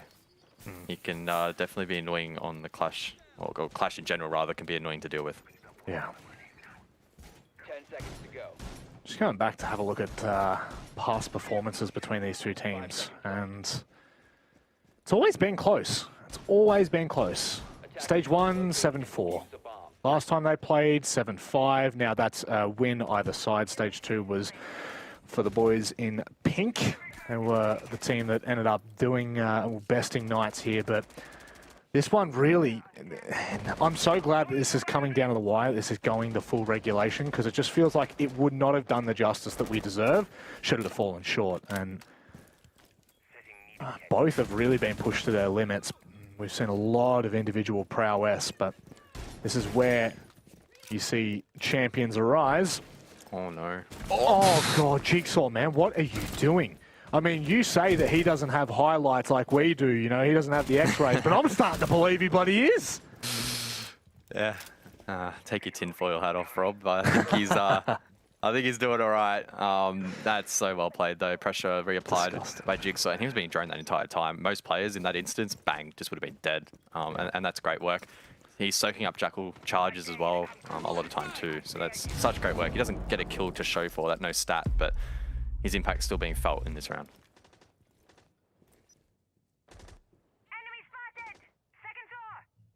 Patience is a virtue, but obviously it can still be quite a sharp dagger. They see Oda holding bricks, and they've got to be cautious how much time they leave in this, because it could get a little bit uncomfortable here with neither team really bowing in terms of that opening pick. It makes things incredibly interesting. Once we start to get down to that minute mark, which we are very fast approaching, it'll really call upon the Knights and what they're looking to do. Oh, Sage doesn't quite hit that grenade. So close to taking down Shade. Bliss with their backs against the wall on the south side of this top floor. It's an Astro take from the Knights. They have a minute to work with. This is going to be a very intense execute. Josh, though, gets the first. Repix struggling in the second half of this map. Certainly is. 3 and 12 does not bow all that favorably, but that is a big pick. No! Oda goes down as Sage swings, and now Knights are in the driver's seat. Match point. Hayward pinces from the outside, and it's nothing but Shade left in a 1 versus 4 to try and hold on. Knights claim all 3 points in a close match. Knights shrug that curse on Villa. Really well played in the end. It looked good at the start for Bliss. They were aggressive, they were looking hyperactive, but the Knights do a great job in shutting them down in that last round in particular. It's just such a great display. Pinching out every single player, punishing them one by one. And 3 points in the bank account serves them very well for the playoffs. Certainly does. The trend continues. All but one round is what we've seen missing from 3 games between these teams going to the full regulation. And Vast, love to get your thoughts on that. I mean, it was, I'll be honest, it was hard to read who really had the advantage up until toward the end of that second half. It seemed like Knights were starting to get a firm grip on that game. Yeah, what a really back and forth game. I mean, in the first half, you know, Bliss looked like they were the ones dictating the pace of the game and were the more aggressive ones. And then, I don't know, just something really switched with the Knights and they were able to, you know, kind of reverse that and be the ones to dictate. You know, this game was really awesome to see, like, these two playstyles clash. It was like just so much aggression was happening. It was really hard to keep up with that game. You know, Mandy was trying her best, but just so much was happening. So surprised we even saw as much as we did. But, you know, from what I saw, it seemed like both teams were really just too spread out on their defenses and they were unable to back each other up. And it seemed whoever was attacking was able to, you know, isolate a lot of players. And, you know, I just think maybe if their defenses, they played a little bit tighter and roamed a bit together, you know, maybe, you know, we wouldn't see such a dominant attack half. And Guz, you know, we're looking at this in terms of the collective whole of a stage. Doesn't really have the biggest impact on Bliss or Knights, but it kind of just, it does solidify both teams in terms of where they're going to be sitting in when we come to playoffs.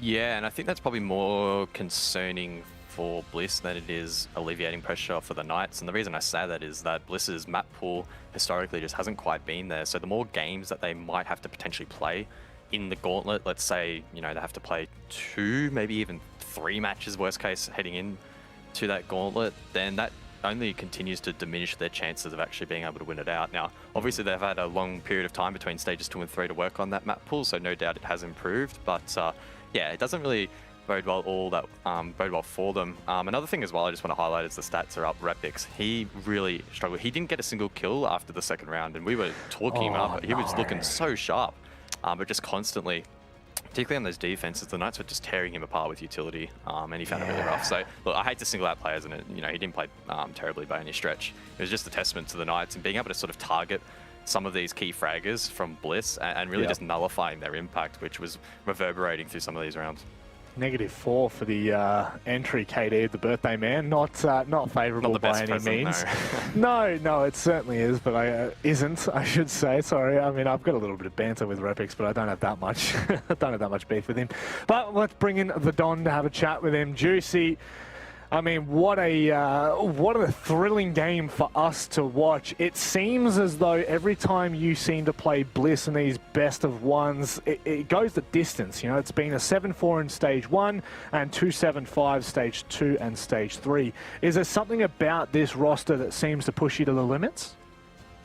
I think it's just all, yeah, obviously, you know, they're a good team. They, you know, have a lot of gun skill. I think that pushes it a lot, especially. I don't know, it's always a fun game versing Bliss, but I don't really think there's much more to that. It's a very gunfighting and brawly at times for us. Yeah, I mean, congrats on the win, Juicy. You know, we're going to have to talk about the 1v5 yesterday, and we're going to have to talk about, I don't know, it just seems like when you guys get in 2v2s, it just seems like you guys are struggling to really collect yourselves and just figure out where to go from there. If, you know, if you could kind of shed a bit of insight on kind of what's been happening. Yeah.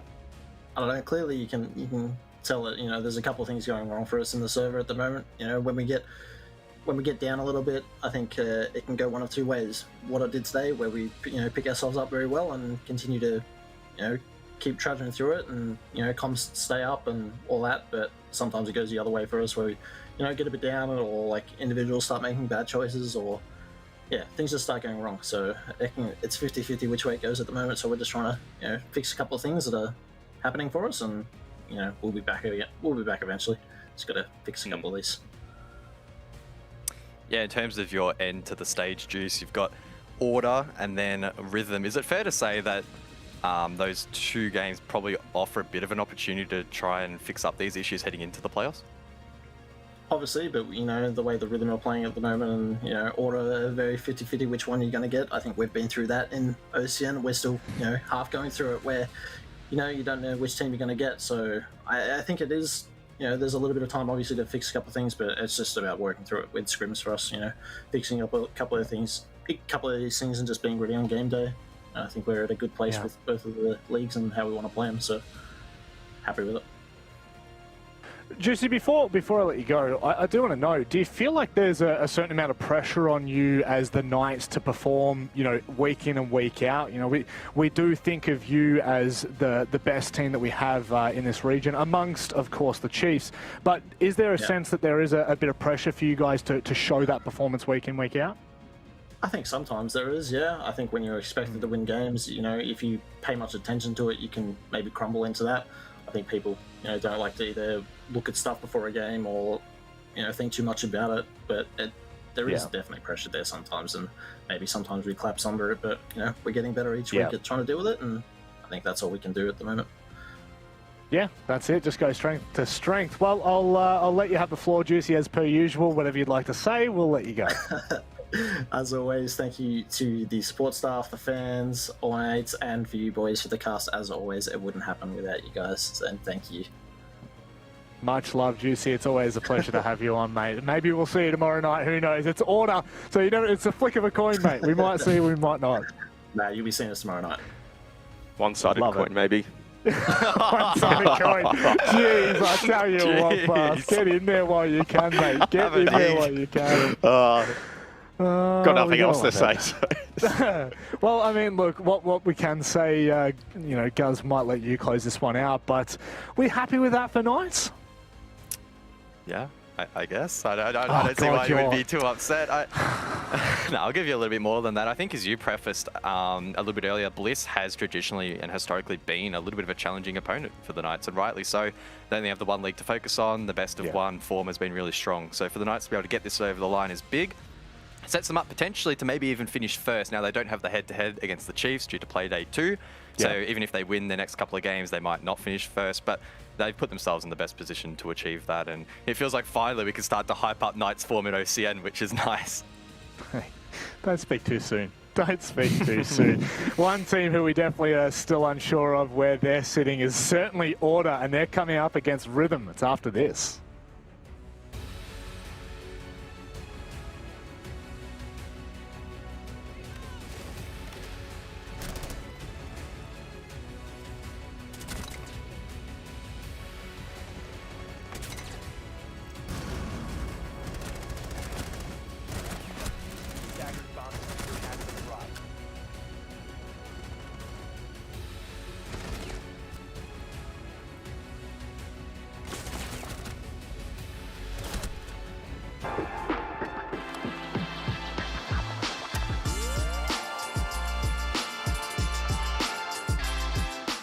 At Livin, we are breaking the stigma of mental health.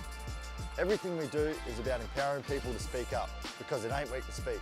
Join us on the 14th of October as we host our first ever Giving Day, called Giving for Living. Over a 12-hour period, all donations will be matched through the generosity of our matching donors. This means that $20 transforms to $40, which can provide 2 conversations with a school-aged child about mental health. $100 transforms to $200, which can provide 10 conversations with a school-aged child about mental health, and so on. Donate and follow the campaign at livin.org/givin. Help us have more conversations with the youth of Australia so we can continue to break the stigma of mental health.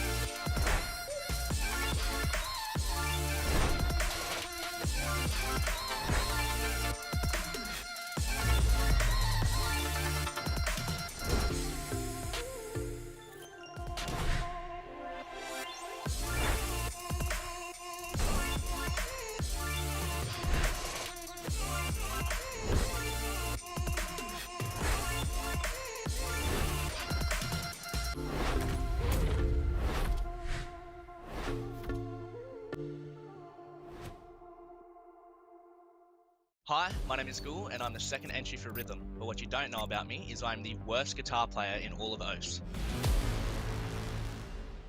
I realised I was awful at guitar probably around the first time I got it. I ended up getting this old thing back when I first started high school, so I'll tell ya, this has seen some stuff. This was here when I started high school, this was here when I graduated high school, this is here for my Pro League debut. It's always been in the back right there, and it gets to witness firsthand just how bad I am. I was never very good at it, but I found out pretty much from the get-go that if I want to get good at this, it's going to take some time, and I do not have the patience. Sometimes I'll just bust it out and just pretend I can play. I can do Smoke on the Water, that's about it. Have I ever taken lessons? No, but I used to actually take drum lessons back when I was in high school. Not very good on those either. I feel like I could probably play the drums a bit better than guitar because it's just smashing stuff. I realised the irony of being on a team called Rhythm and being absolutely shocking with guitar and instruments. My teammates, Leb and my old teammate BB, absolutely fantastic guitar players. Leb likes to shred every single night we're in Discord. He's been trying to give me lessons and I just keep refusing. Do I want to be good at guitar? Look, brother, everyone wants to be good at something. Everyone wants to be good at music. I'd love to be good at this. I'd love to flex it, but unfortunately, that's just not me. I'm just not that guy. Which Siege operator would be the worst guitar player? I feel like they all might have some skill, but if I was going to leave it to one, I'd probably say Tachanka. I reckon his fingers and hands are just too burly for it. Takes skill, and look, these sausage fingers don't help. I'm Nathaniel Williams, and I'm Fragger for Order. But what you don't know about me is I have an obsession for cars. Even when I was younger, I used to go to like drag races and stuff with my dad, and I love the racing part. I'll sit there and watch it, but I also love obsessing what car I would want and what I would do to them and stuff like that, like even older cars. I grew up watching my dad and my brother fix cars. That's basically a family tradition at this point. My current car is a 1991 Nissan 300ZX. I love it. Just everything about it, the aesthetic. It almost looks like an old Lamborghini, but it's not the price of an old Lamborghini. So the only issue with my car is obviously it's old and I'm constantly working on it. The biggest job I think I've done on my car is basically going from front to back and fixing every little problem. Like I'm pretty sure the only thing that hasn't been replaced is the actual core itself. I think that's why I like it. It's like a constant job, something new every month basically. My favorite operator is Vigil, and I think that he would drive a low spec Aston Martin, some undercover. My dream car would be a fully blacked out Mercedes-Benz AMG. It looks like a tank, pretty much. It's legal to drive, won't be getting in any trouble. I would describe myself as a good driver. Don't know if my mum would say so, but yeah, I'd say so. I've had a couple dodgy experiences in cars. I remember I was driving with a friend actually, and he just bought his new car. It's like you could feel the car wobbling, and he looks out to the right, and his right wheel wasn't connected to where it was supposed to be at all. If we didn't pull over, it would have been rolling down the street, and so would have we.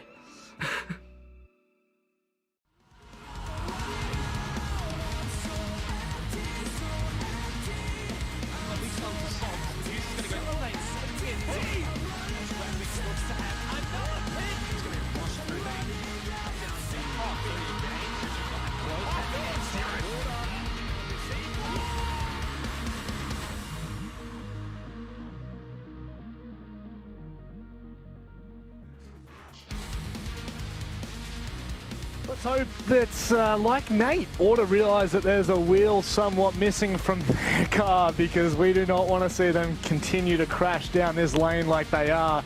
There's no way of... What are you... and about, mate? That is 100% fair to say. What are you... You know what? I don't even like you anymore. Vast, it's you and I for the pre-show. It's Rhythm and Order. No, I appreciate your ones, Manik. Yeah? You like that or no? Yeah, I love them.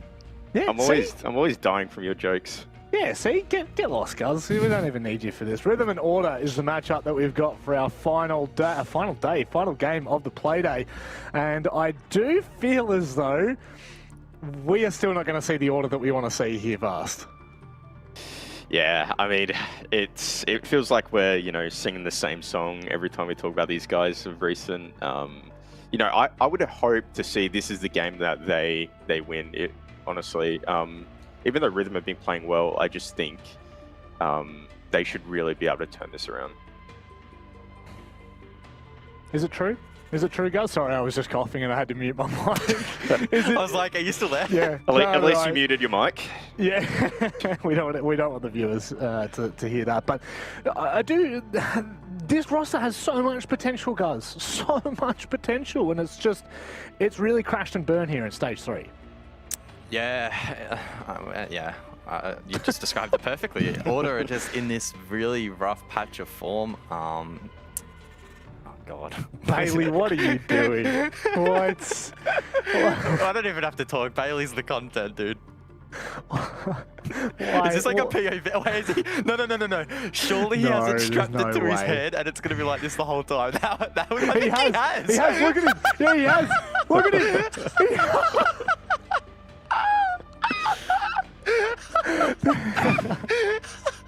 Why?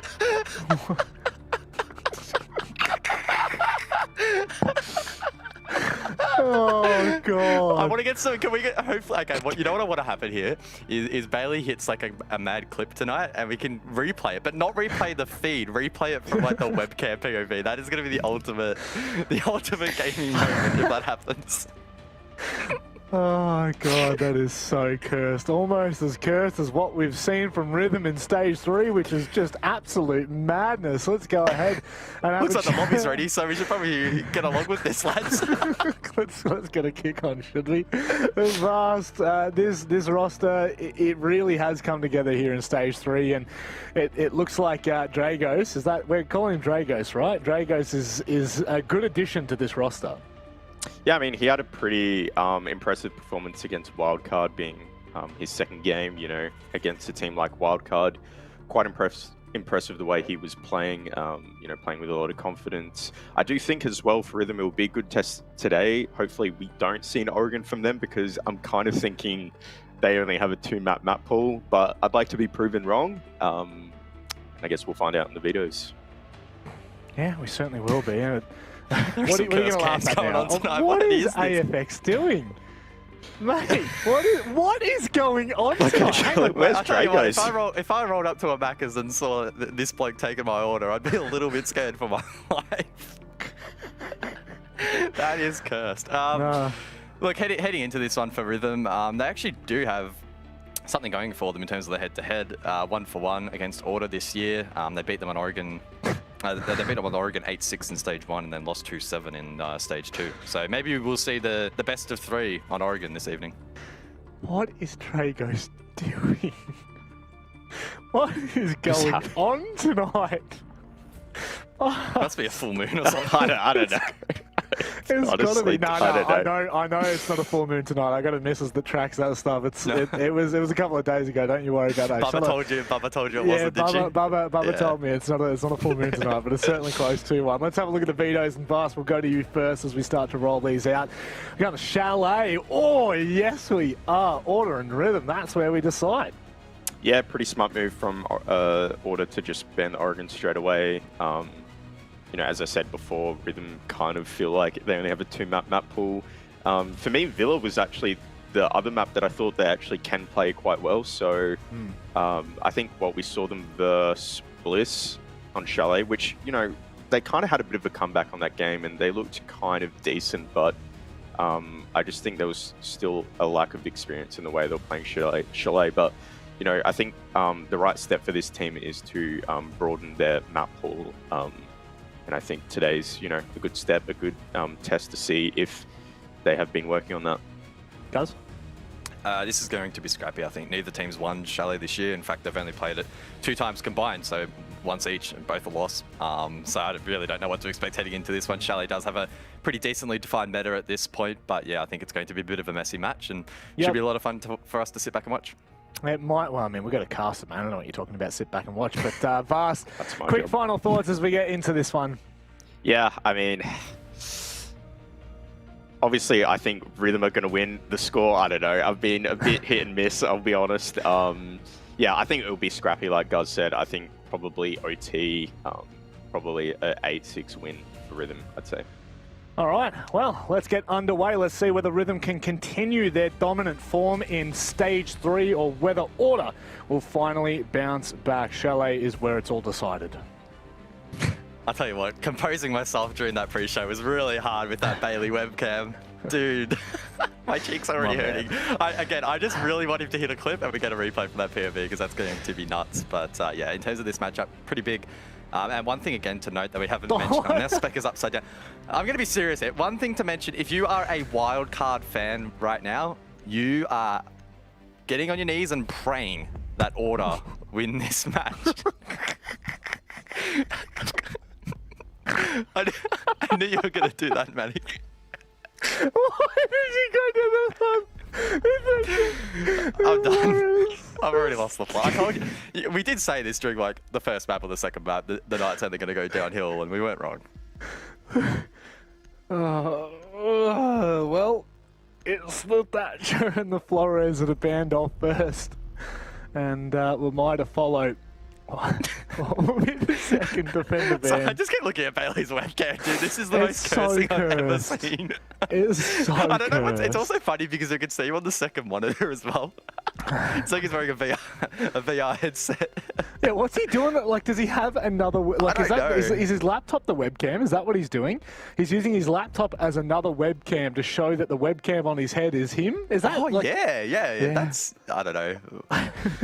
It's Bailey's world and we're living in it, I guess. In terms of bands, though, yeah, Thatcher and Flores, it was, right? Yeah. And then, so a lot of you two clear taken off the board. What might follow up, meaning Jaeger's going to be lent on by both teams on defense, basically a must pick. And yeah, Valk denying some of that info off the board. It does open up other operators, though, Mirror available, and also your likes of Kaid, etc. So a lot of wall denial on the cards as well. So this matchup will probably lean itself into which team can be really effective in countering that Jaeger and dealing with any util burn. Oh, hello, Bailey. Decided to progress onto the clash. Master and Office starting things off here. And there is just... I 100% agree with your statement, by the way. Not that my opinion really matters that much to you, but this is just going to be utter chaos on this map. And I think the HP Omen community vote is favouring Order, while most of us are favouring Rhythm. It's a bit of an awkward one. I think Ducky is the only person on the panel desk, which is now, I think the prediction panel is like 8 people now, and only one has gone for Order. Yeah, so definitely at odds with the community on this one, but it is a match I think that could really go either way. I found it quite tricky to predict the winner for this matchup, and yeah, would not be surprised if either team wins it, to be completely honest. I'm, like I said, just keen to sort of sit back, enjoy the ride, have a bit of fun, and see what we see inside of the server. Will there be much innovation? We haven't seen both of their teams play a whole lot of Chalet, so surely there is some stuff banked up. And I mean, already the clash being brought out, not entirely new necessarily for Order, but it's not something you would typically see on Chalet. Quite aggressive, free-flowing. You often want 5 guns up, but they seem to be backing Bailey in to do his job.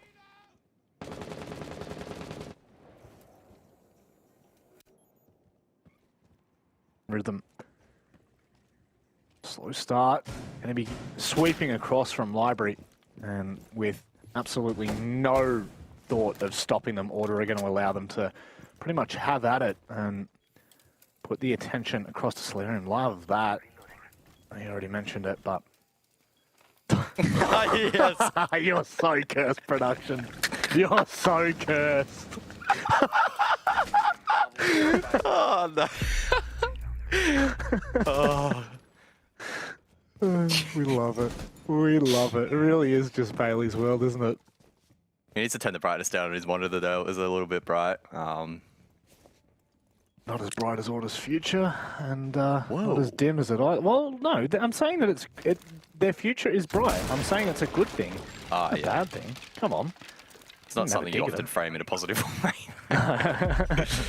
True. Electric Claw dealt with there, I believe, by the attack. Ghoul able to come across with an exothermic charge, pop that open, applying pressure now in towards Bailey at that half-wall position. And this is probably the best place for him to be posted up. Stronghold at the best of times with any operator, but with the shield in front of you, it makes it only stronger. And it'll be up to Rhythm to try and flush him out. Rhythm really, like, quite methodical in their approach here. Not jumping the gun, not pushing too far forward. Look at this from Bailey, just going to show face nice and early on, try and force back anyone from Rhythm. And of course, he does have to be a little bit careful from Mez, but couldn't imagine that's going to be too much of an issue. They'll let him know that he's there. And so backing away, it now makes things a little bit awkward for Rhythm, but Leb opening things up all the way down in the basement. Specker having no impact here. Dragos with the double window cross. very powerful. Bailey needs to be careful that he doesn't walk too far back, and anyone inside a piano will have their position compromised. 20 seconds left, Rhythm with the man advantage. Drago's now watching the hard line, but Nico gets away with one very quickly now. Holding the line! What is that, Nico? You should not be allowed to do that. Half wall now secured. The plant is going down, but it's been stopped. All of a sudden, trades from Order. They're absolutely dominating the round. Nico caught between a rock and a hard place. Bailey decides to peek, but they win the round on time. Rhythm, it's just steamrolled away from them. What a play there from Nico on the castle. So many critical picks found. If even one of those goes the other way, I think the round would have had a very different outcome. Drago's again, powerful position on the rappel, shut down. We also saw that piano swing as well, traded back, and then Bailey supported there over towards the Mezbelk door was really, really critical. So incredibly well played there by Nico, and Order now with the early lead.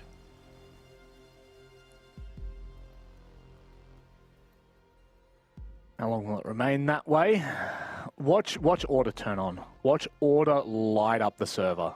It's coming.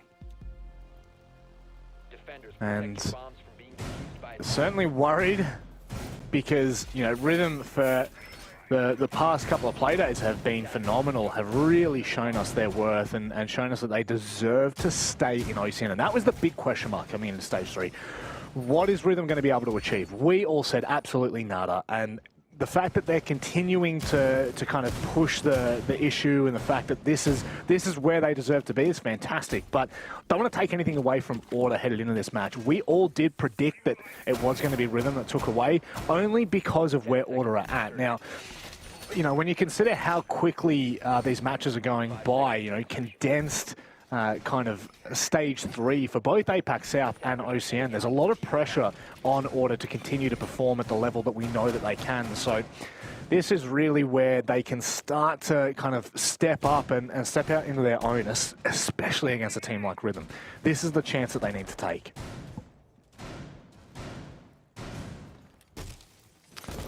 Yeah, I totally agree. Order need to try and find their way out of this slump that they find themselves in. And that does start here, and Rhythm, whilst they are finding themselves in decent form, are, again, still in my opinion, the weaker team heading into this matchup, despite, again, I did obviously predict them, and I think they're in better form, but Order at their best, I think, would outperform their opponents, but we are yet to really see that potential realised. Now, in terms of round number 2 here, Rhythm entering in towards that library side of the map. Quick drone ahead from Drex to spot out half wall, and ensure that office is clear. A strong presence above here from Order.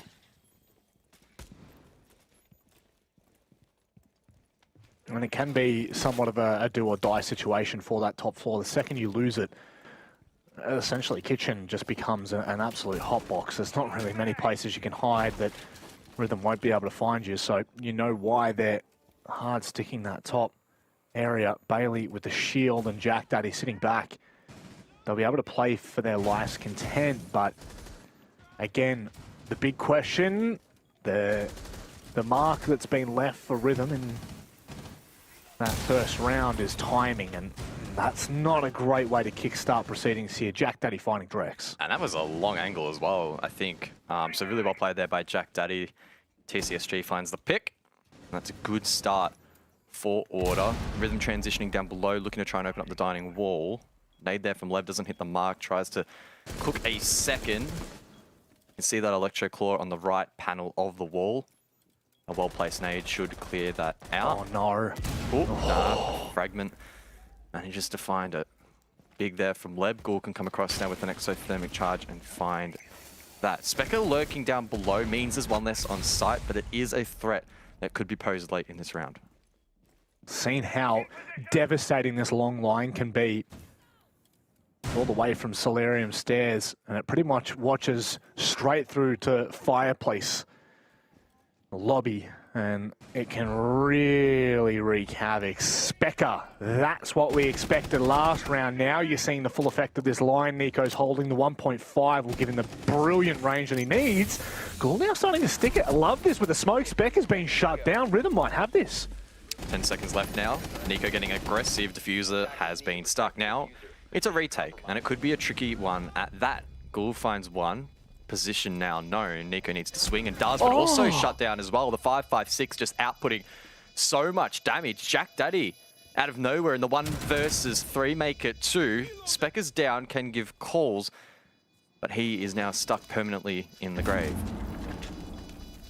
Yeah, this time's not going to be good. Oh my god, can he long arm this? Can be they get on. an angle on him? I don't think AFX can't find him. Leb! Oh my god, okay. Whew.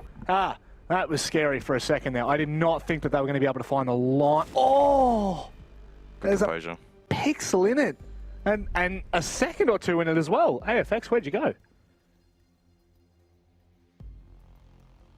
Whew. Yeah, don't know. Can see his eyebrows. The old, well, Leb, come on, mate. The old caterpillar. I meant to say caterpillars, you know, the eyebrows, the old caterpillars. That did not sound right. I didn't know what you meant until you clarified, so thanks for that. So I'm very, very glad that you did laugh, because I would have just continued talking without really recognising my I tend mistake. to laugh at about a lot of what you say. Just I often muted, so you don't feel I bad. That round, though, really did turn on its head. It felt pretty close, as you said a couple of times. Those long angles were proving to be really potent, and as that round sort of played out, I was getting flashbacks actually to the last time Rhythm played this map. Just having a look at it. It was against Wildcard, and I do vividly. Oh no, sorry, it wasn't against Wildcard. It was against. No, that. Oh, wait, what? I think Dev's tracker might be busted because it's not showing the game. Oh no, it was Bliss. Yeah, actually, yeah, okay, now. I remember vividly when Rhythm were attacking this side against Bliss, it was super one-dimensional and they never contested above properly. And at that, I was getting echoes of that there. Yes, they opened up Office, but they didn't really put all that much heat up above. It did sort of work out though. Order, I guess, didn't play into that vert that they still had. I still think they had not very well in being able to deny that plant, instead focusing their efforts on long angles and getting in the site, dumping util, etc. So I don't know, they kind of got away with it a little bit there. If we see a reattempt, I expect Order to clean up that site quite a bit. Yeah, I do love the use of, you know, the attacking teams using smokes and going in for plants and just the chaos that ensues, but I 100% agree. It's not something that's viable 2 rounds in a row, or at least you really hope that it's not. And now, even though Order were in prime position, 3v5, you're going to remember, what are you bloody giggling at? It's another Chucky meme. I can't talk about this one on broadcast. It's not very appropriate, but he has clipped me out of context and done me dirty. Oh no. Anyway, moving on. Clash still up above here for Bailey. Maybe we could get another Bailey cam here as he's looking to hold Mezzanine at the main pillar.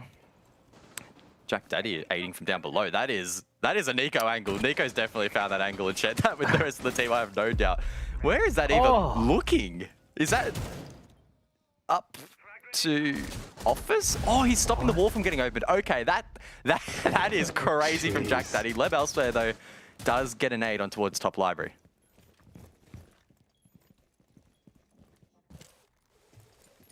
Now, can they continue to capitalise off this? Specker has either had the impact or been shut down earlier parts of the round. Nate with a really nice trade. Pachanka coming in disgustingly so as Nico fades away now. Needs to be careful if he has lost any of that control, but Jack Daddy from underneath is still just going to be as viable as ever. That's so gnarly, man. Leb does find a kill onto Nico though and makes it a little bit more difficult for Order. Yeah, the problem is, though, that position for Jack Daddy is great in denying the wall, but Rhythm have got a lot done without even having to really worry about that. And now the 3 remaining order members are under quite a bit of pressure, forced to fall off these positions. Jack Daddy thinks about taking up above, but Leb gets his 3rd in the round. Can now start working Vert up above with 35 seconds left. This is Rhythm's round to lose. Nate still in position to deny this, though. As I say that, he needs to do a little bit more than just the 1 kill, but Ghoul will catch him dropping from the heavens above. And Rhythm looking pretty decent, not gonna lie. First round, yeah. 2nd round, 3rd round, nice. So, Auto need to be very careful. Come on, man. Nice. Bit of professionalism about you, mate. Come on. Whenever someone says nice, I just think of, you know what I'm thinking of, so... Nice what? Nice attack. It's something like that. Yeah, I don't know. It's close enough. I would agree though. Rhythm have really started to mount some momentum. But will we see that crush right? Now we head back over towards second floor. Where Order might be able to tidy things up. They did win that round off the back of Nico's kind of heroic play. The setup actually for the execute from Rhythm was really quite strong. So we'll have to see if maybe they can disrupt that a little bit, find a pick or two early, or at least get a good read into how Rhythm are setting up and how they want to try and counter that a little bit more efficiently.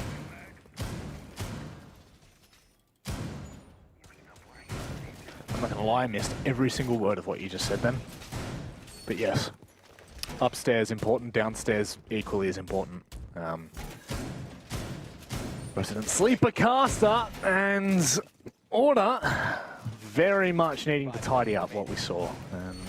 Dare say that will still be contested from Nico all the way through to the lobby. I am curious to see whether Rhythm can keep this pace up. They seem to be doing quite well in terms of those opening picks. But from there, it's kind of anyone's game. It is Order at the end of the day, and they can turn on a dime. Think of being brought out here as well. Running flashbangs, not grenades. Not sure if that's a deliberate decision. Be interesting if it is, as opposed to grenades. I guess they need someone to be able to sync util. I would have thought that Ghoul would be doing that. Maybe he's running smokes. No, he's running flashes. So I don't even know. I don't know why it's showing 9 flashes because that's not possible. Ghoul has 3. So yeah, a bit of an interesting decision there in terms of util, and no doubt Rhythm have prepared for that. AFX with early entry in towards library, pretty uncontested, but this is going to be the choke point. Piano, 3 ADS devices, Bailey as well, staring them down with the clash. I don't suspect Rhythm will want to dump too much utility at this phase in the round to clear that. Maybe save it for a little bit later and do a better job in isolating these players where possible.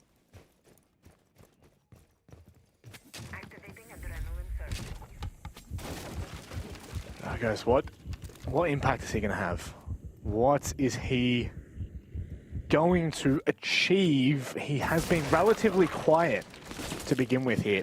And I mean, I guess it doesn't really mean much when you've got players like Leb doing what he's doing. Ghoul now opening up from Mez, and Bailey just being a little bit of a nuisance there. Oh, what? Jack Daddy. Yeah, from deep as well, juggling that wall. That's really well played. I suspect it's been dealt with. Yeah, Ghoul able to get the second one off. So, I mean, it's not really much of an issue, just a bit of a time waster there. Well played by both teams, really, to adjust to the situation. And we now have a minute left on the board. Bailey once again in a great position to deny the entry, and Nate on the cross in Piano does pose a threat. Still has 3 smoke babes to work with. Rhythm need to try and destabilize this setup, find a pick or two here or there. Dragos could be in a critical engagement any second now. Crosshair placement on an absolute dime here. All he needs to do is wait for Specker to peek this, and that'll be sent to the grave. 6 foot under. Dragos kind of feels like he's got the positioning here. Oh, he sees the shoulder. Love that cheeky little peek from Specker. A little shoulder shimmy. In effect, finds the pick onto Jack Daddy. Now things start to open up for Rhythm a little bit more. Nico prone inside of Piano could pose a threat. Does Leb have intel? That's the question. Has a nade, so could flush him out. I don't think they know that Nico's in this spot. This could be devastating. Oh, but they're just going to be able to plant behind half wall. They haven't been able to deny this. Order now are going to have to play for the post plan, although they've gone absolutely massive, and it's just Ghoul left. Oh, Nico! What? Blink and you miss it. Oh, Nico is just insane. That is the second time now on that objective. He has popped off in the post plant once again, just swinging wide with the worst gun in the game, as the meme goes. That is just super well done. Specker elsewhere getting the job done too. Well done by Order. They are dismantling those post-plant positions from Rhythm, who they themselves in the attack been doing a great job in establishing them, just unable to necessarily play off them as effectively as possible. Now, this is a bit of game on our hands here. Good to see them bounce back, but yeah, moving forward to kitchen and dining now. It's I'm pretty unclear on who's really in control here, because that, as you've mentioned, twice in a row now they've been able to win that site on the back of Nico going absolutely massive on the swing. So I would say for the better part of it, Rhythm are doing really decently in the opening minute, 2 minutes to get what they need open and to put themselves in a position that could find them the round. In particular, that side just seems to be somewhat of a weakness when you got a man like Nico on the sticks. That's as simple as it can be sometimes. Yeah, it is a little bit concerning though from Order if you do want to sort of play devil's advocate. Being only proficient on one side isn't going to serve you well. A 4-2 half on the or pardon me, a 2-4 half on the defense isn't going to be amazing. Yeah, it's shallow, so arguably a bit attacker-sided, but I wanted to see Order step up here. This is where they need to start proving themselves as one of the better teams in the region and show proficiency on more than one objective. Now, last time they played this, it wasn't a terrible performance with not clearing out above or applying as much pressure as they probably really needed to. So if Order can tidy that up, play off the vert, and really force Rhythm into clearing up above, then I have no doubt they could probably take round 5 here.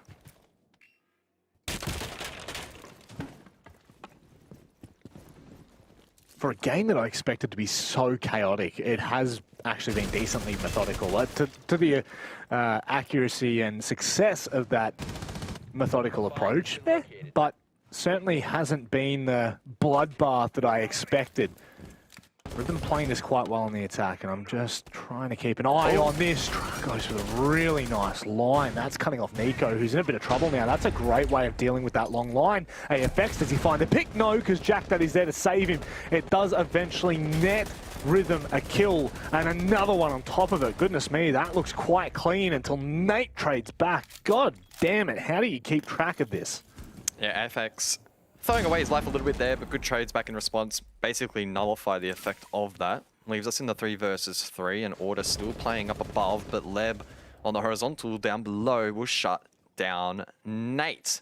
Still 2 players outside of the building, but only 4 make it alive in this round. Bailey to try and hold on in a 1 versus 3.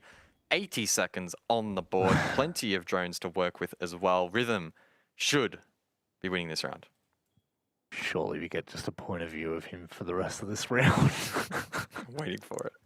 Point of view with the 1v3 clutch. What could be more cursed? Imagine he pulled it off. You can just see it. You can see it already. But what's really scary right now is Rhythm have really slowed right down, and Bailey is trying to stay as quiet as a mouse. Look at the drones work. Sorry, the drone work from Rhythm, ensuring that Ghoul can get into a position to capitalize on this. Oh, no. Get that replay queued. Oh, no. Could be on. Oh, no. Oh, no. He's in position. Oh, no. Bailey. Don't you do it to him. Don't do it, Drex. He's right on the other side of the drywall. Bailey tries to pre-fire it. No way! That is disgusting! Bailey 1v3. What? The Madland's gone and done it. Ask and you shall receive. Oh, you can just see the excitement on him right now. Oh, what a clutch. The 1v3. What a performance there. So clean, cool, calm, and collected from Bailey, as we often see. Hydrate.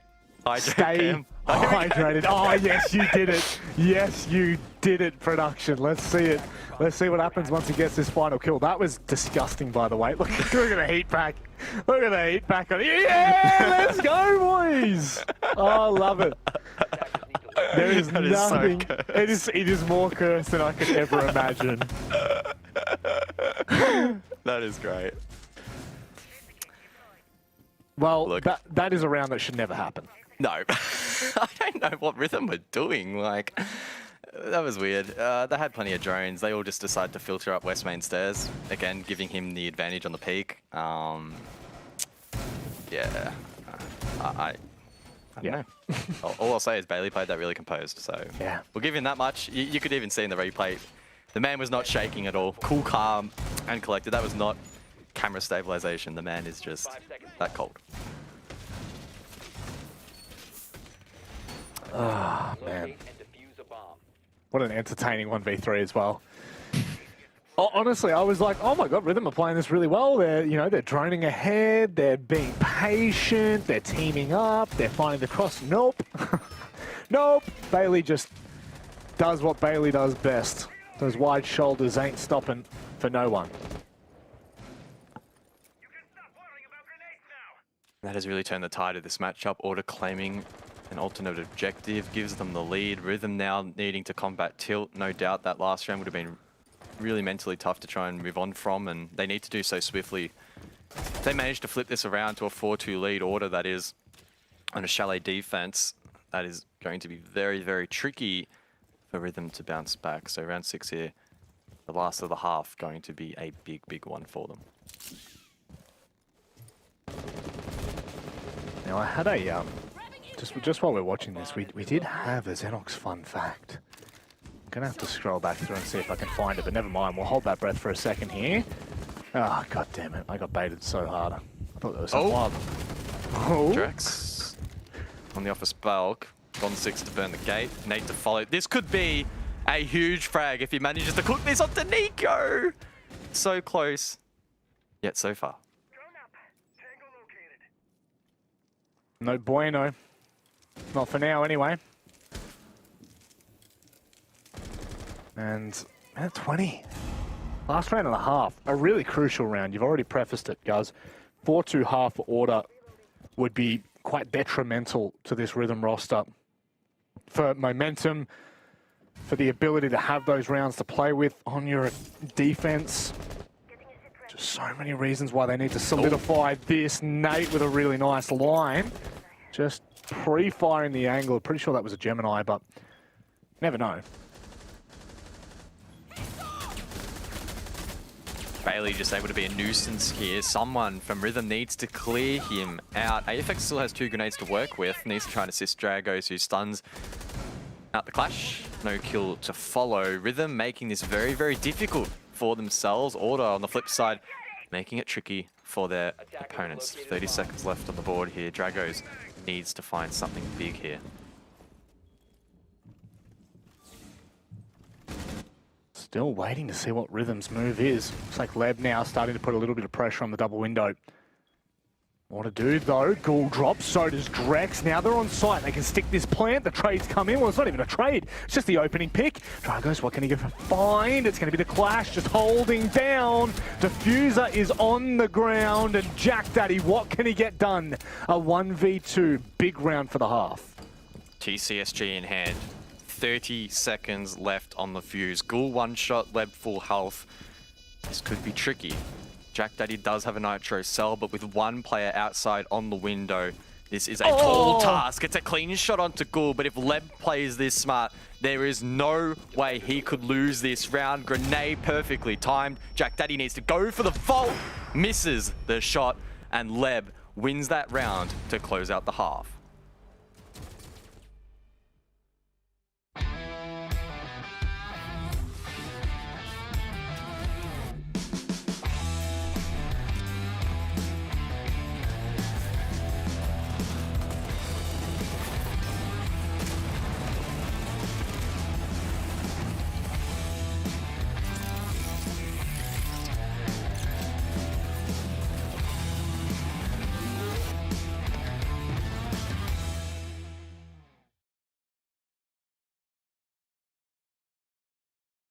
Well, Xenox is here with us in spirit because it is a Xenox fun fact of the night.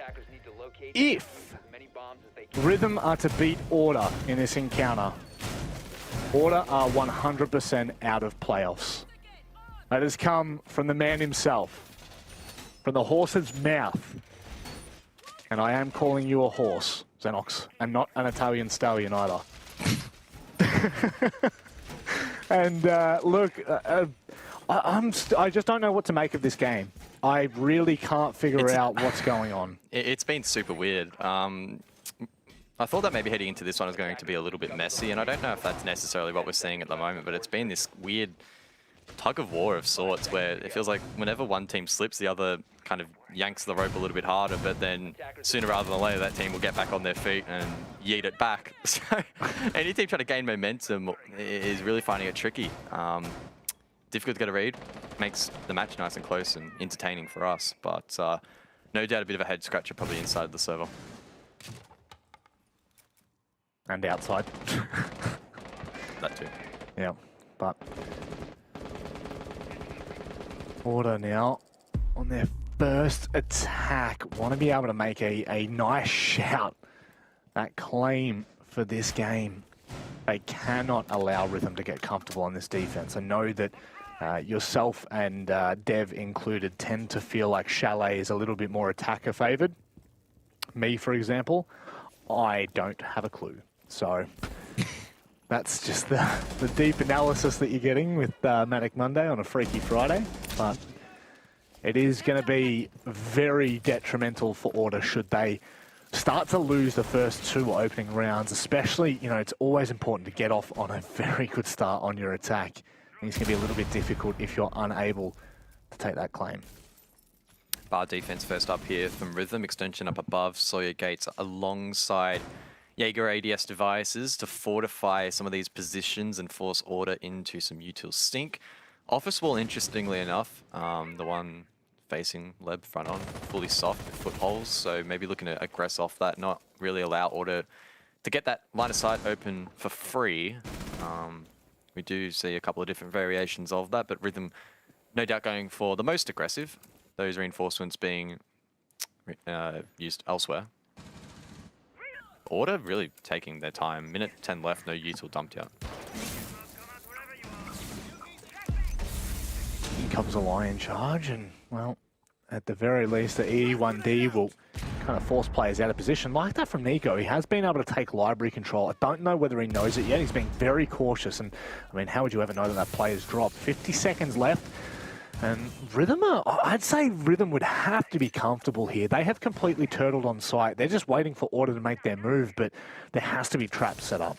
Yeah, best way I would describe this at the moment is just a lazy defense, but in the best way. They haven't really been forced to play their hand.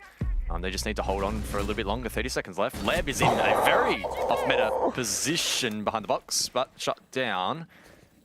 Now a little bit of pressure starts to rise for the rest of the team, but they are in great positions. Order will find it tricky to flush them out. Nico on the double window. He's got the kit in hand, so that's what we're waiting for. This is a beautiful line from Dragos. If he can stop that player from coming on in, that's exactly what he's been able to do. No, he hasn't, in fact. Nico is actually in and plenty behind the half wall. Bailey goes massive once again. And Order, in the last 10-20 seconds, just absolutely shove Rhythm out of sight. Yeah, not really a fan of what we saw there from Rhythm. They did a really good job in wasting so much time, but the one critical thing you need to be able to achieve on that site is prevent the vault-in from double window. Now, they went for this strange, I don't know if it is that strange, but the backstore reinforcement, they went for the right side as opposed to the left. I mean, you can still play off that and deny the window. Obviously opens up the angle a little bit, but they weren't really playing off that. Then we saw the alibi. It was AFX, I think, in that round. Like, looking through the drywall, but didn't have an angle, at least from the spectator client. It didn't look like he had an angle in towards the window, and then he was just allowed to jump in freely. And once you jump in, get towards that half wall, if you don't have a nitro prepped or some other way to deny that plant, basically impossible to win the round because the post plant's so tough. It didn't even get to that point as Order did find the rest of those picks. Everyone trying to scramble and denying that plant. So very, very strange there from Rhythm. They did such a great job. They didn't even have to do anything, honestly, to get themselves in that great spot. Order was super slow. Unfortunately, their defense just didn't play into it well enough. Hang on, has Leb only died 3 times? What? Bit of a gamer. He's an absolute gamer. Not bad from the old man. I don't actually know how old he is, but yeah, with You a just beard call like that. Leb an old man. I thought he was 18, maybe 19. He probably is. The same. The old old? fella, you know. If Well, 18 is if that's old, does that I'm mean, in what does that trouble. mean for you? That means I'm in trouble. What does that mean for Raven and Xenox, mate? They've got one foot in the bloody grave. That's what I was going to say. Good minds think alike, mate. Good minds think alike. Oh, Leb. Talk about 1 foot in the grave. Leb not far off as he crosses back in towards dining. Not sure exactly who lit him up, but either way, something he'll need to be closely monitoring for the rest of this round, as those gas babes will be critical in denying the plant. I'm wasting some time here. Order going for a horizontal take. Don't know if we'll see much vert here. I again strongly believe it's pretty important, but happy to be proven wrong. If Order gets something done without that control up above, I'd be more than happy to see it work. Don't knock it till you try it, something like that. Now, just being very cautious here, Nico. Trying to displace this. Is it the mute jammer that they're going for here? I think so, yeah. Because I feel like you could definitely just make a Oh, hole. Leb's and watching shoot it. this too. That could be pretty dangerous. Oh, That's a nasty wow. angle. Oh, Oh, no. he's gonna get killed. Oh, surely. Oh, no! We have seen some awful timing tonight. Nico really low though, so still needs to be careful. Ghoul gets aggressive, avoids that off a Falcon. He swings wide at the door, but doesn't find that kill. Order looking to maybe apply the blowtorch a little bit up above. And talk about blowtorch, they haven't been able to work that dining wall as well as they probably would have liked. Nate countering the mute rework by deploying those ex-Kairos. Won't work though, so nice try. I think they have been cleared though, as you can see. The electric effect fade away, and that means that up above will be trickier to hold. Yeah, tricky, but not impossible by any means or stretch of the imagination. How much attention are Order going to keep there? That's the big question right now. Are they going to stay up there and try and contest it? It looks like Bailey's going to be the only one that remains, as AFX is going to be around Piano. So, with 35 seconds left, have Order done enough? Drex has a decent angle. Leb playing the long one in towards Trophy. Can Order get in towards site and get that plant down? 10 players up, no doubt going to be chaotic. I feel like this is just 2020 all over again. The 30-second meta is kicking back in for Order here. Nate just getting lit up a little bit by Dragos there, who holds the line. Nico goes down. AFX still up top. Nate now starting to stick that defuser. What can he get done? Can't deny it, but still he holds firm. Bailey does it again. There is no slowing this man down, and Order seem to be storming away with this map. That is very cheeky in a lot of ways. Order with the prone entry in towards site, that's cheeky as it makes some of those angles deep harder to hold, but I also really love the patience there from Bailey. If you don't want to necessarily directly contest and hold up above, instead just sit and wait for the defense to inevitably look down that vert and pick them off in the fashion he did. That is a super cheeky way to play that. I really like that from Bailey. Such a simple one at that, but really effective. And maybe it's a result of all that hydration. Oh, he's even turned the fan. Oh, that man's really getting sweaty for this one. Oh, you can feel... Oh, Nate! Nate with the tail! Nate with the ponytail! Go on, show us again, Nate. Ah. Kind of hoping maybe that would have been a chance. No. Really? They can't hear us. That's a shock. I'm absolutely shocked at that. I don't think so. Yeah, God, you really suck. You just... Not on, mate. Tack timeout, of course, for Rhythm, and it will give them a chance to recompose here. It's quite important, as you know, the better part of their seasonal campaign over 2021 could still be on the line, you know, depending on how things go. If Rhythm aren't able to, at the very least, grab a point out of this game, regardless of how poor Wildcard have played throughout this stage, they still leave it. The door, this is slightly ajar. You got to remember, Rhythm have Chiefs and then Knights as their last two games. Arguably, they have the three hardest teams to finish on their stage. Of course, I say that with Order more so because we would have expected them to have been one of the harder teams. Whereas Wildcard go up against Bliss and then they come up against Roffle. Not to say that Bliss by any means are going to give them 3 points, but it just makes the end of this stage so important. I can see this coming down to the last Playday where Wildcard play Roffle and Rhythm play Knights to fight for that, fight to not be in relegations, which is just... Fight to survive. Yeah, it's literally their survival. It's going to be a hellish final Playday, I will say. What happens if they tie? Can they? I don't think they can tie, can they? No, I don't think so. But over the season, I don't understand. Yeah, anyway, I'll figure this out over the next couple of days and figure out whether it's even possible and what happens if they both end up on the same amount of points. Because Thanks for doing that, Rob. No, That's no worries. Really nice no, of you. I'm good bloke. I didn't even Manic. have to ask. Thanks. Top bloke Manic. Don't worry about it. It's Yeah, just we the wouldn't things go I that do. far. Nah, I reckon most would. What's wrong with that? Everything. Yeah, it does put emphasis on this matchup though. Rhythm can almost completely negate that situation of the final Playday mattering if they even muster 1 point here. I think that would be enough to really, really secure that position. Maybe not quite lock it in, but it'd be very, very close to being the case. And like you said, last 2 Playdays tough. This is probably their best chance to get those points. So they just need to win a few more rounds here and at least push overtime. But Order most definitely looming. Now, AFX with a pretty cheeky extension.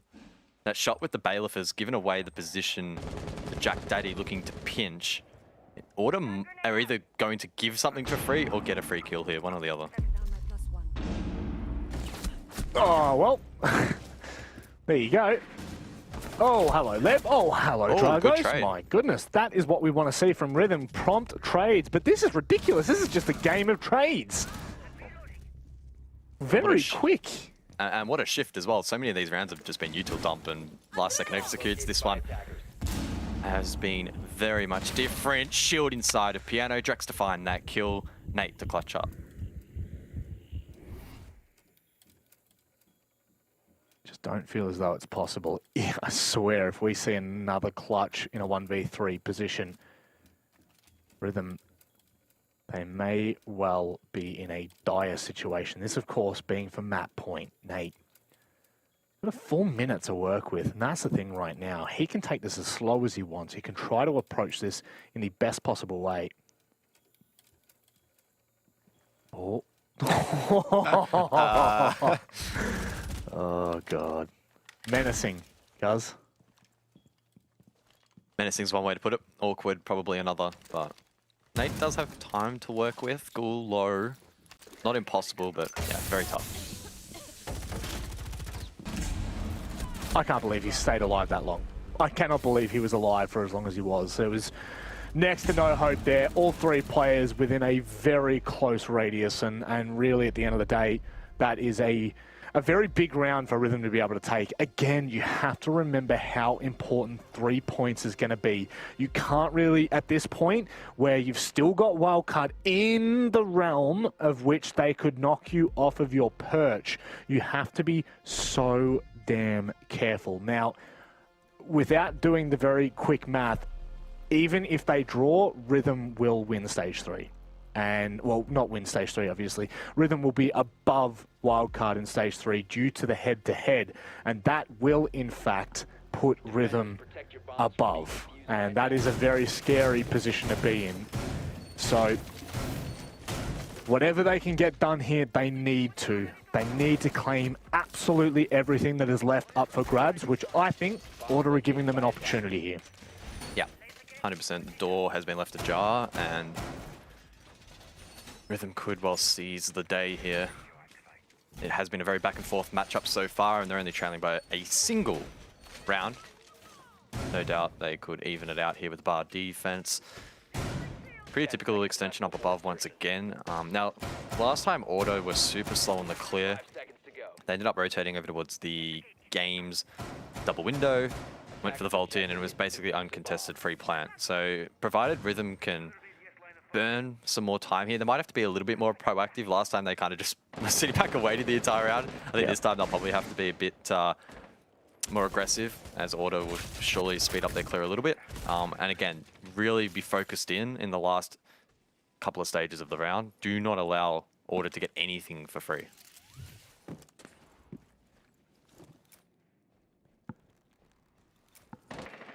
There's been so much of... There's been more downtime in this game than I think I've experienced for a very long time. There's been so many rounds come down right to the wire. So many rounds have just had to have been a methodical approach, bit by bit, inch by inch. It feels like that is not about to slow down by any means. Jack Daddy doing his job. Flank watch now initiated for order as they start to clear from that top side, making sure that Rhythm aren't able to hold on for too much longer in Library. It is incredibly important. We saw it again, and you've already touched on it. The ability to flush that out early, force Rhythm back into the position that we found them last round, last time they attempted this. It's dire.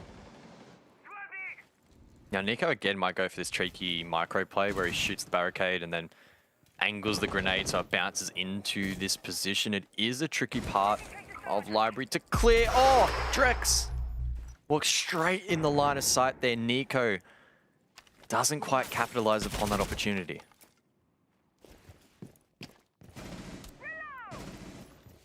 Oh, a minute left. Rhythm is still holding up above. There we go. That's the bounce that we were looking for. But as you said, ADS has taken care of that. Another one in front. So Drago should be able to stay here for at least a couple of moments longer as he starts to peek aggressively through to Mez and all the way into study. Oh.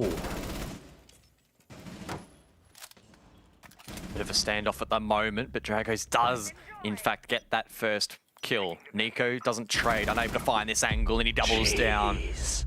Order are being torn apart by a single player in Library. More warning shots.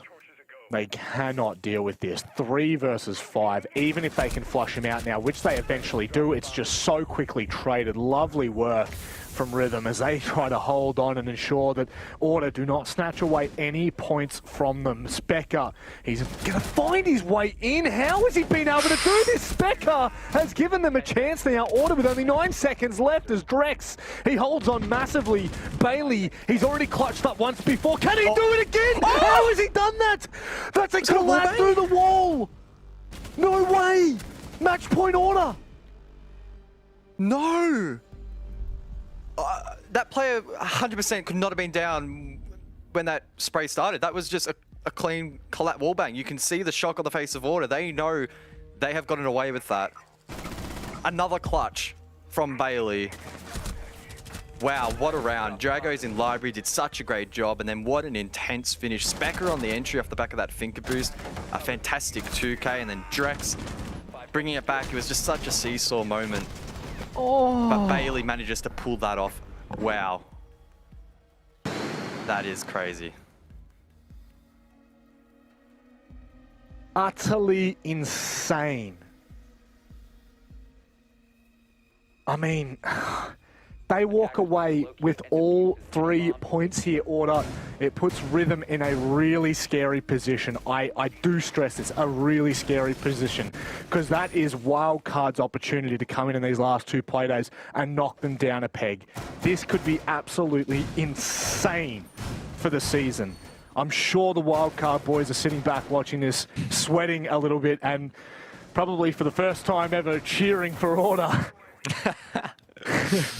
Not that I don't know if there's any banter in there. You know, I wouldn't have a bloody clue, but for sure, this is a position right now where, I mean, you would just have to be putting Bailey on the shoulders of Order and just cheering, praying to God, and thanking God that you've sent a man with such shoulders. Not over yet though. Rhythm only 2 rounds away from sending this to OT, and I would not be surprised if we end up going the way that this match has progressed so far. So back and forth. We're seeing, again, those sort of seesaw moments mid-round, but just across the timeline of the match as a whole.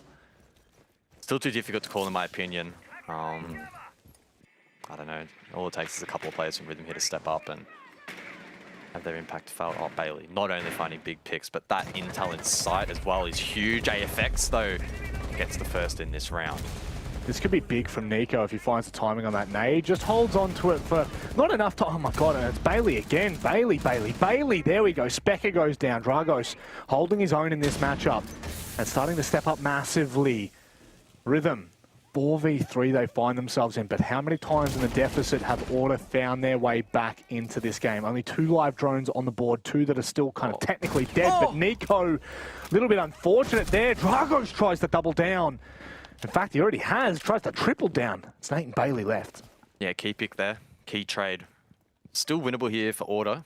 Nate keeping his team in it, but no doubt going to be tough. Bailey just pauses, probably adjusting his webcam real quick, may have fallen off. And yeah, just need to compose themselves here. Still half the round to work with. 90 seconds on the board. No nades available for Bailey, but Nate has a couple of flashbangs in his pocket. Rhythm need to compose themselves. They have lost rounds from worst positions so far on this map.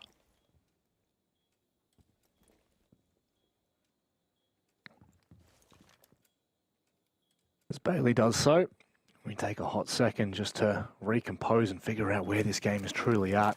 Quite massive again in terms of the season. It's Nate trying to open things up. It goes right into the open arms of Bailey.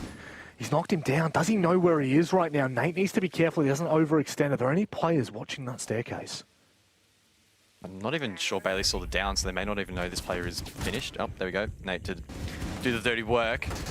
Bailey now spraying down. What can he find? Timer ticking down. 35 left on the board. Very awkward position, but Bailey wins that fight. A 3K in this round. Nate for the plant. This is it. Drex tries to claim back something, but Bailey has been denying over and over. He's been put down. But it's Nate to step up, order secure all 3 points, but more importantly, they deny Rhythm of 3 points. Wildcard's hopes in Stage 3 and in their season still remains. God damn it, Nate. I'm trying to be serious here, mate. Oh, what did Nate do? I think you should be calling out Bailey, mate. Wow. Bailey, sorry, yeah, Bailey. I'll just throw you under the bus. Please. What a match. That was super intense, so back and forth. Pretty messy, a lot going on. Pretty wild scenes. What a storyline, though. Wildcard's dream still alive, hanging by a thread as Rhythm unable to get any points. Oh, massive from Order to bounce back. Ducky the only one to predict them, and I think for fair reason we were all feeling Rhythm, but Vast, I mean, what a chaotic game, just back and forth. Rhythm weren't letting go, but god damn, Bailey just stands up for Order. Yeah, I mean, Rhythm put up a really good fight. It's kind of, I don't know, devastating for them. I feel like the rounds they lost, it was really easily, there's the word, fixable. It just seemed like really small mistakes just costed them massively. Just perhaps giving Order a bit too much freedom and map control, and when there was a lot of situations they didn't have to, you know, they fell back way too early, and Order were able to capitalize on that. And you know, Bailey had a really good game. Those clutches were insane. But I think, yeah, those clutches as well, especially that 1v3 when Bailey was on Maestro, like that was very easy, very winnable for Rhythm. All it took was really using those drones, find out where Bailey is, and you know, working together from there. And I think perhaps they didn't really want to waste the time droning him, and you know, it resulted in him, you know, punishing them for that. Yeah, and you know, we've spoken about it before, Guz, and it really does start to leave this, well, this whole stage up in the air, because, you know, Order now go to 4 points, equal with Roffle, Copter. Rhythm are kind of, it feels like the gatekeepers for that final place in playoffs, but more importantly, it really has left an opportunity for Wildcard to take 6 points, or at least 4 points, and push on to 2022 unscathed through the Rellos.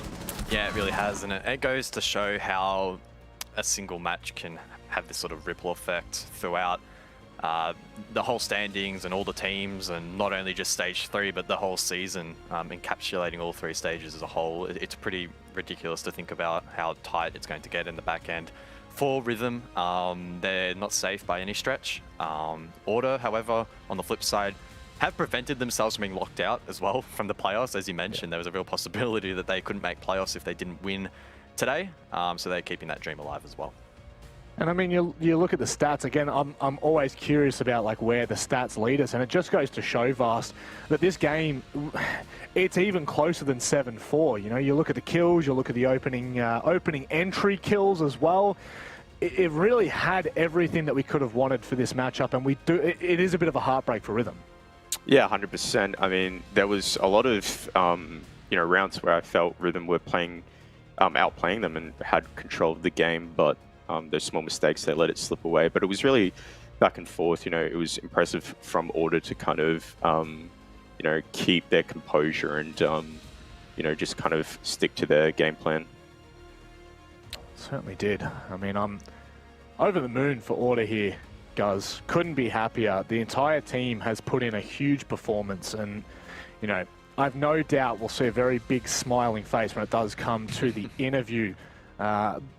But I mean, what does this mean for their stage 3? Does this mean they claim back a little bit of what they'd lost? For Order? Yeah. I don't know. There's still a lot that needs to be salvaged.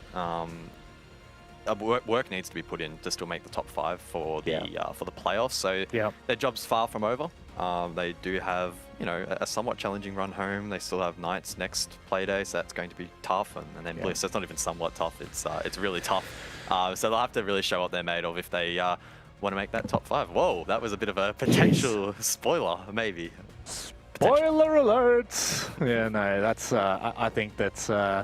Everyone knew it anyway. That no one knew it. What are you talking about? There's no way someone like that. Oh, now it's just reminded Vast to stay hydrated. That's fair enough. But I think there would be no doubting in my mind where Bailey's at in terms of the MVP talk, because that was a pretty filthy game. Vast, you've already mentioned his clutches, but what's hard to quantify as well is just the performance that you can have throughout a match and the kind of effect that it has outside of your kills. What exactly is your question there, Matic? Okay, Guz. Come on, mate. You've just got to pick it up and move on with it. It wasn't really a question. I'm just feeling, because guess what? No, you know what? You don't even get a chance to answer that, because guess what? We've got Nate coming in for the interview. Thank God, Nate. Thank God. No Specker. We've got the wonderful Nate. Congratulations on the victory. That is a huge grin on your face, mate. Almost ear to ear. I mean, a big 3 points for you guys to take away. How's it feeling after, taking down Rhythm, who have had a really good stage 3 so far? Yeah, that was, I think, definitely a much needed win for us. Just not because of the points, but also a bit of morale. We haven't had the best start to OCN, you could say, but yeah, definitely, it was definitely very good for us, I think. Yeah. Yeah, I want to kind of talk a bit about, the situation you guys are in. When you're in a slump like this and, you're in a bit of a dry spell for a win, what's the process? Is it, trust the process and kind of, wait until the win comes, or is it, kind of changing things up to just, try to see what exactly is the problem and what will work? Yeah, I think it's very much trust the process. Like, that game was a bit more of last stage Order, you could say. It was very, as you could tell, free-flowing, and we're kind of just going for stuff and allowing those kind of clutch plays from Bailey, but we're trying to obviously change our playstyle a little bit, add a little bit more backbone to our pushes, and it is a big change, but yeah, I think it's just a lot of just trusting the process and keep working on these small little problems we're having. Yeah, in terms of change, you've got a couple of play days left, Nate, to try and refine things. Knights and Bliss, though, not going to be the easiest of opponents. How do you see that playing out? The Knights games are they're very hard, but also very fun, so I think that should be a good one tomorrow. And the Bliss games is, we'll just have to wait and see, I guess. It's whoever's hitting their shots on the day. Is Bailey going to drop 20? Is Jigsaw going to drop 20? Or, you know what I mean? One of those types of games. But yeah, I think definitely 2 very tough play days, but very winnable. Yeah. Very quickly before we let you have the floor, Nate, I want to get a bit of insight. Chalet being picked, was that something that you guys were kind of premeditating? Yeah. We had Chalet definitely premeditated. It was very much we wanted to have another go on Chalet after that very terrible wildcard game we had, and it felt a lot better today. That was for sure. Yeah, no, it looked a lot better from you boys. So a big win on the board. We'll give you the floor to say whatever you're so pleased to any viewers, fans, family at home. Who knows? Yeah, just always thank you to you guys, and thank you to Order. It's been very awesome this OCN stage. Had a lot of fun. So yeah, that's about it. Awesome, very fun. Beautiful. All right, Nate. Well, thank you very much for coming and joining us, and congratulations on taking the 3 points. We may well see you tomorrow night. Thank you very much. So, Order, are they back? Are they back in business? That's the big question. Should have done a skin plug, Nate. 556 Order skin. Go buy it. There you go. Guz has done it for you. Guz has done it Don't for bother you. about sending me a code order. I've already bought it. So. Oh, he's too good. Good bloke, Guz. God, there's got to be a meme in there somewhere about Guz. I'll tell you what, mate. But look, that does kind of... it doesn't beg the question for Order, are they back? Because that is Rhythm, who generally we were kind of considering a lesser opponent for a team like Order, but in their current state, it's an up nonetheless, Guz. Yeah, I don't think Order have ever truly left. They're just in this weird kind of state at the moment. Yeah. I think they're trying to find their feet and really start establishing themselves. It is going to take time for this to eventuate if they're ever going to reach that peak form. I really hope that they actually do perform nicely in the last couple of Playdays and make the playoffs, and then we'll get to see their growth and if their map pulls really deep. I think they're still a decent dark horse heading into the rest of this stage, and with the pressure alleviated a little bit, maybe more so off the back of this matchup, knowing that they can still make the playoffs. If they had a loss, they wouldn't have been able to. Hopefully they can flourish a little bit here and show what they're really made of. Knights and Bliss, again, tough opponents, but very winnable, as Nate said. And looking forward, Vas, we've already asked the question, but how do you feel Order are going to be going? Knights and Bliss, like, oof. Yeah, that's really tough. It's going to take a lot of work, but look, when you're in these slumps, it is a difficult position to be in when you don't really know exactly what's going wrong, and you don't really know exactly how to fix it, or you don't even know what's really going on. So I think today, it's an important win because hopefully it will give them a bit of insight on maybe what's working a bit more. But look, it is going to take a lot of hard work to beat those two teams. But I don't know if we see, some of the things that we saw today, maybe like their change of play style, a bit more aggressive. I think the biggest issue for me with the team is, I was mentioning a while back, is how kind of slow and passive they are, and not really utilizing map control, not seeing initiative from their entries. But, we're kind of seeing a bit more of that today from, Bailey, Specker and whatnot. So there's a lot of positives, but yeah, Bliss and Knights is really tough. So it's really hard to say, but... And positives for Rhythm here, Guz? Do we take much away from them, or is this just kind of, off on the side as we move forward for them? It wasn't an awful day for Rhythm. There are definitely a couple of rounds in there that were throwaways, to be honest, and gimmies to Order, so I'm sure they'll be disappointed at that when they go back and review the match. I don't think they'll be overly disappointed. They've gotten over that major hump of beating Wildcard and having that head-to-head, so they have that safety net, and honestly that safety net's only grown tonight after Wildcard lost, so they're not going to be in the worst of positions. They can still sweat a little bit. They haven't confirmed their safety just yet, so they'll still be looking to maybe find a win. They've got Chiefs next, then Knights as well, so just like Order, they've got a really tough run home. Yeah, both teams that are looking to claim a bit of a bit of an upper hand have kind of been dealt don't want to say shit hand by any means, but they've definitely been dealt a hand that is not favourable to them. However, Wildcard's trek home here, Vast, they have probably the best opportunity to claim at least 4 points. I know they've got Bliss next Playday, but they finish on Rafflecopter.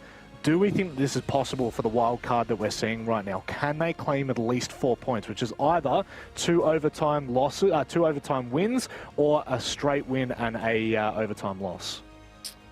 I think they'll probably lose the Bliss game, to be honest. I hate to say it, but I just think they will. But the Rafflecopter game will be a really good opportunity. I mean, they could salvage 1 point from the Bliss game, depending on the map. But just this real inconsistent form, it really is hard to gauge if they can come out with 2 wins. But yeah, I think that, I don't know, they'll probably lose to Bliss. To be fair, I don't think I can disagree with that one. Let's have a look at the results from tonight's matches and dissect what we saw earlier on, because we've already touched on that Rhythm and Order matchup. But Guz, I mean, we just kick-started with 2 of the fastest stomps I think I've seen. Yeah, map 1 was a bit of a bang from Overt, taking down Wildcard on historically one of their better maps. So really great performance from the fresh squad here in Stage 3. As for that second match, as you mentioned, another speed run effort. In fact, it quite literally was the fastest game of OCN achieved with the 7-1 dub. Honestly, could have been even faster. So yeah, 2 great opening matches for the night. Yeah, and what's actually crazy is I'm just going back to the stat there that Jess from ESL has dropped into our wonderful Discord. Wildcard and Overt, the game above them, was actually the fastest match this stage before the Ruffle and Chiefs match. So there you go. We had 2 of the fastest games that we've had in 5 Playdays played out in just one. But Vast, Knights and Bliss, was there more, like, do you think that was Bliss's for the taking, or was that just Knights kind of showing their true form? In the first half, I thought Bliss were just completely all over them, and I would have said, that's Bliss's for the taking. But as I kind of mentioned at the end of the game, both teams kind of failing to play together, play tighter on their defenses, and it just seemed like Knights were able to capitalize on that a bit more.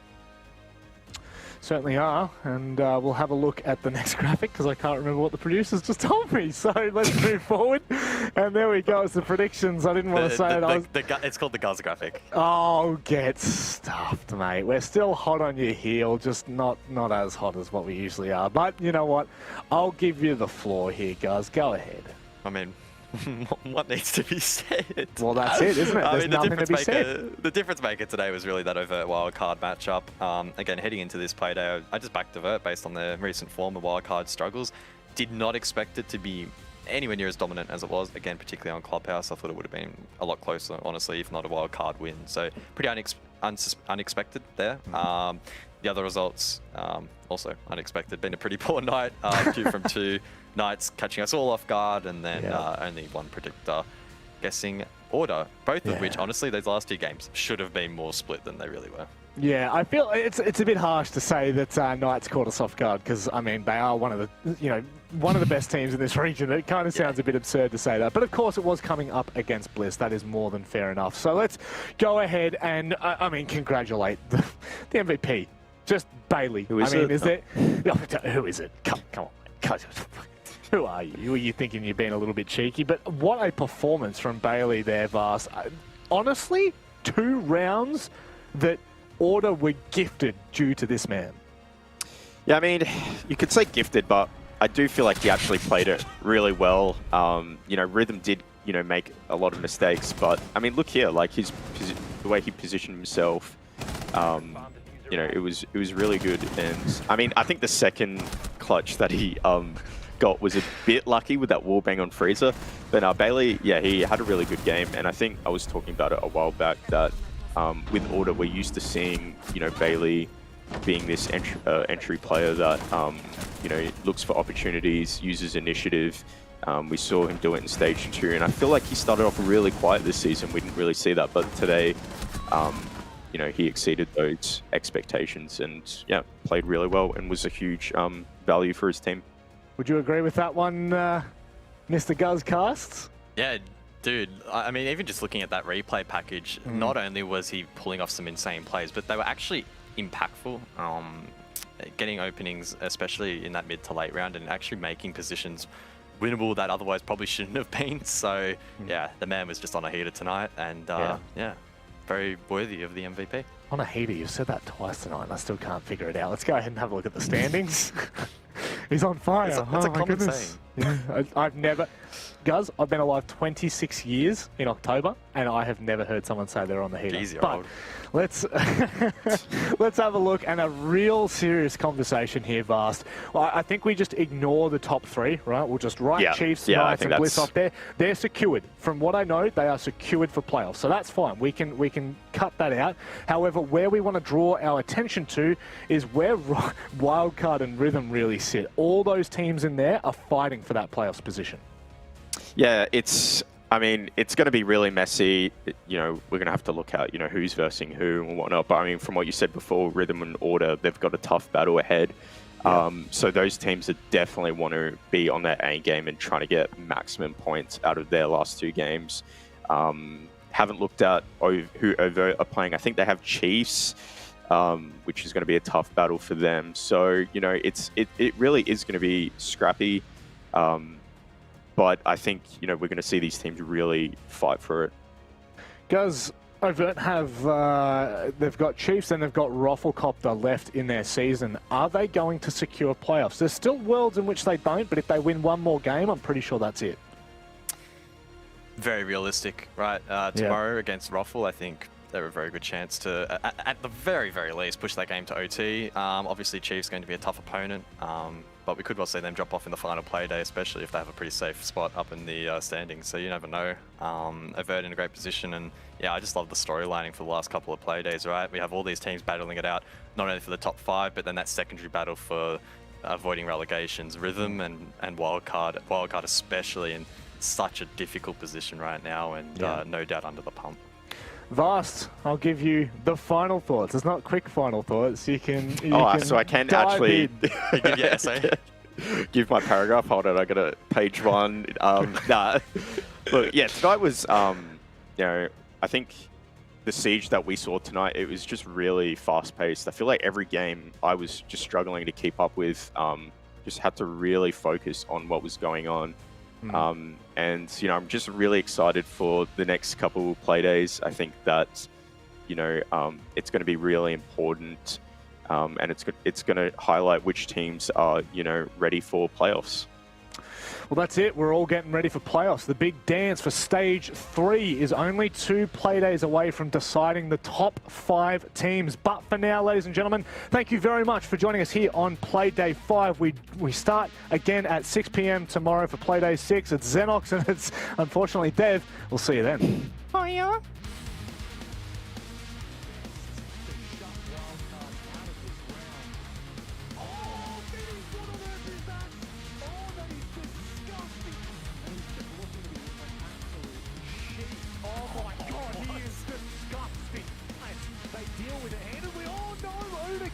Sage in the wrong place, wrong time. What is this? What is going on, guys? It's chaos. Open up into cash and apply pressure there. He's not wavering one iota, but nor is Jigsaw. This is what we love to see. A little bit of a stalemate. No, not like that, George. You couldn't script it. What?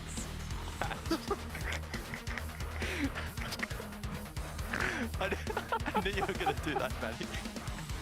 Why did you go to the I'm done. He's right on the other side of the drywall. Bailey tries to pre-fire it. No way! That is disgusting! Bailey 1v3. Now order with only 9 seconds left as Drex, he holds on massively. Bailey, he's already clutched up once before. Can he do it again? How has he done that? That's a collapse through the wall. Yeah, how proficient is Ruffle going to be on this roam clear? Again, the Chiefs are not going to give up map control easy. They're going to be quite relentless. What's this from Ruffle? Are they shaping up for Oh, yeah, they are. Oh, yeah, they are. Yeah, they are. Oh, they're going to be stopped in their tracks. Worthy with a double kill. He could have found more, but of course, Cake in sharp as ever. Due diligence not done. What on earth is going on? Rafflecopter trying to kick start.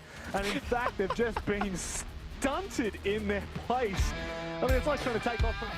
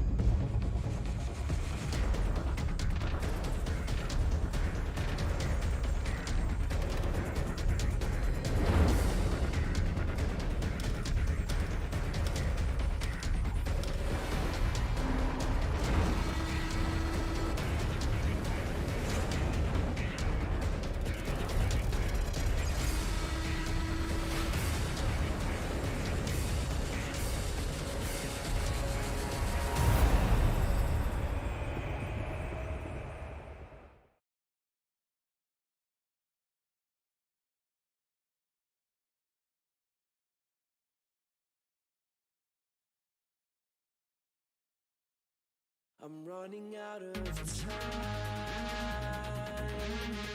I'm running out of feeling, so I'm running out of time.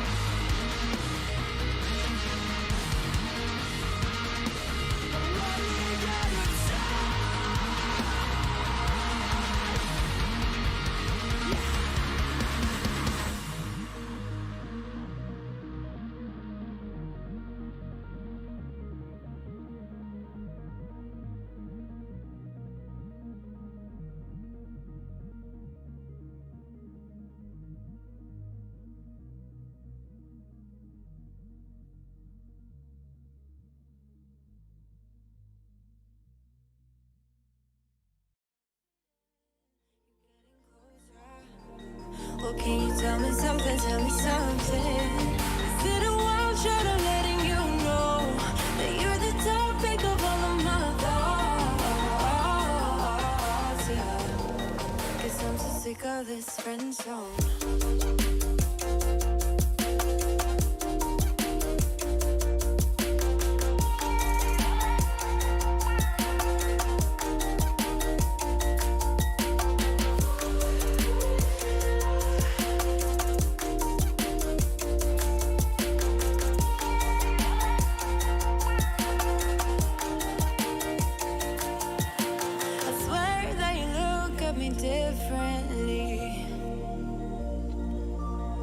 Whatever it is, it just feels so real.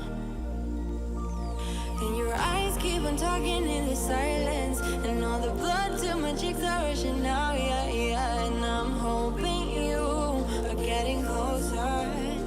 Well, can you me something, tell me something. Is it a wild shot of letting you know that you're the topic of all of my thoughts, yeah? And that I'm sick of this friend zone. Well, can you tell me something, tell me something? Well, can you tell me something, tell me something? Well, can you tell me something, tell me something? 'Cause I'm so sick of this friend zone.